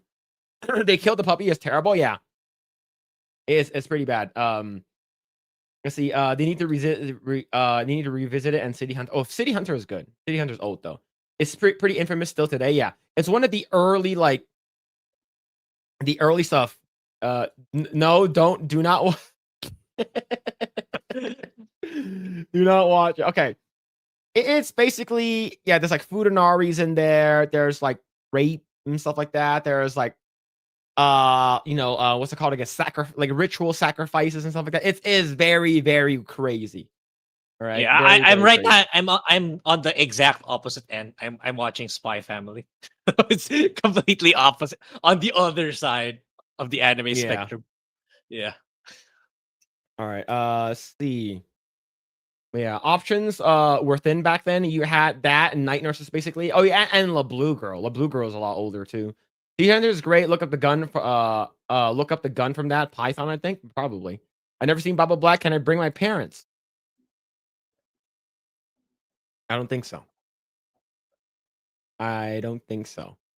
Oh wait, I might have seen Wicked City with the lady that night that turns into a spider monster. I don't know. Yeah, La Blue Girl is my first introduction. Yeah, La Blue Girl is more calm than anything else. It's not like crazy, but La Blue Girl is a little bit more calm. All right. Let's go ahead and talk about. This GameStop thing. Oh, what's going on with GameStop? This is a statement from GameStop, and the console wars is over. Console war is done. All right, so I'm gonna bring it up into a bigger screen so we Yeah. can read this together. Okay. So this is from GameStop. Power to the players. GameStop declares the console wars over. Whereas, for the past 2 decades, the global gaming community has been engaged on an ongoing and increasingly petty conflict known as the console wars. Grae, what was your first console war introduction? During the well, I would say PS2 and Xbox, but it really became prominent during the generation after that, the 360 and the PS3. Especially that was when Xbox was at its peak. I think that was the only time there was a certain moment in time that I thought Xbox was better than PlayStation, and it was during that time. But all the other generations, I think PlayStation was always beating Xbox, and now more than ever. And I really think Xbox is gonna sizzle out eventually. They'll probably name it like Microsoft Gaming or Windows Gaming in the future, and just be a third party publishing games on Nintendo and Sony. I think that's pretty much this Halo campaign evolved. That's the final nail. Like, there's literally no exclusive left after that. So yeah, I think Microsoft just gave up entirely in the Yeah. hardware space. There's even I know they're still making a next gen, but why would you get it? Why would you get it over a PC or a PlayStation or a Switch or even a Switch? There's really Yeah. no reason to, because like all their games are gonna be everywhere else. So I know people are saying like exclusives, it's better not to have them, but in a company perspective, you really do. It's like what, because like there needs to be some exclusive content in a particular hardware to incentivize people to get them, especially if they really want to play it. And if you don't have that, then there's really, the reasoning is really weak for you to have a piece of hardware that you can play everywhere else. Yeah. Yeah. So my first introductory to like a console war thing was Sega Genesis and Super Nintendo. Right? The Okay. Sega, like when Sonic came out, right? So it's like oh, Sonic, and then have you played Mortal Kombat on a Sega Genesis? They actually have the fatalities are different. There's blood in them and stuff like that. It actually looks really, really cool. And the music, like the music for like Sonic is really good. And that's where my introduction of console wars existed, right? So, and then I got more crazy, right? And you got like the PS1, you got the Sega Saturn. Sega Saturn base came and went. No one really cared about it. PS1 completely dominated, and then it was PS1 versus the Nintendo 64, and then the next generation was PS2, GameCube, and the first Xbox, right? The first Xbox, and then that's when the console was sort of really, really kicked off, right? Yeah. It like GameCube was cool, right? Because it had Smash Brothers Melee, but it was really like between Xbox and PS2, and of course PS2 completely dominated that generation. And then you got the PS3 and Xbox 360, right? The Nintendo Wii didn't really didn't matter. It was just between those two. And I know that a lot of people would say that the PS3 won in the long run. I think the Xbox 360 was unstoppable. Yeah. Right? It's because Xbox 360 was a lot cheaper, and it was I know the game were like, the brick, the red console, the red ring of death, and then you have to buy another one, but people will willingly buy another Xbox 360 knowing that it will happen again so they can play Halo, right? Yeah, I was one of those people. Absolutely. But yeah, and remember back then when the PS3 came out, the big one was $600. Yeah. Yeah, and so a lot of people wasn't introduced. They weren't able to buy it, right? So they continue to say, whereas the said conflict originated in the early 2000s, the release of Halo Combat Evolved as an Xbox exclusive title. Whereas Halo Campaign Evolved is officially coming on PlayStation in 2026 with cross-platform play. And with that announcement, was it yesterday? Yeah. That was it. Yesterday too. That's it. We've been hearing rumors about Halo's going to PlayStation. It's like I think people were like 50-50. Some like they were in the fence. It can be true they already did it with Gears, but at the same time, like that's their biggest IP ever, and that's the only thing. That's the biggest IP of Xbox per se. If you're, it's like that's pretty Yeah. much raising the white flag already. Like there's no denying it. There's nothing left. There's not a huge IP that's exclusively on Xbox anymore. They just threw it all away. Yeah. Yeah. Let's see, therefore, GameStop acting under the authority as a neutral entity and the world's retail gaming and trade in destination hereby declares the official cessation of the console war. The console war is over. Now, here's the thing. Who won at the end? Gamers won, of course. Okay. Gamers did win. Now, but actually, who won? I think in terms of consoles, excluding PC, okay? Because we do not have PCs considered a platform. Nintendo won. Yeah. Unfortunately, Nintendo won. Yeah, they did. Because Nintendo is still exclusive, right? You cannot play any Yeah. Nintendo games or any other platform unless you pirate it, right? Legally. Legally, yeah. However, if you were including PC, of course, PC won. Mhm. PC completely destroyed it, right? Like, if you think about it, if people can play Nintendo on a PC legally, Nintendo is done. Yeah.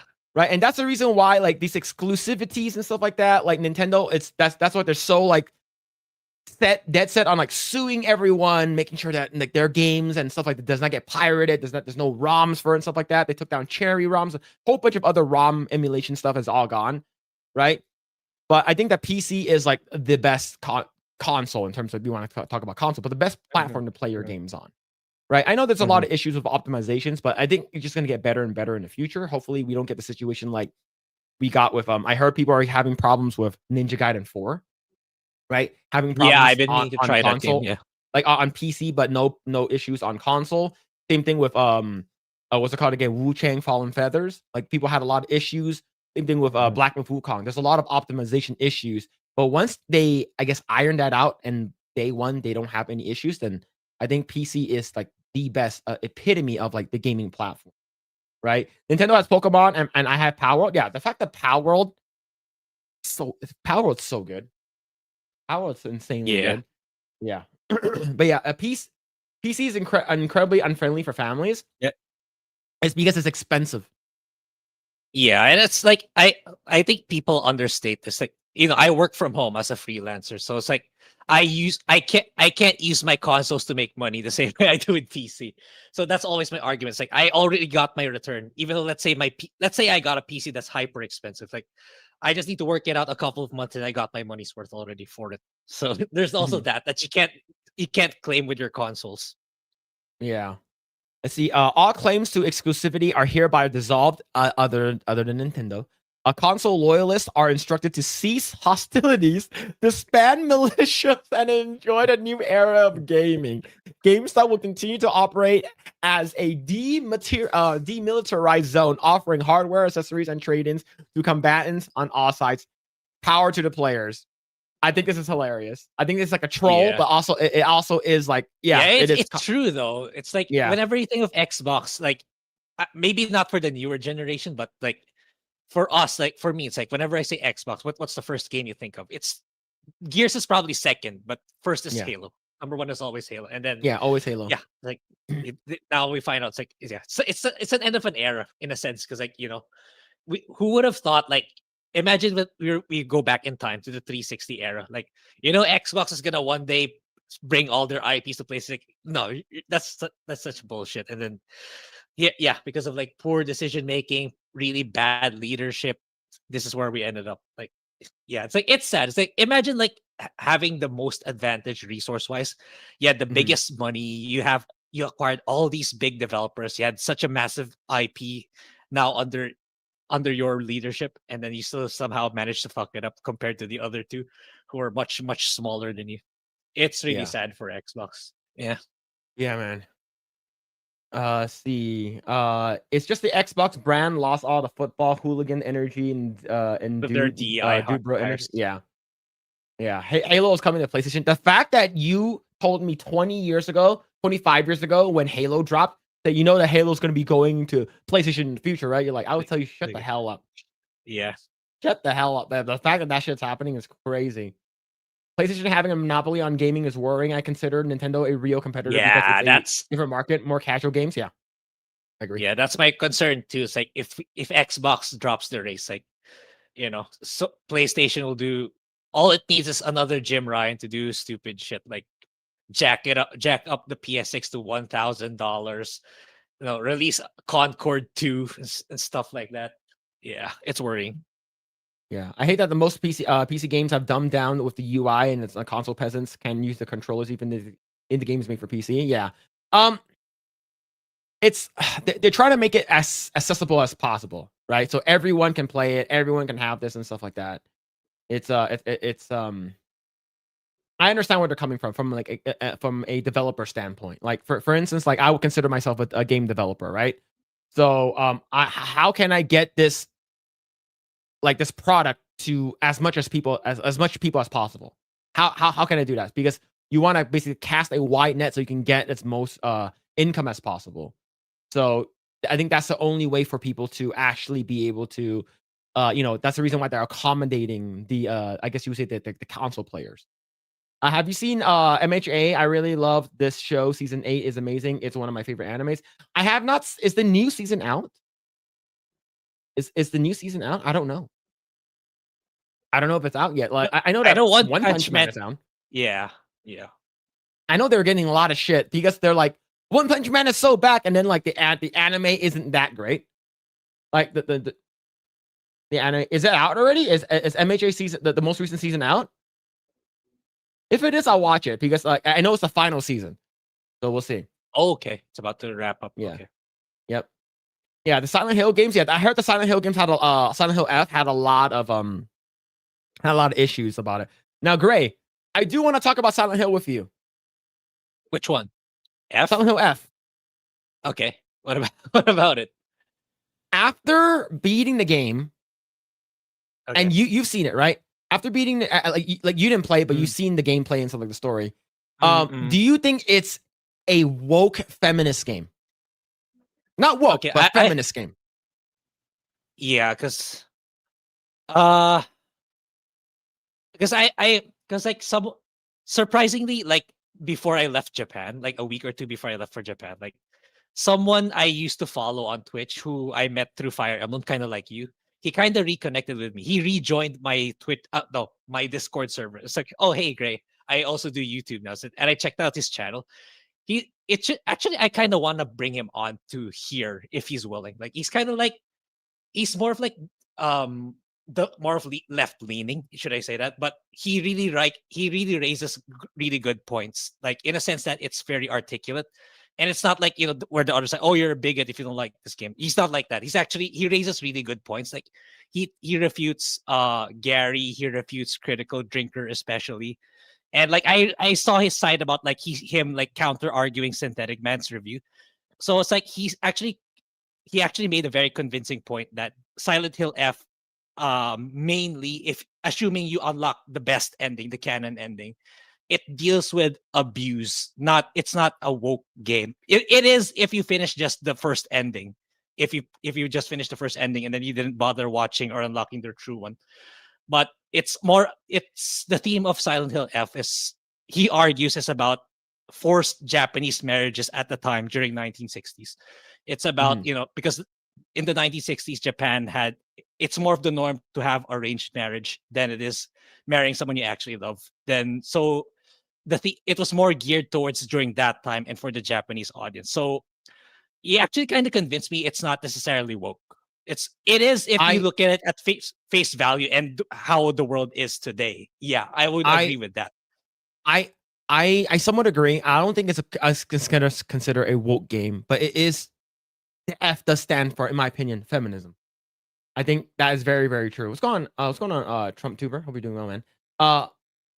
The reason why I think so is because it is about the husband, right? The dad beating the mom, right? The dad's abusive, right?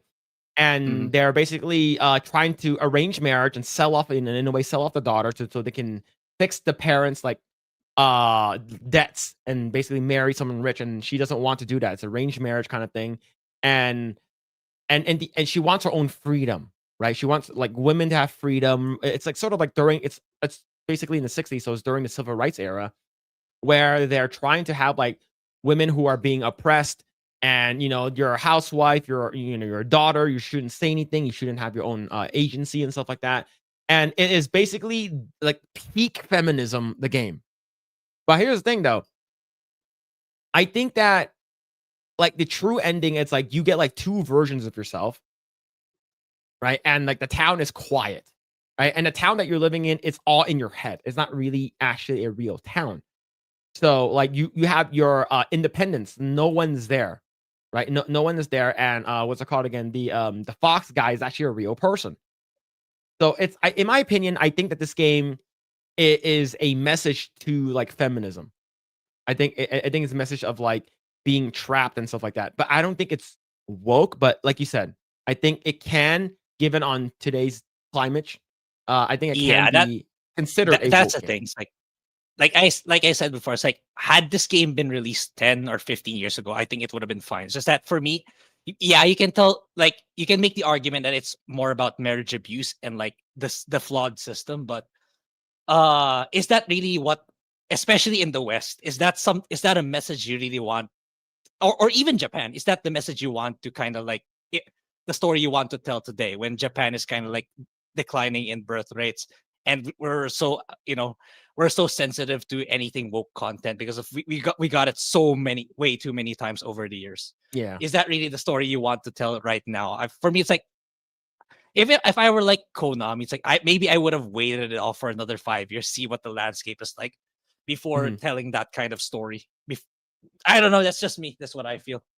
If I were to Yeah. release that game with that story, it's like I would let the woke stuff subside first before releasing that kind of story. Yeah. See, 50s and 60s, when Japan was still rising from the ashes of versus modern Japan with freedom and collapsing. It's basically they're still recovering from Hiroshima and like the Nagasaki during that stuff. Like they're still sort of recovering from that. So it's like that's the reason why, like, okay, we need to have this kind of course this is a game, right? So it's not real. But I do understand why this people are saying that, oh, this game is about feminism. Because it actually is, right? Because that girl doesn't have, like, throughout her entire life, she did not have any agency for herself. Versus her sister, Junko, basically did everything the dad asked, right? Married off and everything like that, and did everything that the daughter was like the golden child, and versus Hinako was not. Hinako was like, I don't want this. I've seen what you're doing with mom. What's going to be happening with Mm. my sister and shit like that. Dad's being a fucking drunk. I understand. So, yeah, it's in my opinion, not woke, but very feminist, very leaning feminism for sure. Let's see. Emperor Korea team up to 10. My problem, thank you for a 10, man. My problem with Silent Hill F is it's not really a Silent Hill game. The town of Silent Hill itself is the biggest character in the series. It's like playing OG Resident Evil without the Spencer Mansion. Yeah, the actual Silent Hill, the city, the town, right? It has its own character. And here's the thing: I've never played any of the original. People told me to play like the remake of number 2, but I've never played it. But overall, this game is okay. I think this game, the fact that it has like perfect dodge, parries, it's not parries, but like Yeah. it felt like a Dark Souls game. Dark Just a Souls little game. bit. Yeah. Yeah. And thank you for the 10. Thank you. Appreciate it. The new Halo remake actually looks good. Yeah. But I do agree. It's more really meant to introduce it to PS5, if anything, because like for me, it's like you can always get the Master Chief collection for like $5 nowadays, and you get what? Halo 1, the remake / remaster, Halo 2, Halo 3, Halo ODST, Halo Reach, Halo 4, all for $5. And how much are they gonna charge this one for? 50 probably at least. And like I don't know, it's just for me, it's not good value. Yeah, they upped the graphics again, and then a couple of new weapons that wasn't accessible before, and 3 new missions. But again, for 10 times the price of like the Master Chief collection, where you get all those other Halo games, for me, I don't think it's kind of worth it. I don't know. Now, This is how I feel. I do want to ask the chat, and I do want to ask you guys a question.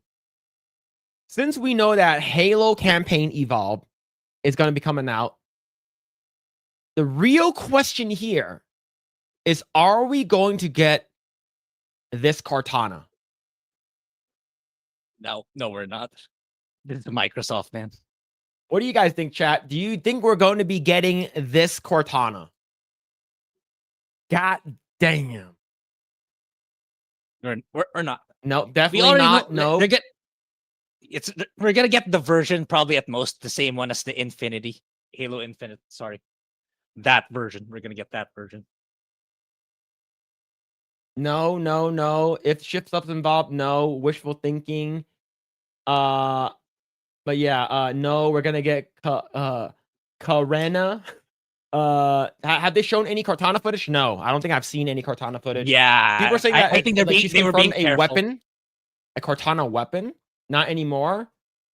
Yeah, so this is very dark ass. Surely Halo Campaign Evolved will just use this Cortana as design, right? Absolutely. We this is copium at this time. Yep. I don't think it's gonna happen. Yeah. It reuses a bunch of infinite assets already. Yeah, you're getting a butch troon with a massive bulge. I think that's what's gonna happen. I think that's what's gonna happen. It's crazy to me that people are spazzing out about the Halo remake and it's just a campaign. It's not even the multiplayer. Yeah. Yeah, that So, too. They're good features. Yeah. It's crazy. And the fact that it's on PS5. Well, how many times has Halo been remastered already? 3 or 4, I believe. Chat can correct me. It's like a lot. Like, and it's like you can literally play it right now for like, yeah, as I said, for really cheap. You get the entire thing. The only thing you're not getting in the Master Chief Collection is Halo 5, which is not even that good. I didn't like it as much compared to the other Halo games. But yeah, not a good deal. The Gears of War recent remaster or remake, whatever you want to call it, didn't do good either because it cut a lot of features from the Ultimate Edition, which you can also get for $5 to $10. So yeah, Xbox doesn't know what it's doing, honestly. And did you read that tweet about Matt Booty when he said, "Oh, our real competitors is TikTok," and some stupid shit like that? So it's like he's trying to frame it that our enemy is not actually gaming; it's social media, which is, I don't know. That's I really retarded. think it's really, yeah, it's really weird. I find it strange that the higher ups at Microsoft aren't gutting these leadership people in the Xbox leadership because like they badly need an overhaul. Yeah. Oh man. Hey. Not bad though. Cortana looking pretty good here. Yeah. Yeah, but yeah, I don't think we're ever gonna get anything like that. Let's see. Never played Halo, but I would for this. You're goddamn right. Goddamn right. Was this here? If they were more faithful to the old art style and the sounds, it might be hype for the remake. Hey, if they're actually like faithful and legit and they're not woke or anything like that, and they did that, I think the game is gonna sell really, really well. But yeah, they're probably not gonna make it woke, but it's more of like, why they're releasing an inferior version. The only thing they're doing is like they're upscaling the graphics. That's it. That's pretty much the only thing they're doing. Can we just ban this person? Phil wants to bulge. Can we just ban him? You just get rid of him. Chat. I'm pretty sure you guys agree. All right, let's go and talk about our next topic here. This is from geeksandgamers.com. Rumors about James Gunn's DC future swirl as Zack Snyder drops more Justice League photos. Yeah. I remember I saw the comment section in our segment on this. No, it's not true. You're getting their source from comic books. So, it turns out there's teeth in it. There's actual merit to the news. Huh? What a surprise! Yeah, like I don't know. It's like, God. Yeah. Oh man, let's see. Did James Gunn accidentally admit that rumors of him being fired from DC Studios if Paramount buys Warner Brothers Discovery are accurate? If that is the case, the sharks may be circling in the form of Zack Snyder, who previously ran Warner Brothers DCEU, and Joe Manganiello, who played Deathstroke in a Justice League post-credit scene. Now, here's the thing, though. We do know that Warner Brothers has denied the purchase twice now from Paramount.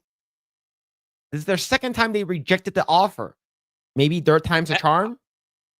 Did you read the tweet about like some rumor that the Trump administration wants the deal to push through? What are your thoughts on No. that? I don't know. I to be honest, I don't really care. If the deal pushes through, then it is. But for me, like, I just want them to make a good Batman movie. That's all I really care about. I want them to fix the DC. How many shitty Batman spin-offs did we see already? We've gotten a lot. Yeah. But I am just kidding, Chad. Don't ban them. Don't ban them. Cosmic Book News, a site that claimed to have heard sources from James Gunn would be fired upon Paramount buyout of Warner Brothers, was the first report on Gunn's apparent admission to the story. In an interview with YouTuber Boba Talks, his host asked James Gunn how far ahead of the story arcs are planned and whether or not they'll go beyond Man of Tomorrow or there. Gunn's answer began with him saying, "If eyes," and then stopping himself and continuing. Yes, the assumption was that Gunn was about to say, "If I'm still there, if I'm still here, or if I'm still the CEO, the co-CEO of DC Studios," which could confirm the Cosmic Book News reporting. And while it have been something else, if I say too much or if I stick to my plan, Gunn follows his answer to Boba with, "Whether or not that'll be me that's able to fulfill that promise depends on a lot of things in life." While this isn't confirmation, it seems highly likely that he was talking about the possibility of no longer running the DC Studios, which suggests that the rumor of this potential ouster is true.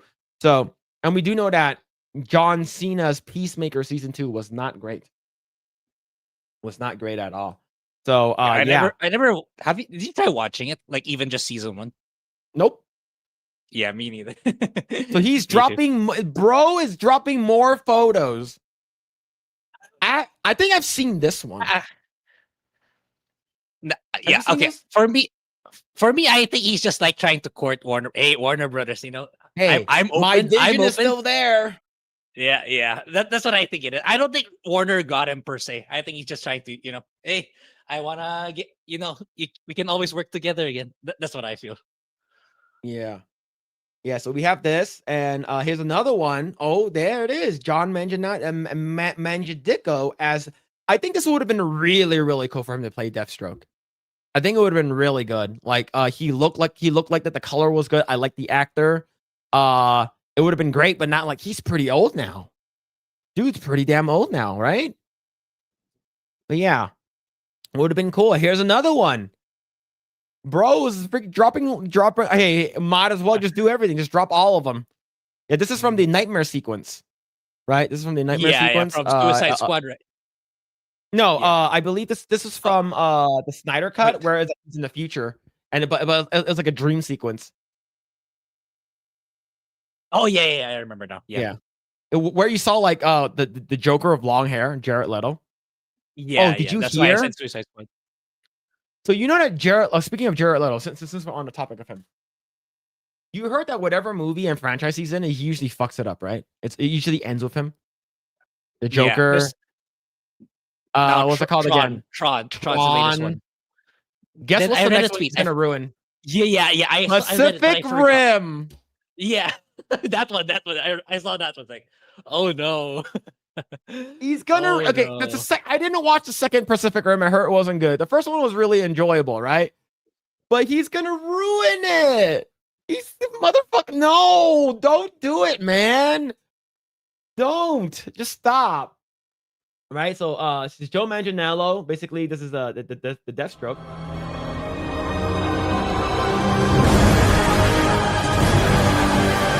So this is like, is this AI? What is this? Yeah, it looks AI. Yeah, it looks AI. Yeah. Yeah.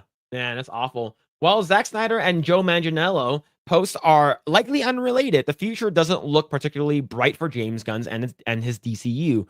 So yeah, I think this is a good thing. But do I want Zack Snyder to come back? Fuck no. If he's gonna come back, I want him to just finish whatever he started. I wanted to see the Justice League like fight Darkseid.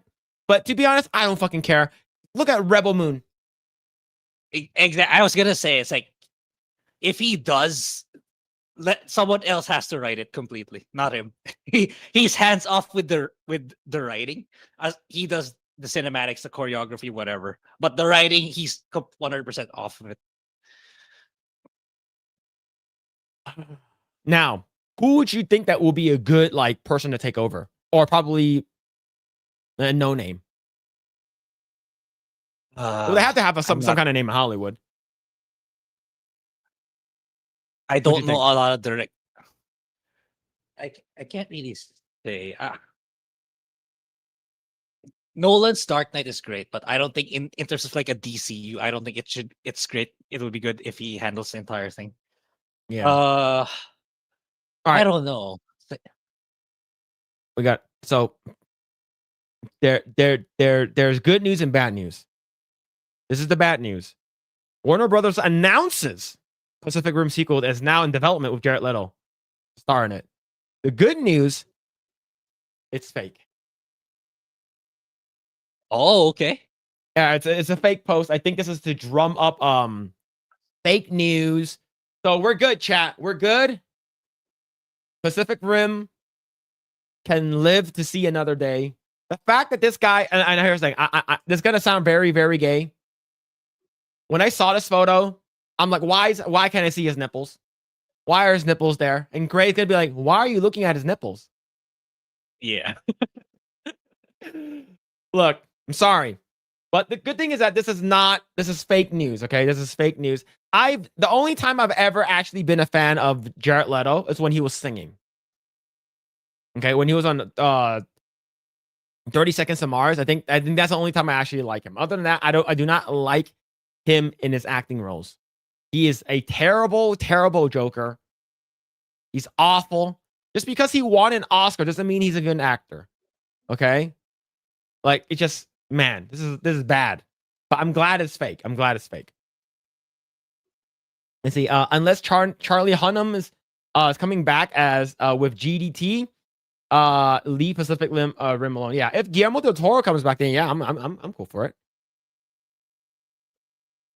Phil, you didn't make the trip to Leto's Island film? No, that's gay. That's gay. Jared Leto's still alive. Yeah, he is. Yep. Lord of War was good.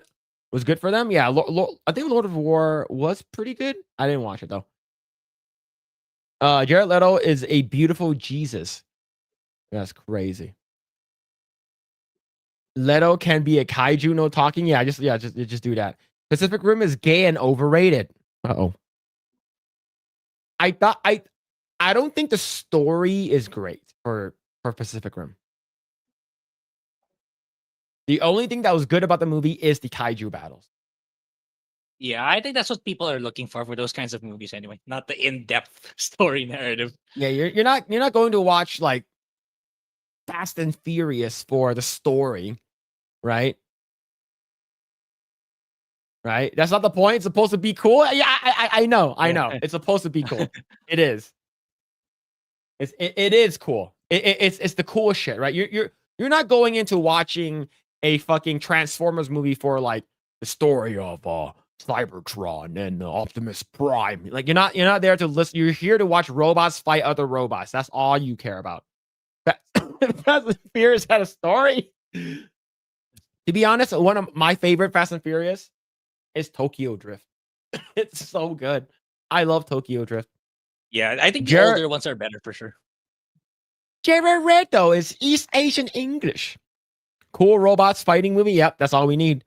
Like Tron, the best stuff for the Pacific Rim in recent years are animated series. Yep, unfortunately. That 100%, that's for Transformers 1 to do. Yeah, I heard Transformers 1 was actually good. Tokyo Drift is the best one. I like the first movie, Fast and Furious movie, and Tokyo Drift. I think those are my favorite ones. Second one is okay. That Asian girl was not that attractive. You know, the one in the second one. What we need is a sequel with a better story writing than the first one. More depth, more action. Also, more action. More power. More action. More action. I want the kaiju to win if Jared Leto is the hero. I don't understand how people can fail up. I welcome the end of Jared has to save me. Yeah. Jared Leto. Transformers 1 was actually good, but people were just giving it crap for no reason. I heard it was good. Like even Jay said it was good. I believe Drunk 3 said that was actually a pretty good movie, and he's a big fan of it. Fast and Furious 1 was the best. Fast and Furious 1, I think in terms of story, Yeah. just like back to basics car, like LA car scene, which you know, for me growing up in LA, like it's actually pretty damn cool. It's similar to John Wick. The only one with a actually decent story is the first one. Yeah. It's like, you know, whenever they want to expand it because it got so popular or it was so well received, that's where usually story hits the shitter. 1 and 2 are good. I think the second one was only good is because Ava Mendes. That was my introduction to Ava Mendes. I'm like, damn, who's this fine woman? I like that, man. I like it. Fuck y'all. Fast 5 is the best. Fast 5 is good. I think Fast 5 is good. I don't think it's the best, but I think it's a good one. Too Fast is the second. First one in third, and then it's all downhill. Look, I know the reason why when I first watched Tokyo Drift, I didn't like it. It's because none of the original characters were there. I think that's the reason why I didn't like it. And then the more I watched it and the more I liked it, like Han was such a good character. I love Han as a character. He's great. I would say that if they're gonna make a sequel to Transformers, I would say ditch the G1 designs and go with Transformers Armada designs.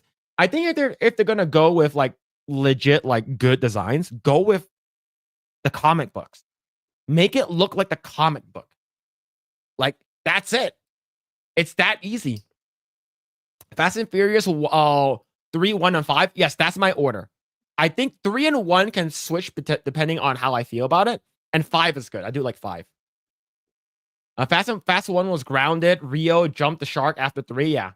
I think after 3, like the whole heist thing the reason why I didn't like the later Fast and Furious movies is because it wasn't about the cars anymore. It was about the heists. It's about the, you know.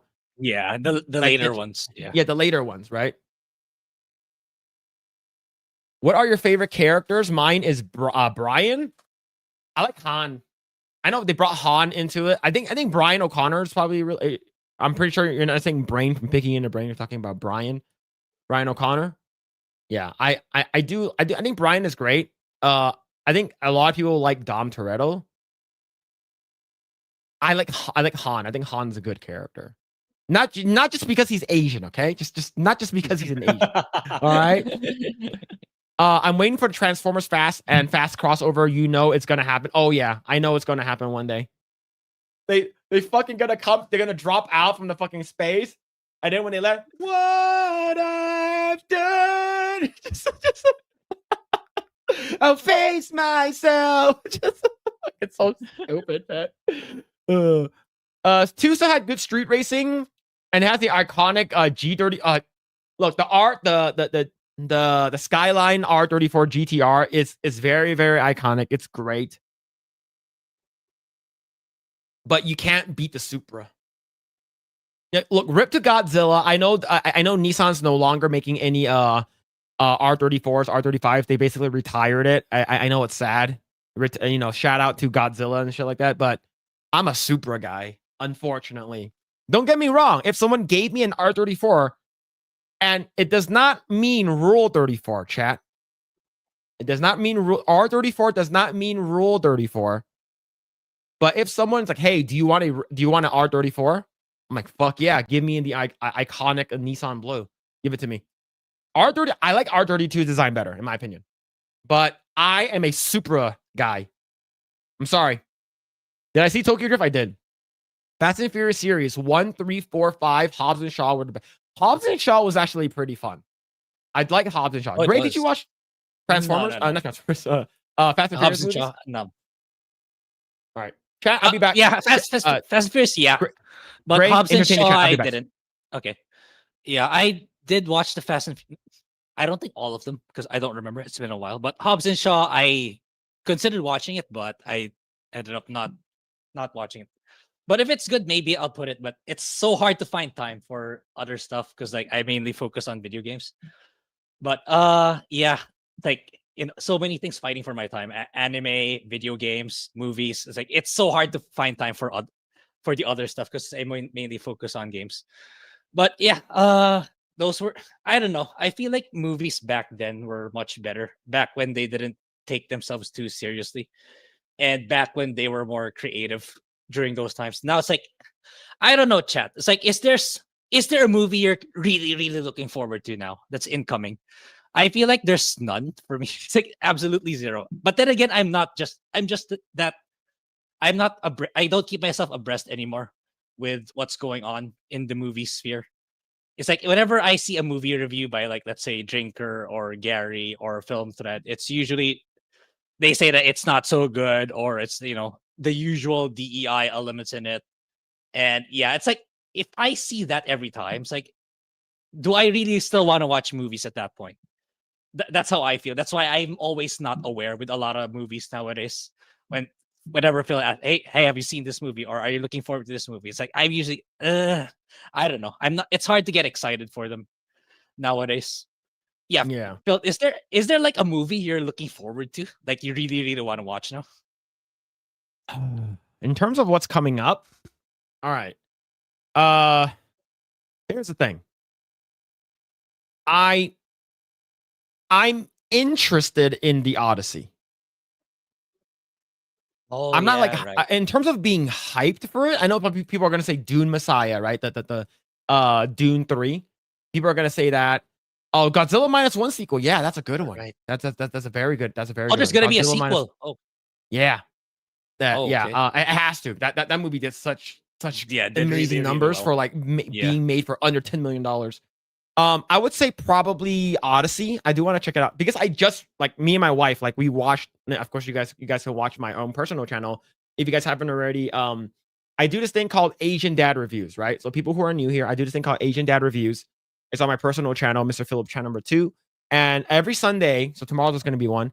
It basically like me doing an Asian accent, and I review stuff. And I recently just watched Interstellar, right, for the first time. Mm. And I thought that the I didn't movie wa- I haven't was, I thought the movie was going to be extremely overhyped, right? I thought it was overhyped. Like, people are saying that, oh, this movie is the best movie, like freaking Jeremy loves it, right? Everyone was glazing this movie. It's like, wow, it's so good, it's so good. And I watched it, and then I'm like, man, there's a lot of fucking talking. It was me. Yeah. Oh, no. It's my dad. It's not me. It's not me. It's my dad.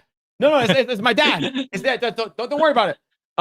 So I watched that movie, and the thing is that, like, since I'm a father, it hits you differently, right? Good point. Like, Good point. Yeah, I think, yeah. like, It does. like, if I watched it when I'm not a dad, like, I'll be like, okay, yeah, this movie's, if I wasn't a dad, I think the movie would have been like a 7.5, right?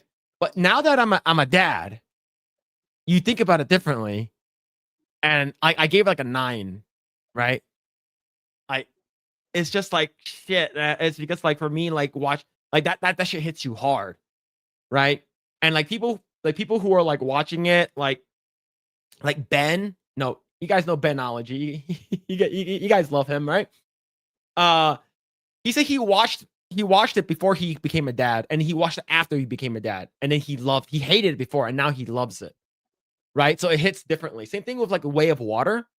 If I just became a dad when I watched The Way of Water, the Avatar movie Part 2. If I wasn't a dad, I think that movie is okay. It's slightly better than the first one, but now that I'm a dad, I like it more. So Yeah. I think that's a really it could good be point. like, it could be like bias, biases and stuff like that, because, like, being a father and shit like that. Yeah, that really Yeah. changes your perspective on things the moment you have your first child. So I think it's Yeah. really valid. Yeah. But in terms of movies for next year, I am looking forward to Mario Galaxy. Well, this coming out next. Oh, I didn't know those next year. Yeah, Already. 2026. Yeah, it's coming out next year. Ooh, okay. I am looking forward to. I heard the new Dune movie is gonna be insane. So to be honest, I probably should watch all the other Dunes. I've never seen any of them. But I would say the Odyssey is probably the only one that I'm looking forward to. John Bernthal is gonna be like, no. Wait. It's just gonna be like, Yeah, I have that. I have that in my meme archives. You know, when I make movie reviews, like I already have a consolidated list of all my memes. That's one of them. The John Not Bernthal one. the new Mortal Kombat movie.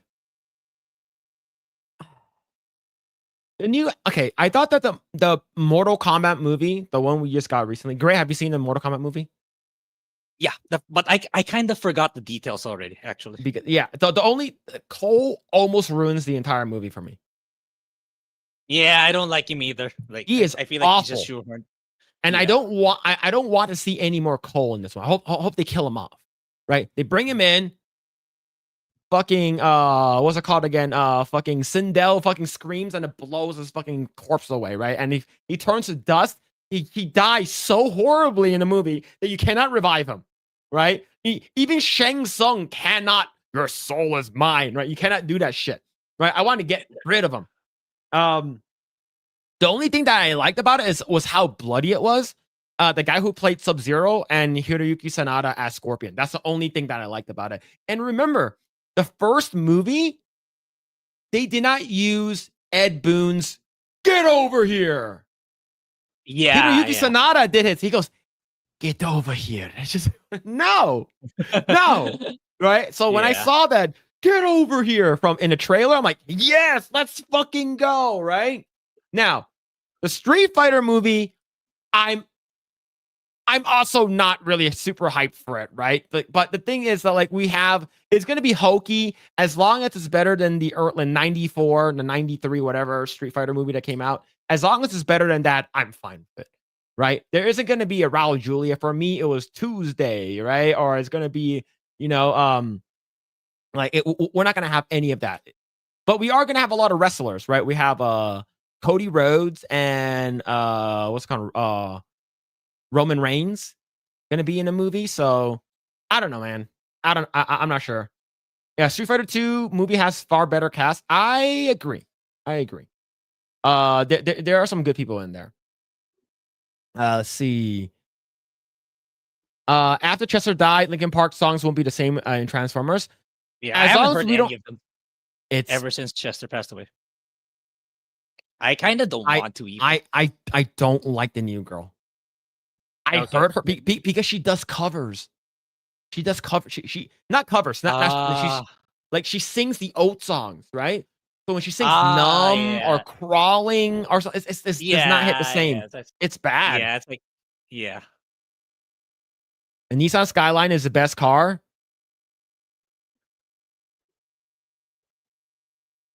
I wouldn't. I think it's a great car. I wouldn't consider it the best. I like the R32 more than the R34. I know that the R34 has a better, more iconic look because of Fast and Furious, and it's bigger, more boxy. I do like the R33s. I think the R33s are really cool. Phil is Supra into a rule. That is fucking crazy. That is wild. I love a blue R34. Oh, the fact that you can actually legit get an R34 here in the United States now, especially here in California, is awesome. It's because there was that stupid like fucking importation law. Like you have to wait 25 years. And now that it's been 25 years, my friend got a R34, but he didn't get the GTR version because it would have cost way more money. So he got the regular GT version, but he got the blue one, which is really, really cool. See. Oh, I did watch a Demon Slayer, the movie. Oh, how Pretty was good.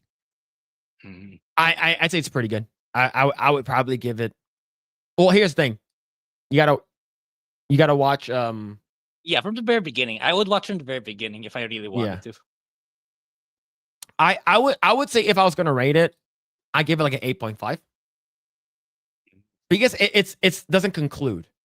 It's like it ends, and there's still because the Infinity Arc saga is just like there's no conclusion to it. It's like everyone's hyped. What's the next thing, right? I had a Ford Fiesta, 15 horsepower, 0 to 60 in 2 hours. Hobbs in the Shaw was directed by David Leitch, who co-directed the original John Wick film. Oh, okay, that's interesting to know. Yeah, Phil wants to watch Boku no Pico. I didn't even know what Boku no Pico was until Thomas Blackfire told me what it was. I think we talked about this, but I don't remember what it is.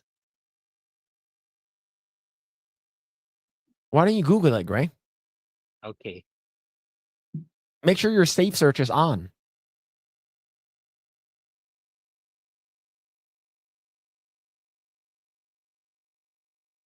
What is it, Okay, Grae? it says it's a hentai, but okay, I'm not gonna click on images just to be sure. No, just read the summary. What is it? It's a Japanese original video animation hentai series. No. But what is it about? Okay, let's open Wikipedia.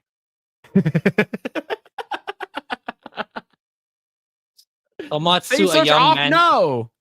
who usually skips work, later heads to the seaside park.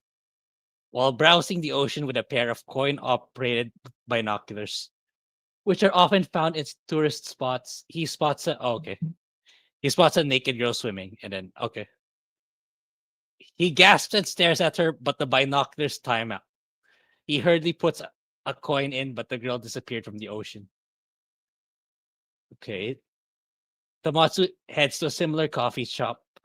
To his surprise, the girl he saw at the seaside appears at the back of the shop. The owner tells Tomatsu that she is his granddaughter, who came from the countryside for a summer vacation and is helping out the coffee shop throughout the time. Although Grae, she's a shy girl, these girls,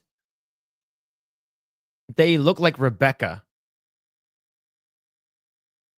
from Edge Runners. oh yeah, I see a photo. Okay. Yeah. Oh, okay, got it. Yeah. Thomas Blackfire mentioned it. This is the first time I'm hearing of the synopsis. He's lying. He's a liar. He's in the chat right now. He's in the chat. Odyssey would be a train wreck. I hope it's not, but like you have Zendaya, Hunter Schafer, like it's not great, right? Fake ass Liu Kang. Ed Boon has been much more involved in this. I'm good. No such thing happened. No, I didn't. I don't believe you. Wait, I thought they were Shota, not Fuda Lolly. It's not Fuda. It's lollies. Yeah, it's lolly based on what I've And read. it's not just girls either.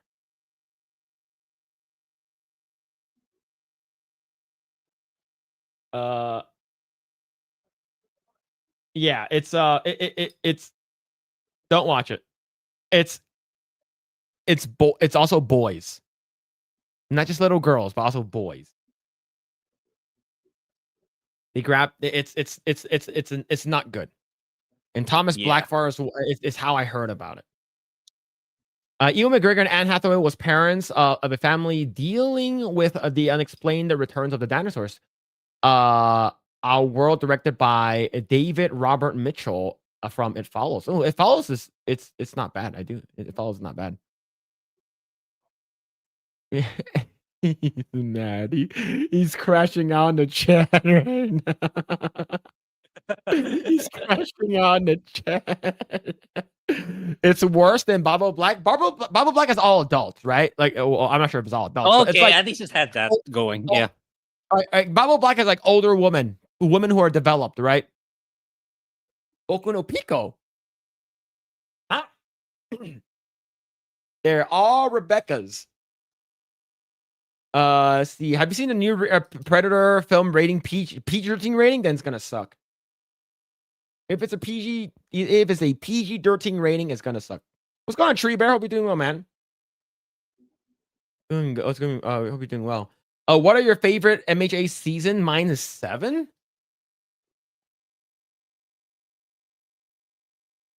I think 1. I think season 1 is really good. Like when you see All Might fight the Nobus for the first time in the fucking the what's it called again, the competition, when you the first time you see the villains come into the school. I think that's really good. I think 7 is good. I think 7 is pretty good. I think overall, like for 7 and 6 has the most biggest stakes, right, in terms of like fighting and stuff. But yeah, it's sort of like a lead up to it. We'll see though. We will see. See, Phil, watch Prison School. It's goated, etchy, and hilarious. I heard about Prison School, and I also need to watch High School of the Dead. You can watch that one too. We all know Phil is most excited for 2026 Devil Wears Prada 2. Nope. I did watch the first one. Not bad.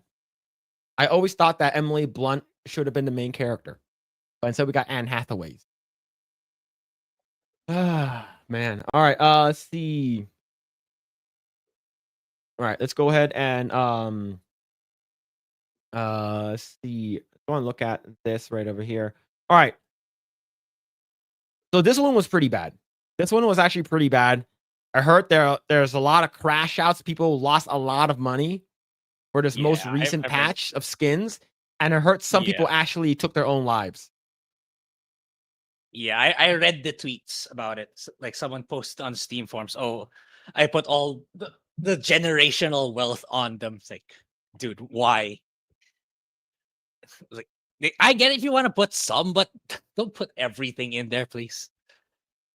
Yeah. And yeah, Yeah, so this is some PC Gamer latest Counter-Strike 2 patch has skin collectors in meltdown over a supposed $2 billion in losses, with others saying that this is the best update ever, but maybe Valve is just doing some course correction and doesn't care. So the thing is, like I said, people self-deleted. People committed suicide because of all the money they invested in this. They invested a lot in the skins, and people, people actually took their own lives, which is crazy. AK-67. Okay, so CS2's latest update has certainly put the cat among the pigeons, and feathers are flying. The innocuous sounding patch. I cannot read that word without thinking about Kirsche now and what she said about sounding. Anyways, extended functionality of the trade up contract to allow exchanging 5 items to covert qualities as follows. 5 Star Trek covert items can be exchanged for 1 Star Trek knife from a collection of 1 items provided. 5 regular covert items can be exchanged for 1 regular knife item, or 1 regular gloves from the collection could be traded for 1 of the items provided. What's the big deal? Anyone who has seized the sun might think CS2's wacky economy has certain constants, and one of those is that the super rare and most valuable items are knives, and to a lesser extent, gloves. The price for a unique gun skin may well shoot up to the stratosphere, but generally speaking, knives are the most sought after commodity in the CS2 skin game. Until this update, you could only get a knife either by getting lucky when opening a case with a minuscule chance, or straight up buying one from the Steam community market. So basically, when it comes to trading, now you can actually trade up to get one eventually, right? You're trading 5 to get 1, and then you continue trading up and trading up. And I guess a lot of this value just basically went out the window. Man, what are your thoughts on people who spend a lot of their, I guess, I don't know, man. What do you think about this in general? yeah, it's like, look, it's okay for me. It's as long as you're like an adult already, and like you shouldn't. If you're younger than 18, you shouldn't be engaging in this at all. Kind of like gambling, and yeah, I treat it like some sort of like another form of gambling. So you can put money, but if you're gonna go all in with your money, just like any other gambling activity, then you're an idiot and you deserve whatever it is that's coming for you. You deserve it. That's how I feel. I don't know the intricacies of this. I know it's very sophisticated and all that, but yeah, I know it's pretty much gamble, like inflated prices, and you know um yeah, I can see people losing this money, uh, yeah, losing a lot of money, and those that are making it big, and then suddenly it all came crashing down. I can definitely see it. And yeah, whenever for these things, don't make it your livelihood. Just maybe put $1 there, 10 here, maybe even 100 there, but don't put everything on. Like I said earlier, it's not financially sound to put all your life savings in this thing. Like, put it in high interest, higher interest, legit financial instruments, like, bonds or like equity, but don't put it in video game digital storefronts. It's never, for me, it's never a good idea. It never will be. Yeah. So it's like I said, man. It's people are at legit really invested in this, and they use their life savings and stuff like that. They put all of their money in Yeah. here, and like this is from 2 days ago. A Chinese student jumped off a building today because of the Counter-Strike Counter-Strike 2 skins market crash. Valve allowed covert tier skins to be traded up to knives and gloves, which devalued the gold rarity.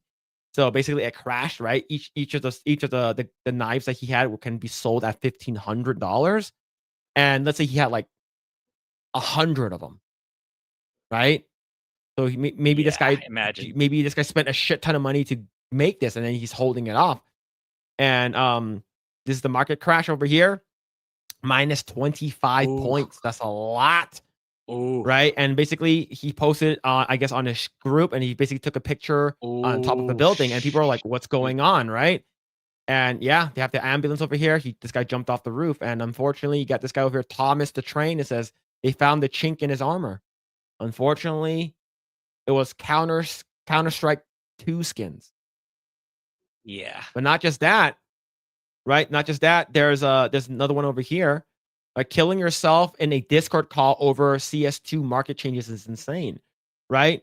This is the end. I'm reset, right? I've been developing a Steam trading strategy for a long time. I have about 40 different knives in my inventory, from the Navaja to a Doppler butterfly. Now they all cost 0 thanks to the new update.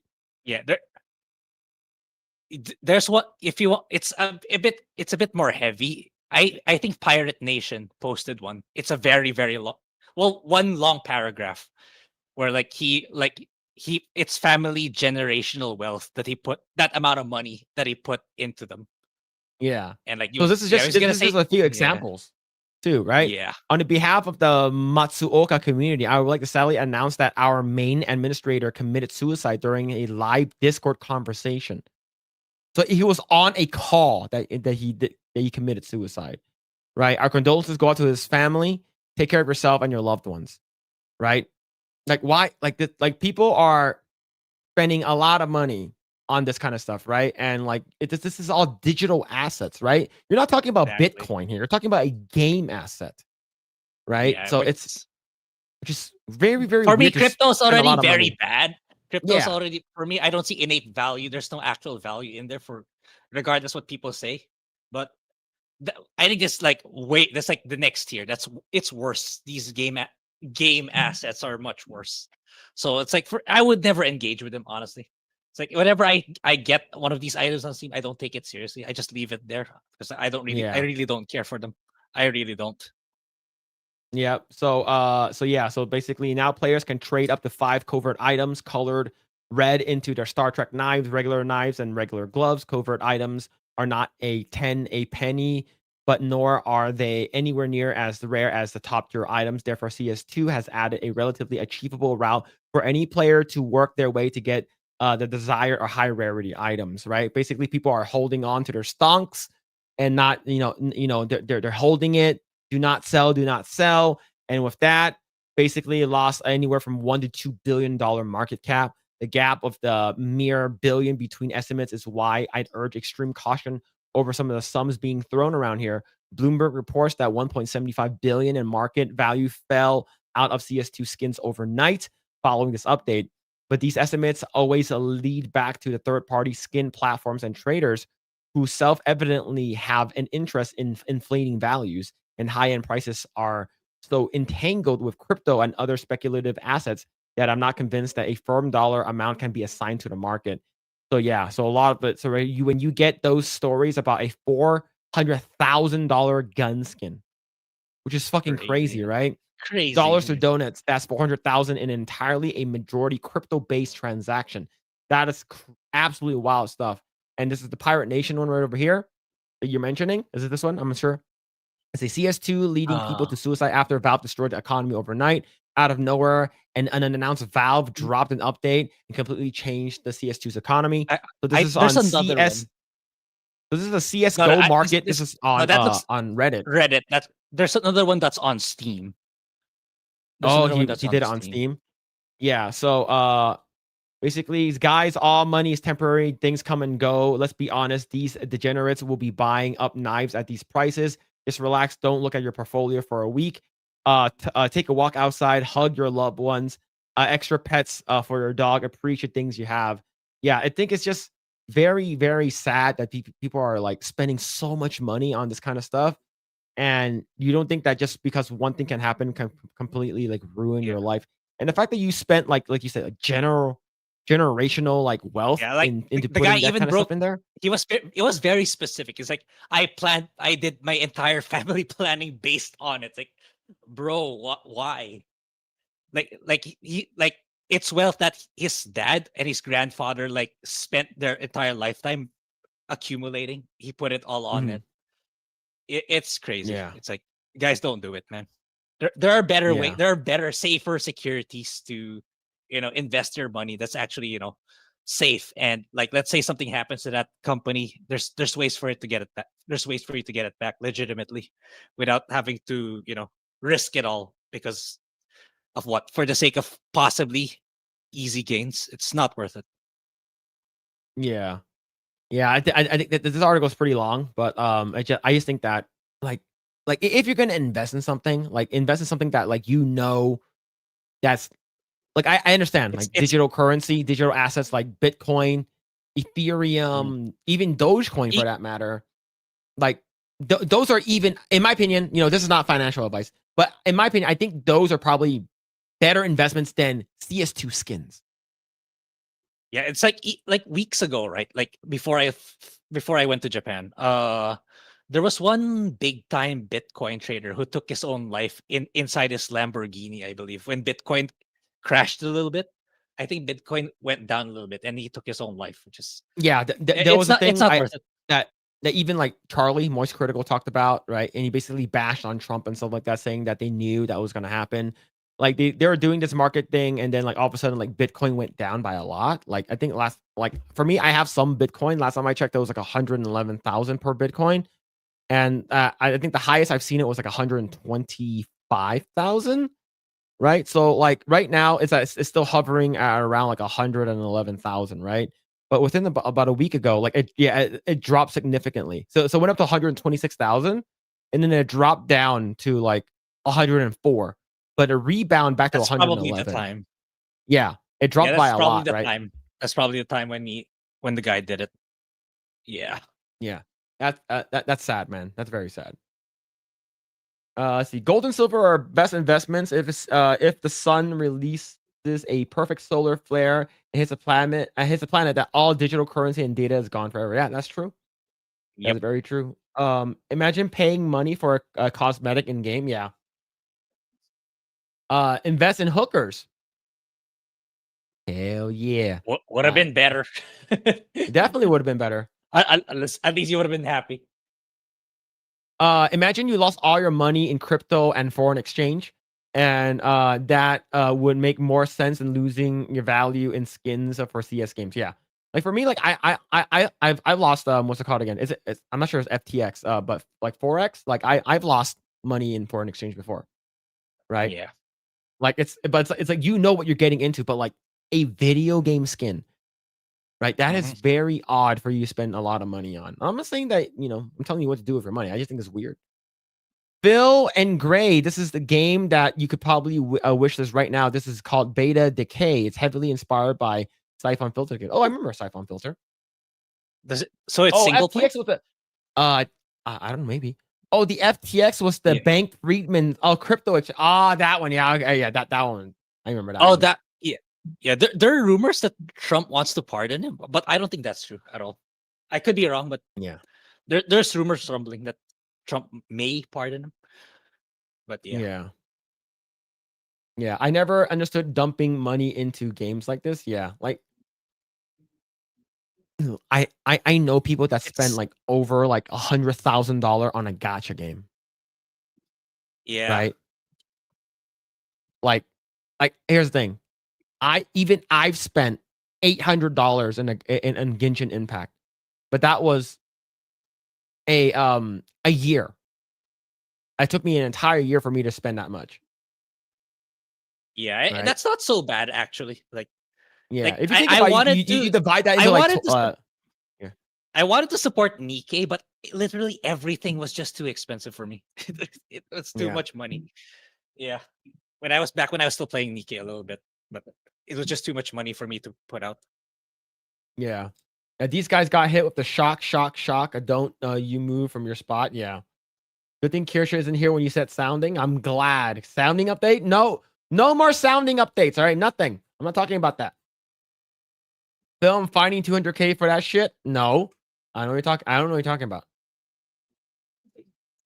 I don't know what you're talking about. You're finding no one. Give me money now. I don't have money. $800. I didn't spend $100,000 on a freaking gacha game. Never. The most I ever spent on a gacha was 30, and that was over 2 years. Yeah, for me, I spent $800 over a year. Yeah, my dad worked in forex for years. Very different. Yeah.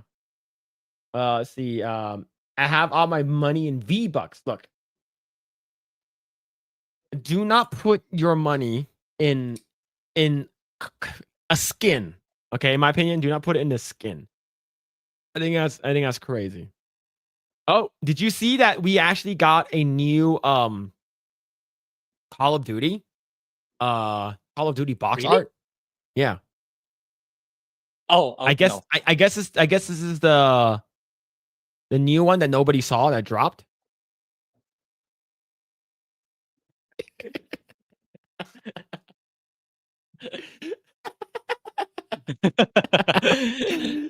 Galo. Galo Kada. Unit 199 presents Galo campaign evolved. Yeah, campaign is such a shitty name too. It is. It is. Yeah. Yeah. Here's the thing. Right? I actually invested like a couple $100 into like Dogecoin. Right? Because I still have some in there. Yeah. Like I just let it. It's A couple $100. a couple It's of not a lot. hundreds is fine. It's like that's fine. That's like money. Okay, just assume that money's gone. Then if it really pops up, then great. Then good for you. But don't Yeah. put like massive amounts of money in there. Yeah. All right. If I was going to give you any type of financial advice, which I'm not, I would go for me, I would go for firearms because they do not lose their value. Firearms typically go up in value, especially if they don't make them anymore. Right? For instance, let's say if you bought a Glock Gen 1, a P80 Glock from like the first generation Glock, you can sell that for like triple the amount because they don't make them anymore. My dad has a Gen 2 Glock, and just for the frame, like people will pay like double the price for it. Yeah, ammo, food, and water. Yeah. In how many years? Like how long is your holding period? Just out of curiosity. Infinite. Like, let's say So great. Let's say a gun from like World War One, like a original Colt 1911. okay. Like original in good like in firing condition, that's you can use it. It'll still work. It'll probably be either the same price or more. It will never depreciate in value. For instance, like all the guns that I bought, I can sell them at the same price, or I can sell them for more, depending on if the gun is like they're no longer making this gun or anything like that. Yeah, true. Yeah, Lead is more valuable than gold and silver. Yeah. I'm actually like in the future, I'm considering giving Pokemon cards a shot. Like the ones that you don't open. Or if Oh, you you were mean gonna, just if you're gonna, just the packs? You mean just the like the booster yeah, packs? Or are you talking yeah, about it's like like opening it and then like getting it like nah. graded? You're pretty much guaranteed to lose money if you're gonna open it, unless you. It's like it's how. What are the chances you're getting a really rare card? Really slim. Just buy the pack. Uh, Yeah. and hold it over time. I think I think it will appreciate eventually. Just you holding it and never opening it. Yeah. I'm considering doing that in the future, but I gotta study it more. I gotta read up and watch videos about how to make it work. Yeah. And for instance, like so like my dad's gun right now, like his Glock Gen 2 that he bought back in like 1989, 1991. Mhm. Like Mhm. he bought it for like $460. That gun, if he were to sell it now, it'll probably be he can sell it probably for like 800 and $900. Okay, that's Yeah. not so bad. Yeah. Yeah. So it in that case, and it's also you have a practical use for it, right? If the world goes to shit, you can use it, right? Mhm. So like, and also you gotta, ammo on on the other hand, during COVID, like it was inflated by a lot. And ammo was very expensive. Same goes for Walter. Yeah, you call it. My dad My dad called it the clock. The clock. He calls it clock 19. The clock 17. Hey Philly, you got a clock 17? Give me half it. A lot of people in my neighborhood I don't feel safe in my neighborhood. Give me back the clock 17. Let's see. Phil, do I put lemon or lime on my steaks? Neither. Yeah, I don't. I I don't. I do not. I don't put any of that unless you're like making something very specific. But like in terms of like just basic steaks, salt, pepper, garlic powder. Salt, pepper, garlic powder, and then you sear it. Get it to the temperature you like, and then around once you're done searing both sides, you get a good char on it. Butter, garlic, thyme, and you baste it, and then you basically cook it until your desired cook level, which should be medium rare. Grae likes his steak well done. That true? Well, of course, preference taste wise, I do medium rare. But in terms of like, if I want to eat something less raw, then yeah, I have it well done. Actually, Okay, well done. Mhm. That's crazy. Hey man, it's you do you. But if Grae's gonna come into a restaurant that I own, and he's like, all right, Grae's gonna get the ribeye, and he wants it well done. Like, well done, I'm gonna give you the shittiest grade.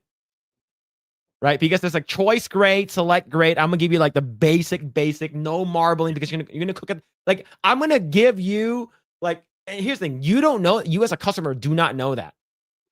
Yeah, Right? that's true. Yeah, so like they're gonna give you the worst grade, right?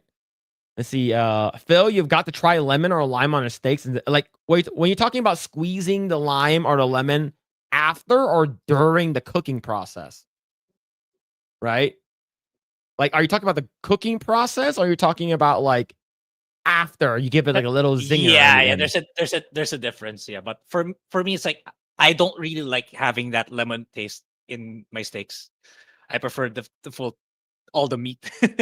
Unless you're That's what I making like think. compound butter, you add like, you add your chives, your garlic, and you add a little bit of lemon, and you mix into a butter, and then you sort of put it in the refrigerator, and then when you're done cooking your steak, you leave the steak out while it's resting, and you put the compound butter on top and it melts.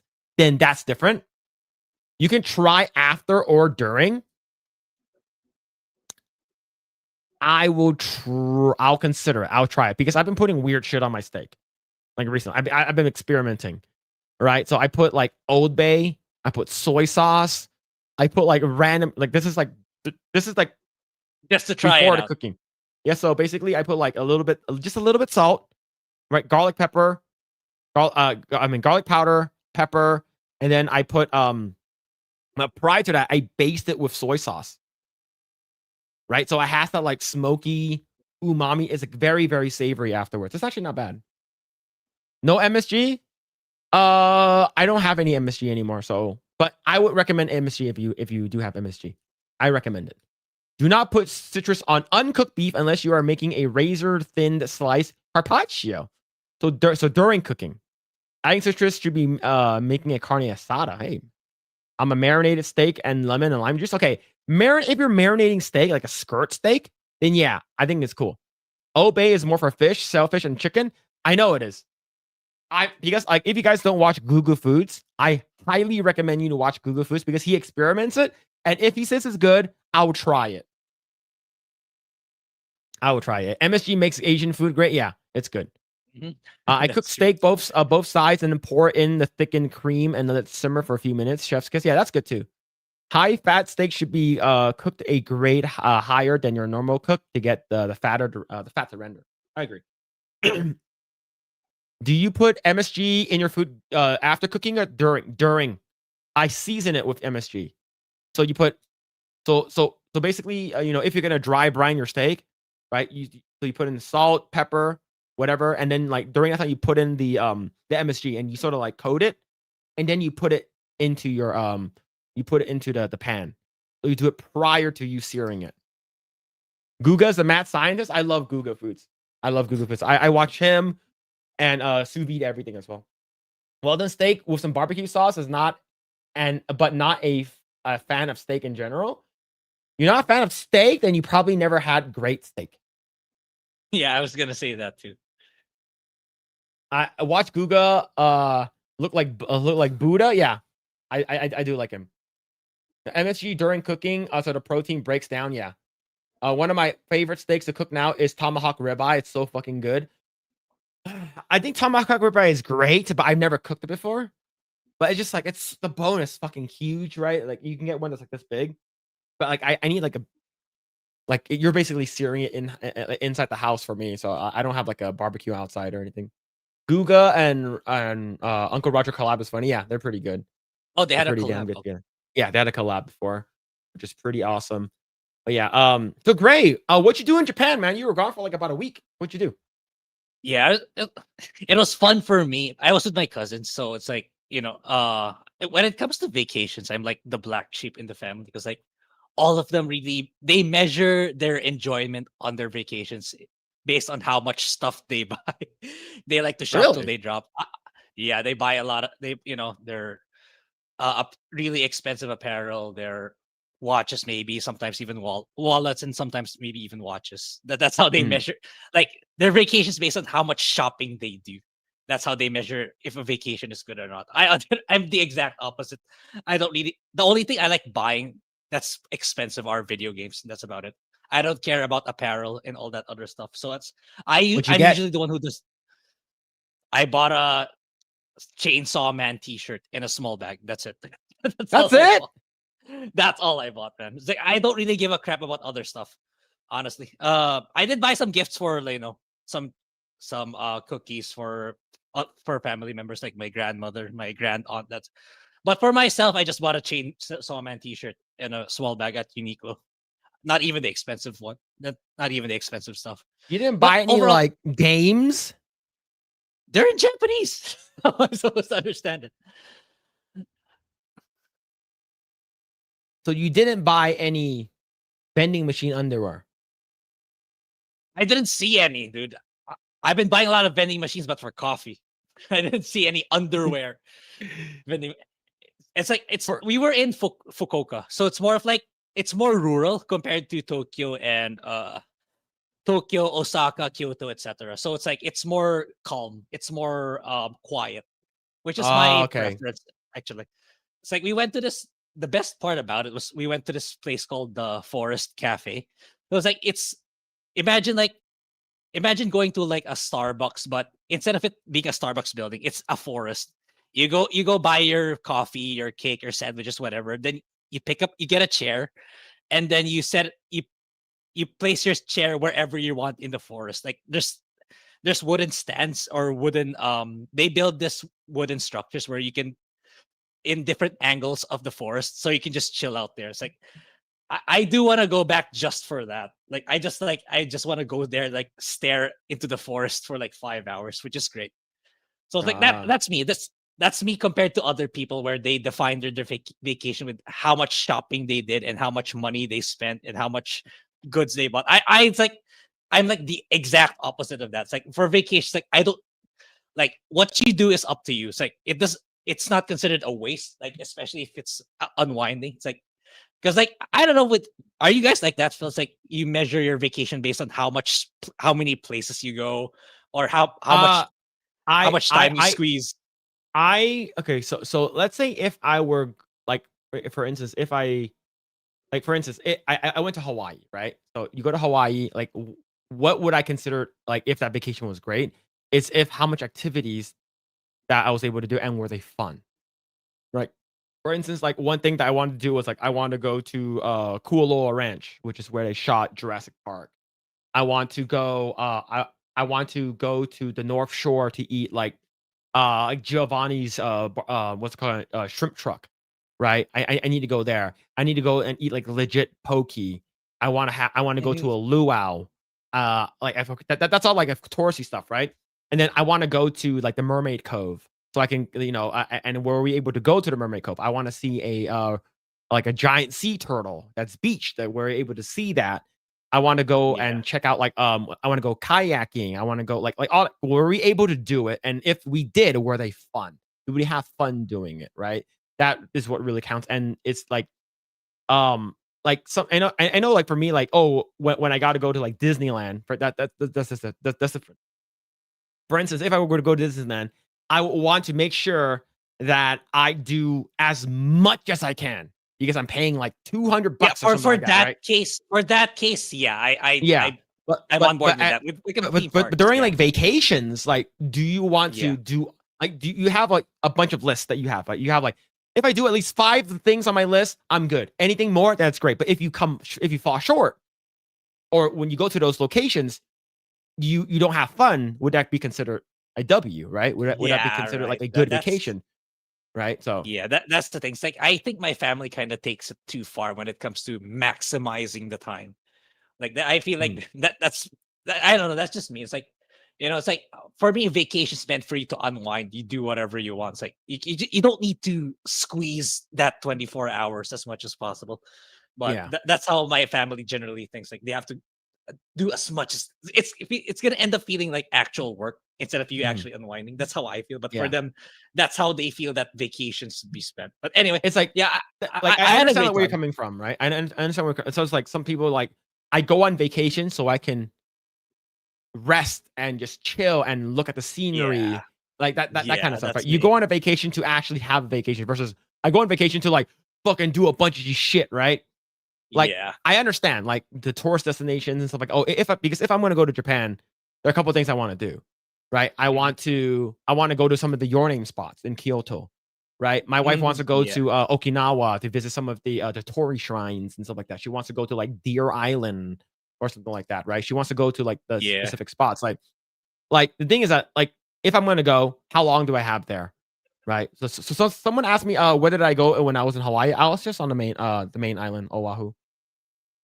Oh, no, that's not Yeah, it's like main island. Main island is the big Hawaii, the island. No, I was on the tourist trap, which is Oahu. But yeah, yeah. yeah. So yeah, see, Yeah. do as little as possible, right? That's what a lot of Yeah, people do. that's me. It's like, that's the point of the vacation. Why would you call it a vacation if you're gonna get tired, you're gonna get sick because of the physical exhaustion? For me, Well, but that's work. so like some people like people who like Some working out. It's like, oh, I want to go hiking. I want to hike to the top of like fucking uh uh I don't know. Like if that you're for me that's in fine. That's Hawaii, fine.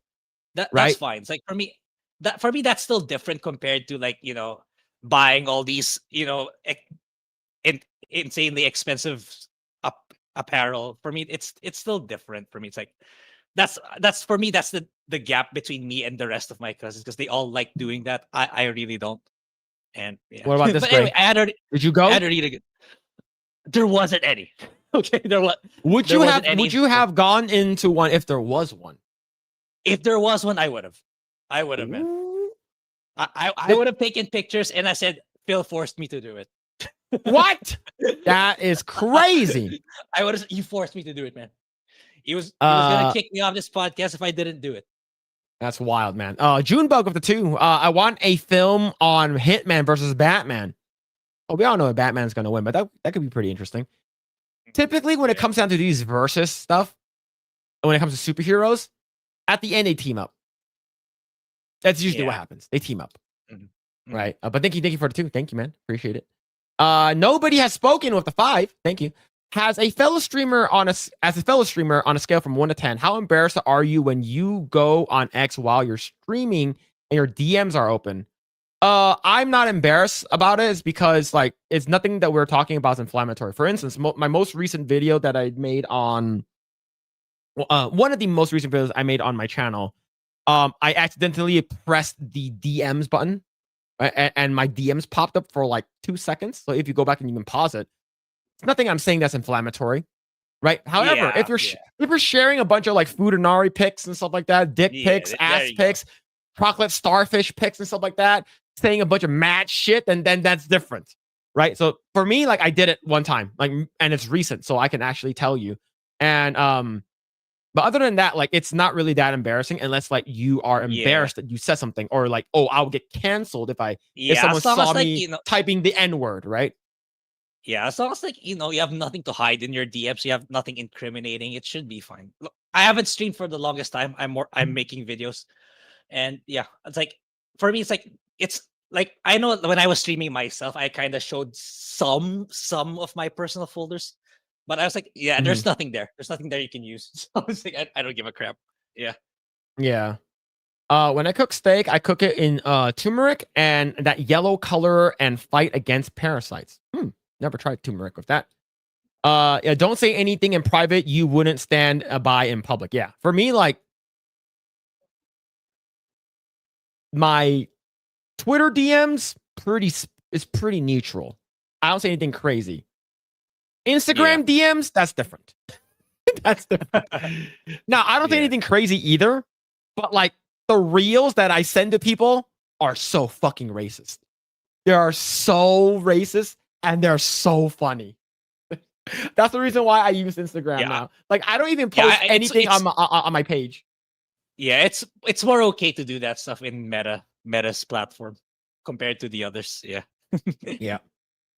Yeah, Phil got mentioned on Fox News a couple months ago. I did. Yep. I did. That's it by what's it called again? Was it Laura Trump? It's like fucking crazy. Yeah, I did. Phil likes getting team. That's fucking wild. That's crazy. Before Lahaina on Maui burned down, it used to be my favorite town in the US. I always want to go to Kauai and Maui. I was supposed to go to like Hawaii like 3 times in 2020. You know that? I was supposed to go in three times for 2020. It was like 2 of them was for a birthday and 1 of them was for a wedding. Oh. But COVID happened. So that didn't happen. Yeah, so I was super excited to go too, man. I was super excited to go. I was like, oh, I have a friend. I have a a childhood friend that's getting married. And then I had like a friend that was gonna do like a birthday, and then another family friend that was gonna do another birthday there, and it ended up all like going to shit. But yeah, let's see. Did anyone send me the John Campia clip? No, I look it up myself. Shit, hold on. Let me see if I can find it. John Campia. Let me see if I can find it.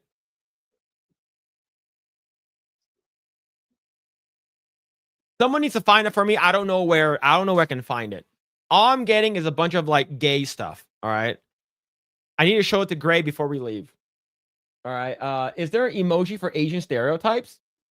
Usually just the rice thing. The John Campia, let's see. Oh, wait, hold on. Found it.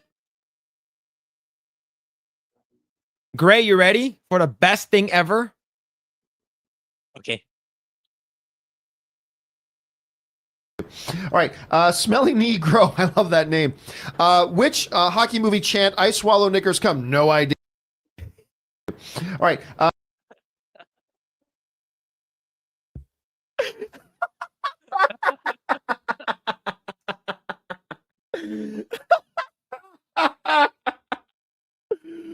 Oh shit, bro. Oh, shit. Oh man, I love that name. Oh my god, man. Grae, what are your thoughts on that? That's why you gotta slow down when you're reading, like especially super chats. People will troll you. Yeah. That's true. Oh man, Yeah, it's we gotta pretty watch it funny. again. We gotta watch it again. All right, Smelly Negro. I love that name. Which hockey movie chant I swallow knickers come? No idea. It's funny that he realized at the last minute. It's like, oh Yeah, no, I did. once he says like, okay, let's moving on, right? Oh shit, man, that's crazy. That is crazy. Shit. It got the fact that it got him twice is it's not just the name of the super chat, it's what he says in the super chat's even worse, right? Asian, smiling Asian with pointy hat emoji. Yeah, he loves the name. Yeah. I love that name. Yeah, don't send chats while Phil and Grae are laughing. They won't be able to see it until they stop. You're probably right. You're probably absolutely right. Oh, all right. Okay.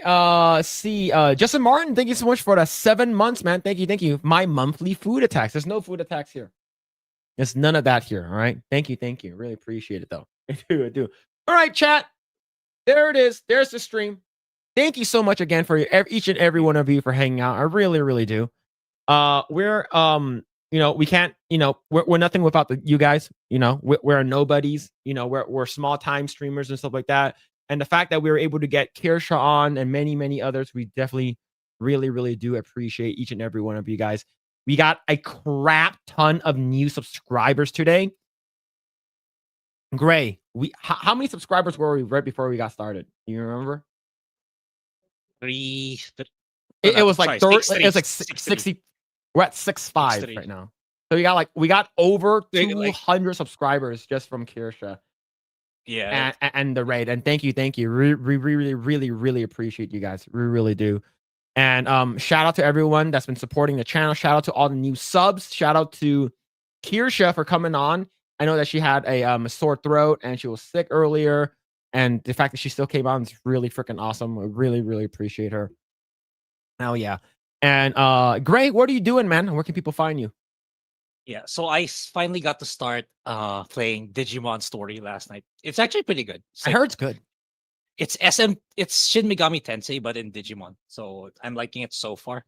So so it's gonna take me a while, but I am working on a video for my second channel. So I'm not gonna say what it's about, but I think you will like it. It's gonna come out probably Wednesday or Thursday.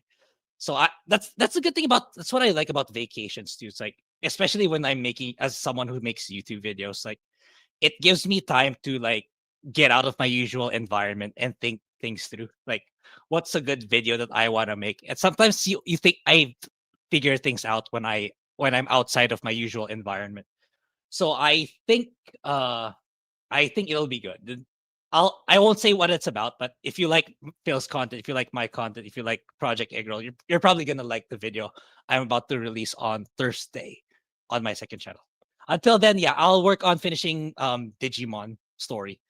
And I'm actually thinking about, because like Metal Gear Snake Eater's already on sale for like 20 off. I'm thinking about jumping in the remake of Metal Gear Solid. I don't know. I'm still thinking about it, but I might get the game and make a video about it. But anyway, yeah, that's about it. Right now. Drop Grae, if you want, you can drop your the link to the channel on Rumble. Oh, yeah, okay. And we actually got a good amount of people in Rumble today too. So thank you. Shout out to people who are hanging out on Rumble. Shout out to people hanging out on X and on YouTube. Thank you guys. Really appreciate it. And you guys can check me out at Mr. Phillip Chan #2. And or in the chat the mods want to drop my link tree, go ahead and do so. I have my own personal channel, and that one is more about me talking about everything. And tomorrow we're going to be having an Asian Dad Reviews Demon Slayer Kimetsu no Yaiba Infinity Castle arc, and then after that, there's going to be Nedza 2. I have to do one for Nedza 1 as well because this probably does make sense for us to do Nedza 1 and Nedza 2. Can I watch Nedza 2 without the first one? Or do you highly recommend I watch the first one first? So I just watched it last night. You can watch it, but some of the characters you won't really know who they are. So it's better. Maybe if there's like a quick version of it on YouTube, you can watch that because it is on Amazon and you can watch it in like HD. Yeah, because like Nedza 2 made it to Netflix for me, if I'm not mistaken. But I'm not sure about the first one. That's why I'm asking if I should watch the first one first. Yeah. Nedza 1 is, I believe, on Netflix, so you can just watch that. But Nedza 2 is like I rented it on Amazon Prime for like $10. But you can probably find it elsewhere. You don't need to actually like check it out on what's it called again? I'm pretty sure you can find it elsewhere. But yeah, go ahead and check that out. And if you guys haven't already done so, go ahead and subscribe to Grae's channel. Thank you guys, really appreciate it. Yeah, but yes, tomorrow Asian Dad reviews gonna be for Infinity Castle arc. So go ahead and check that out. And I do have a bunch of backlist, not backlist, but like a bunch of like Asian Dad reviews. So I have like 14 videos in there. So if you guys want to watch the entire playlist, it is there. So go ahead and check that out. I really appreciate each and every one of you guys here. And there's going to be a what's it called, in about 2 weeks, November 7th, on a Friday, not Saturday, Friday, we're going to have on Vera Dark. So Vera Dark will be on with Project Eggroll on a Friday. We're going to do a Friday stream. She's been really, really busy on Saturdays. So she's going to be coming on and doing that for Friday. So go ahead and check out Grae stuff. I'm dropping my stuff over there as well. Go ahead and check that out. But thank you guys. Really appreciate it. Shout out to everyone hanging out. Really, really appreciate it. And next week, I don't think we have a guest for next week, but unfortunately, because Grae does not like dressing up, you guys will not see us in any Halloween costumes because I forgot about that. If that's the case. Yes. I forgot about that.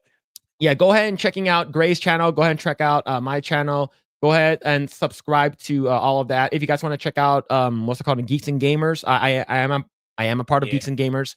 So if you guys want to check out their stuff, the website, the reason why I keep pushing the website is because they have a lot of good stuff now. Like the fact that we can actually use Geeks and Gamers website as like a source for all of our stuff is going to be absolutely huge. So that's going to be pretty damn awesome. And I believe Critic List is also affiliated with them now too. Yes. Yeah. Yes. I'm waiting for Critic List to start doing video games. Like I would write a lot more if they made a video game segment on their website. For sure. I have, okay, here's the thing. Blaine is trying to get that to work. Okay. That it is happening, but we're not sure when, right? Because he needs more people to use the Critic List app and support that if he can, okay. you know. So because he feels like he doesn't. If not a lot of people use that app, if not a lot of people make accounts for Critic List, then it's sort of like a wasted effort, right? So if more people use it, more people does it and stuff like that, Jeremy is really, really trying to make sure that does happen. Yeah, So that's pretty cool. It's like, yeah, my main channel is like, JRPGs, but sometimes I want to talk about games that are not JRPGs. So it's like, I think Critic List is a good way for me. If I can't make a video out of it, like I don't have time to make a video, but I want to talk about it, then I think Critic List is a good place for me to do written video game reviews. I do want to, get better at those too. Yeah. Yep. All right. There it is, chat. Thank you guys so much. We really appreciate it. We will be back next week. We're not going to have any guests unless someone wants to show up. But hope you guys enjoyed the stream. Shout out to everyone. Shout out to all the people that super chatted, that donated, and shout out to Kirsche and everyone that came over from her stream. And we really can't thank you guys enough. We really, really appreciate it. We will be back next week with more stuff. So be on the lookout for that. Hope you guys take care of yourselves, and we will see you guys next time. Take care. Bye-bye.